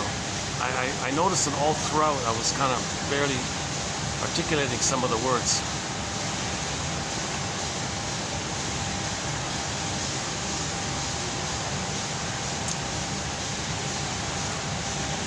Yeah, I gotta work on that.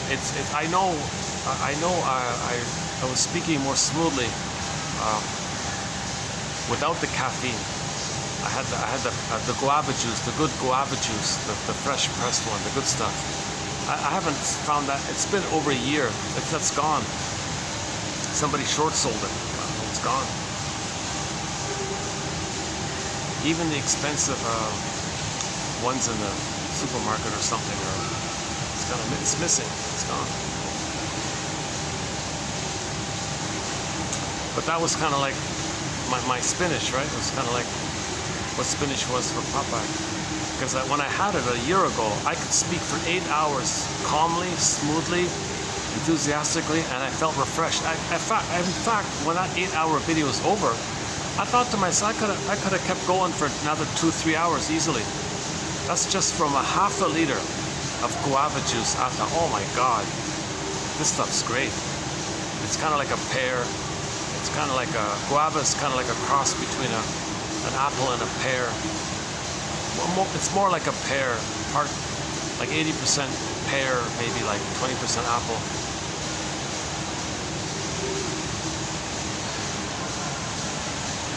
What did I say? 80 pear, 20 apple, something like that. I'm just guessing. Yeah. Okay, so there it is.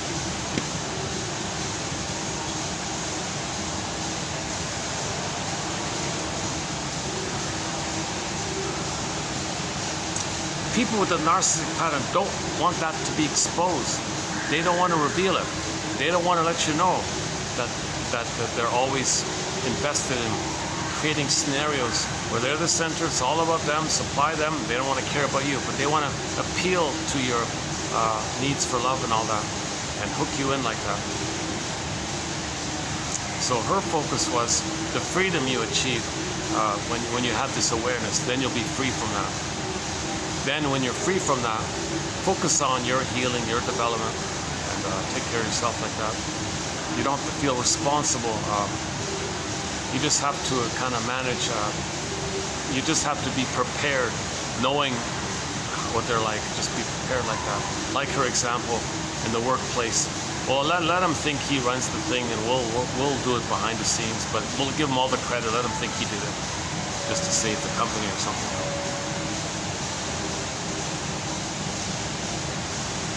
Yeah, the leader one. They're not true leaders. Yeah, she said, oh, did you miss that one? True leaders have like feelings and care for others. Oh, we missed that one. What was that one? I feel like I missed something there.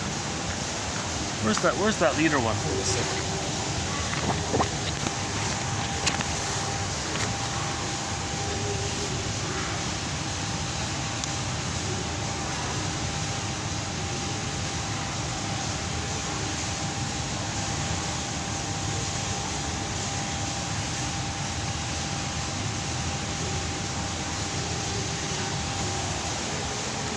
Oh yeah, here it is.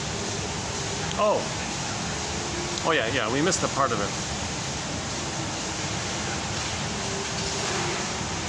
Yeah, leadership requires awareness and concern for others.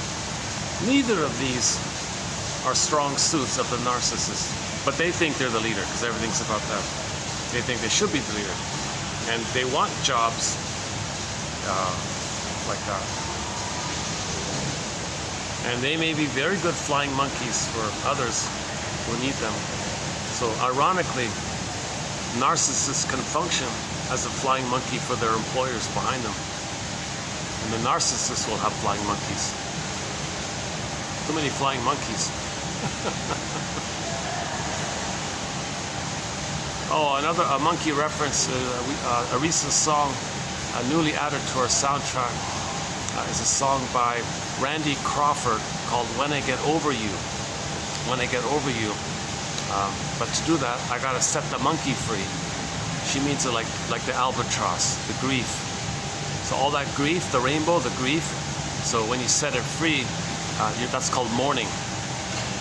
And then she'll go back to reconnect with her authentic self. So I'm setting free the monkeys. I'm setting free the lions too. Okay, that's part of the rage like that. And this talionic feeling, and this revenge feeling, all the anger. See, monkey reference, lion reference, jungle reference, survival brain. I'm gonna get back to the child side, the human side. So again, the feeling self, the feeling mind, the middle brain, the middle part, that's all the quote-unquote more human side of being human. That's all frozen, and you go back to the limbic system, that's like the jungle survival kind of stuff.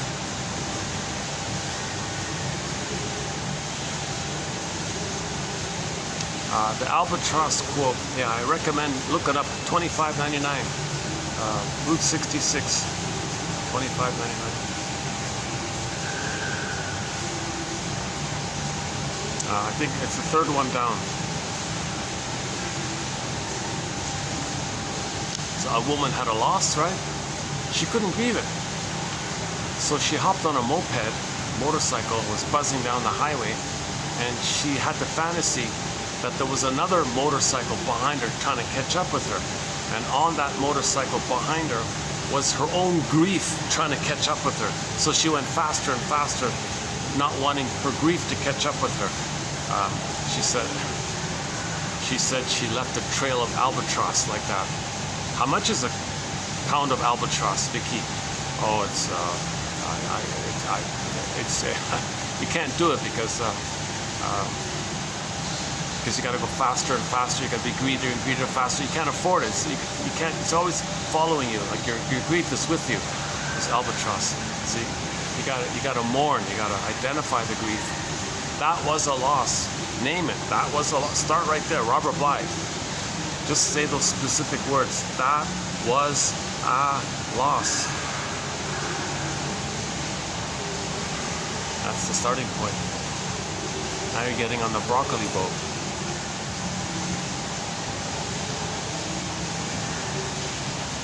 Setting free the monkeys. A ring ding ding digga digga ding. Yeah, sad story about them, those three ladies. But and also Melanie Thornton, great singer. She had one big hit called Love How You Love Me. What a nice, fun, romantic. Okay, yes, it's the fantasy of getting back the blissful symbiosis. So that song was about, I found that symbiosis. Oh, I love this blissful thing. And in the music video, you see couples floating up in the air like that because they're in the blissful, floating feeling like that, right? Timeless, spaceless, lifting. You're so light here. Yeah, Melanie Thornton, and those three ladies from Passion Fruit were on a plane the year there was a crash like that. Most people perished, and Melanie Thornton, very sad, didn't make it. Two of the members of that Passion Fruit dance trio didn't make it. One survived but was very damaged. Very sad about these plane crashes. Oh my God.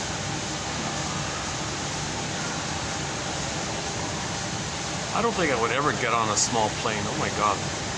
A lot of small plane crashes, like with like 30 people or 20 those.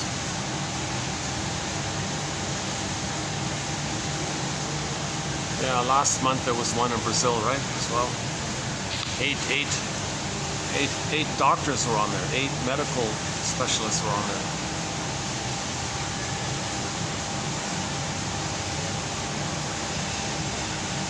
I don't buy the conspiracy that was deliberate because they were gonna come, make some reports about the research or something. I don't think that's gonna. I doubt that.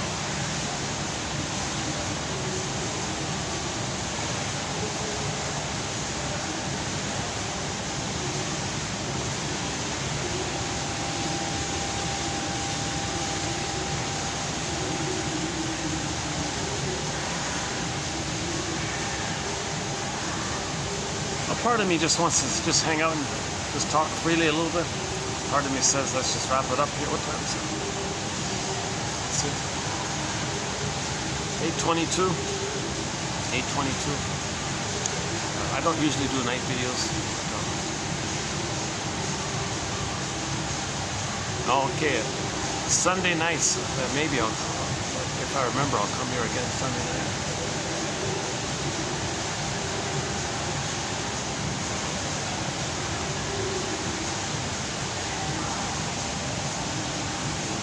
So I mentioned Deli Rizdick's cover of Carry On Wayward Son. The second last line of that song is, and now you no longer feel empty and your life is waiting for you.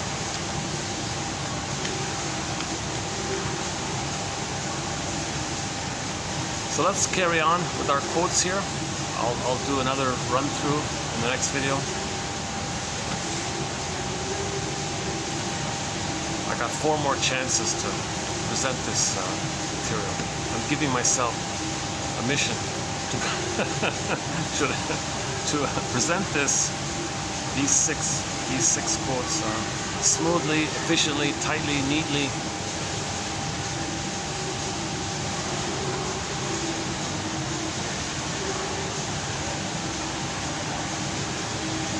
And I thought it was very brave of those 2 young ladies who wrote books. They're not therapists or doctors, or they're just ordinary people who wrote their own self-help books, trying to process how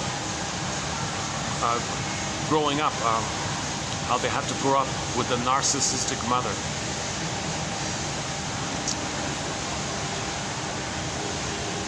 So yeah, the Morgan one was one.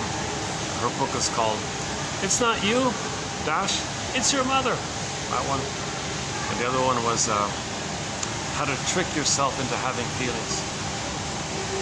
Written by a very young lady. I'm very, very impressed, very surprised. But it's not bad. It's a good book. Yeah. She had help. She had editors and things.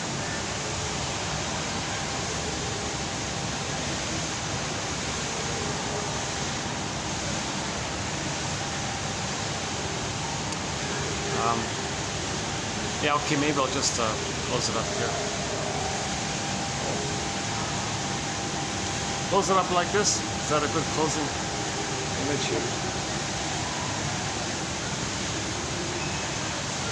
I wish I had a new joke. I wish I had some new joke about narcissism. Oh, narcissism. Well, a famous joke about narcissism is an old one. Is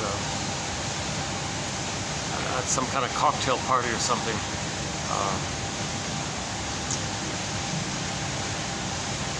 I forgot what it was. Like a guy was telling someone else about his book or something. He was telling him all about his book. I wrote this book. This and that, this and that. Then he said to the guy, "Enough about me and my book. What did you think about my book?"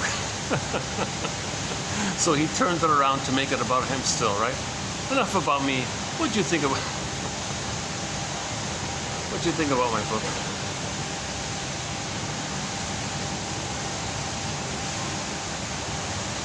And yeah, I think somebody said people who always interrupt others, that's a sign of narcissism. Make it about me. Don't make it about you. Make it about me.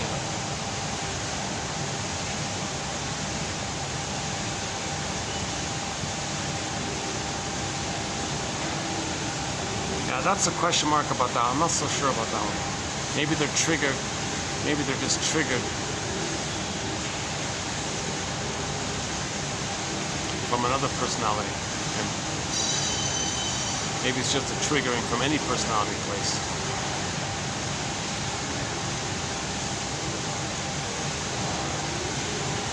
But clingers and pleasers under stress can regress to the narcissistic mode. They feel badly going back like to the dark like that, and when they go back, when the cortisol exits their bloodstream, they go back to the regular psychic structure. They feel badly and want to make some corrections like that. So clingers and pleasers, they have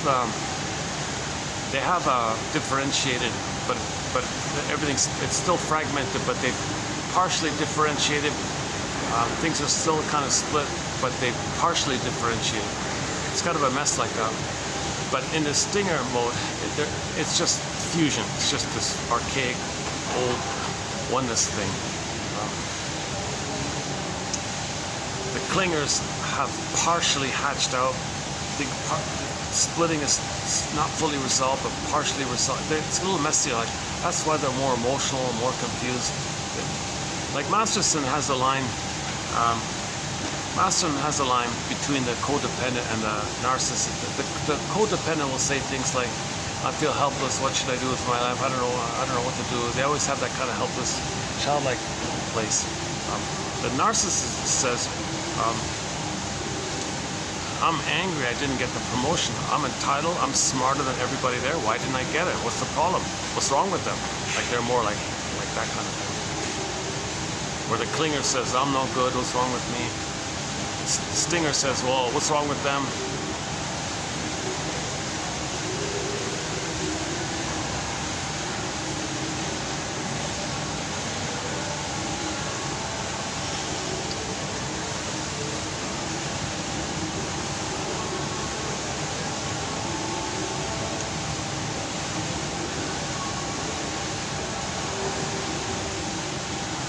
Would it work with the pet?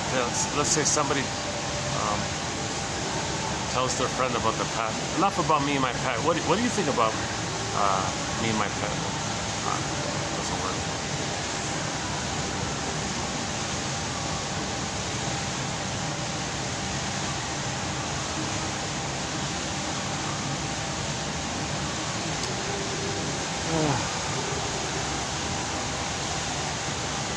Can we get a view over here?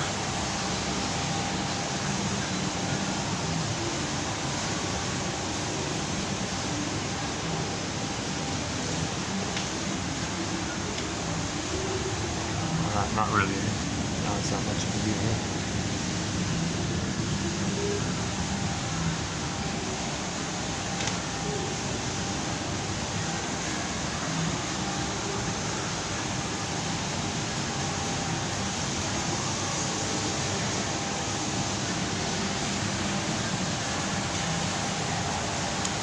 This has been the nicest outing for me at this location. It gave me the extra time. I had to pay for the extra time, but in terms of interruptions, there's been no interruptions this time around.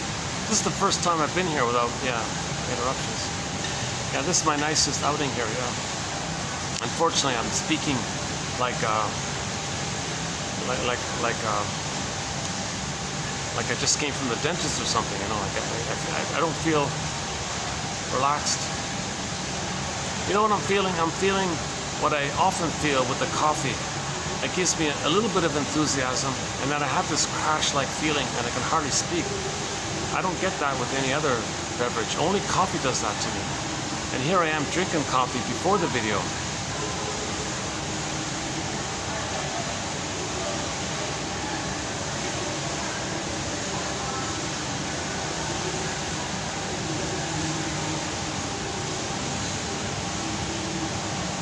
Maybe it's part of my codependent pattern. Oh, please, how can I help? Here's the information. How can I help?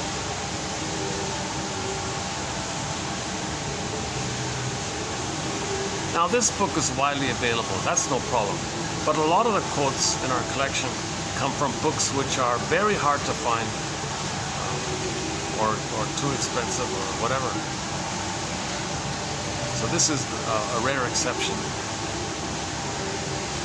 So if you don't want to get the book, at least read these 6 here.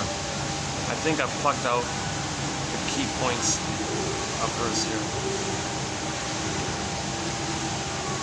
Yeah, if I could do a good run through, if I could do a good presentation of these 6, I'll send the link to the author and say, I thought you might like this or something, I don't know. I'm promoting your book. Hopefully she'd be flattered. I can't believe she's got 1 review of her book, an excellent review. He did a good job. He said, "Oh my God, these mini little." He said, "Her little self-help, little mini thing. It's 100 pages." He said, "Every page is worth a book." He's almost right a little bit. He's almost onto something. Like every topic it's like the crystallized point of what could be a book almost. Like the dollhouse one. That would be a whole book about solipsism and the symbiosis of Margaret Mahler and everything. The flying monkeys. This one about value is good. Yeah, the value one is good. So you may think that your partner, quote unquote, loves you, but ask yourself, do they value me? I'm not so sure. If the answer is no, then okay, that's not love, right? How can anyone truly love you if they do not value you? Love and value go together like oil and water. But I've noticed this myself about narcissism. Forget it about feedback, self-reflection. They'll attack you, mock you, shame you for it. Even if you like preface it. I was wondering if I have some feedback, if you might be interested in it. But just don't bother.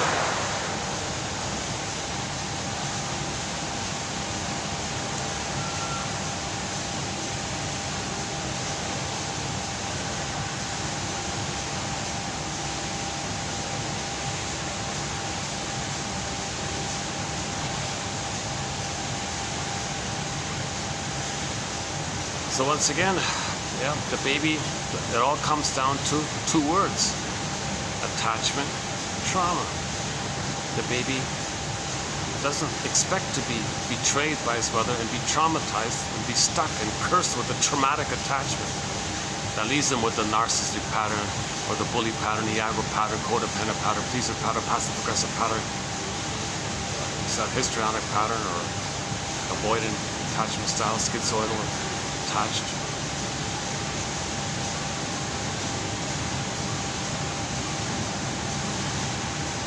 We're homo traumicus. Homo sapien traumicus.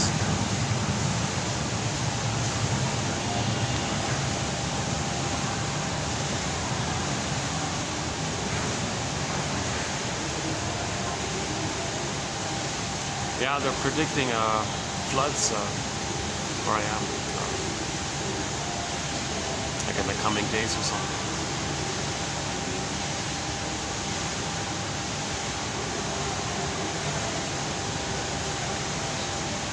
Oh, we have one song on our soundtrack by a band called Gato, a song called Under My Hat. Keep it under my hat. I'll keep it under my hat. Tell me, dear brother, what's driving you mad? I'll keep it under my hat. Like you're safe. So if you're gonna free associate, okay, you need to feel safe with the other person. Confidentiality. You're not gonna heal in the presence of a person with a narcissistic pattern. Now, some people with a narcissistic pattern, they're drawn, they said, to the therapy profession because they can get a huge amount of supply. People send them their money, people think well of them, people admire them, people think how amazing they are, sending their money, and they hate you. So the narcissist spews out his toxic hate. He wants to see you fail and damage while he's getting admiration and money from you. And they do it. There's a lot of people with a narcissistic pattern. You get some flimsy PhD in psychology, hang up a shingle, there you go. So you got to be careful about that, right? A PhD in psychology, that's not enough. That's just the admission ticket to get into shrink school. Like to go into shrink school, you need a PhD in something, usually psychology. The minimum they said is MSW, with lots of experience. Right? Now, obviously, Miss Harding here, with the PhD in biology and having written this excellent self-help book, most likely she'd be accepted into a shrink school. If they even still exist, I don't even know, really. I don't even really know the status of this thing.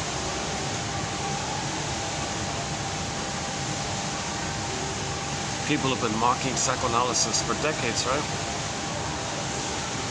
Oh, you're just blaming the mother. Why are you blaming the mother? Mother knows best. Yeah, that's the problem. That's part of the problem. gotta have a balanced, honest appraisal of the reality of how the mother treated the person. Just this blanket cliche, she's all perfect. You're ignoring the reality. You're not going to heal if you don't face the reality. The truth will upset you free, says Jim Carrey in that clip there on YouTube. The truth will upset you free by Jim Carrey from the film there, where he played a lawyer. Right? So his client was a very narcissistic young lady, a she-wolf. She's probably, I didn't see the film, but just from the clip, I guess she's a typical she-wolf kind of woman. She's a pathological liar. But in the courtroom scene, she was sort of finally compelled to tell the truth. When she did so, she won the case. So the lawyer, played by Jim Carrey, took that idea for any person. When a person tells the truth, it sets you free. Like how she told the truth and won the case.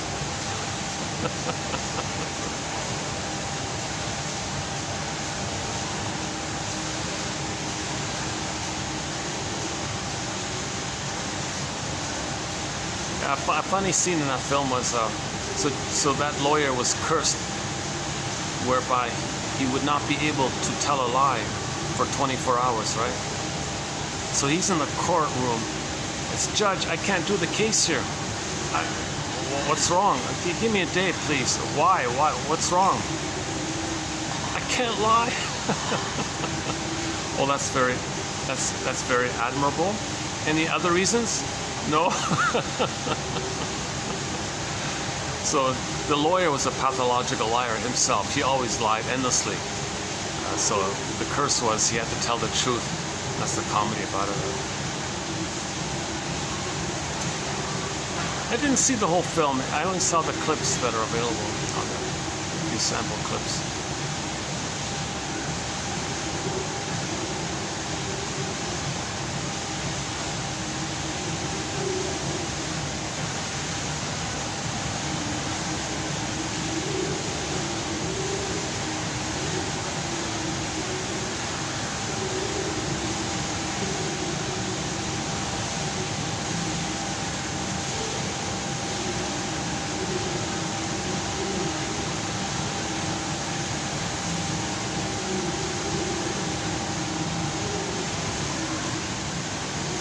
Okay, for the love of narrative medicine, for the love of strange medicine, I'll see you in the next video. Thanks very much. I'll see you in part 3 of 6. Until then, thanks very much.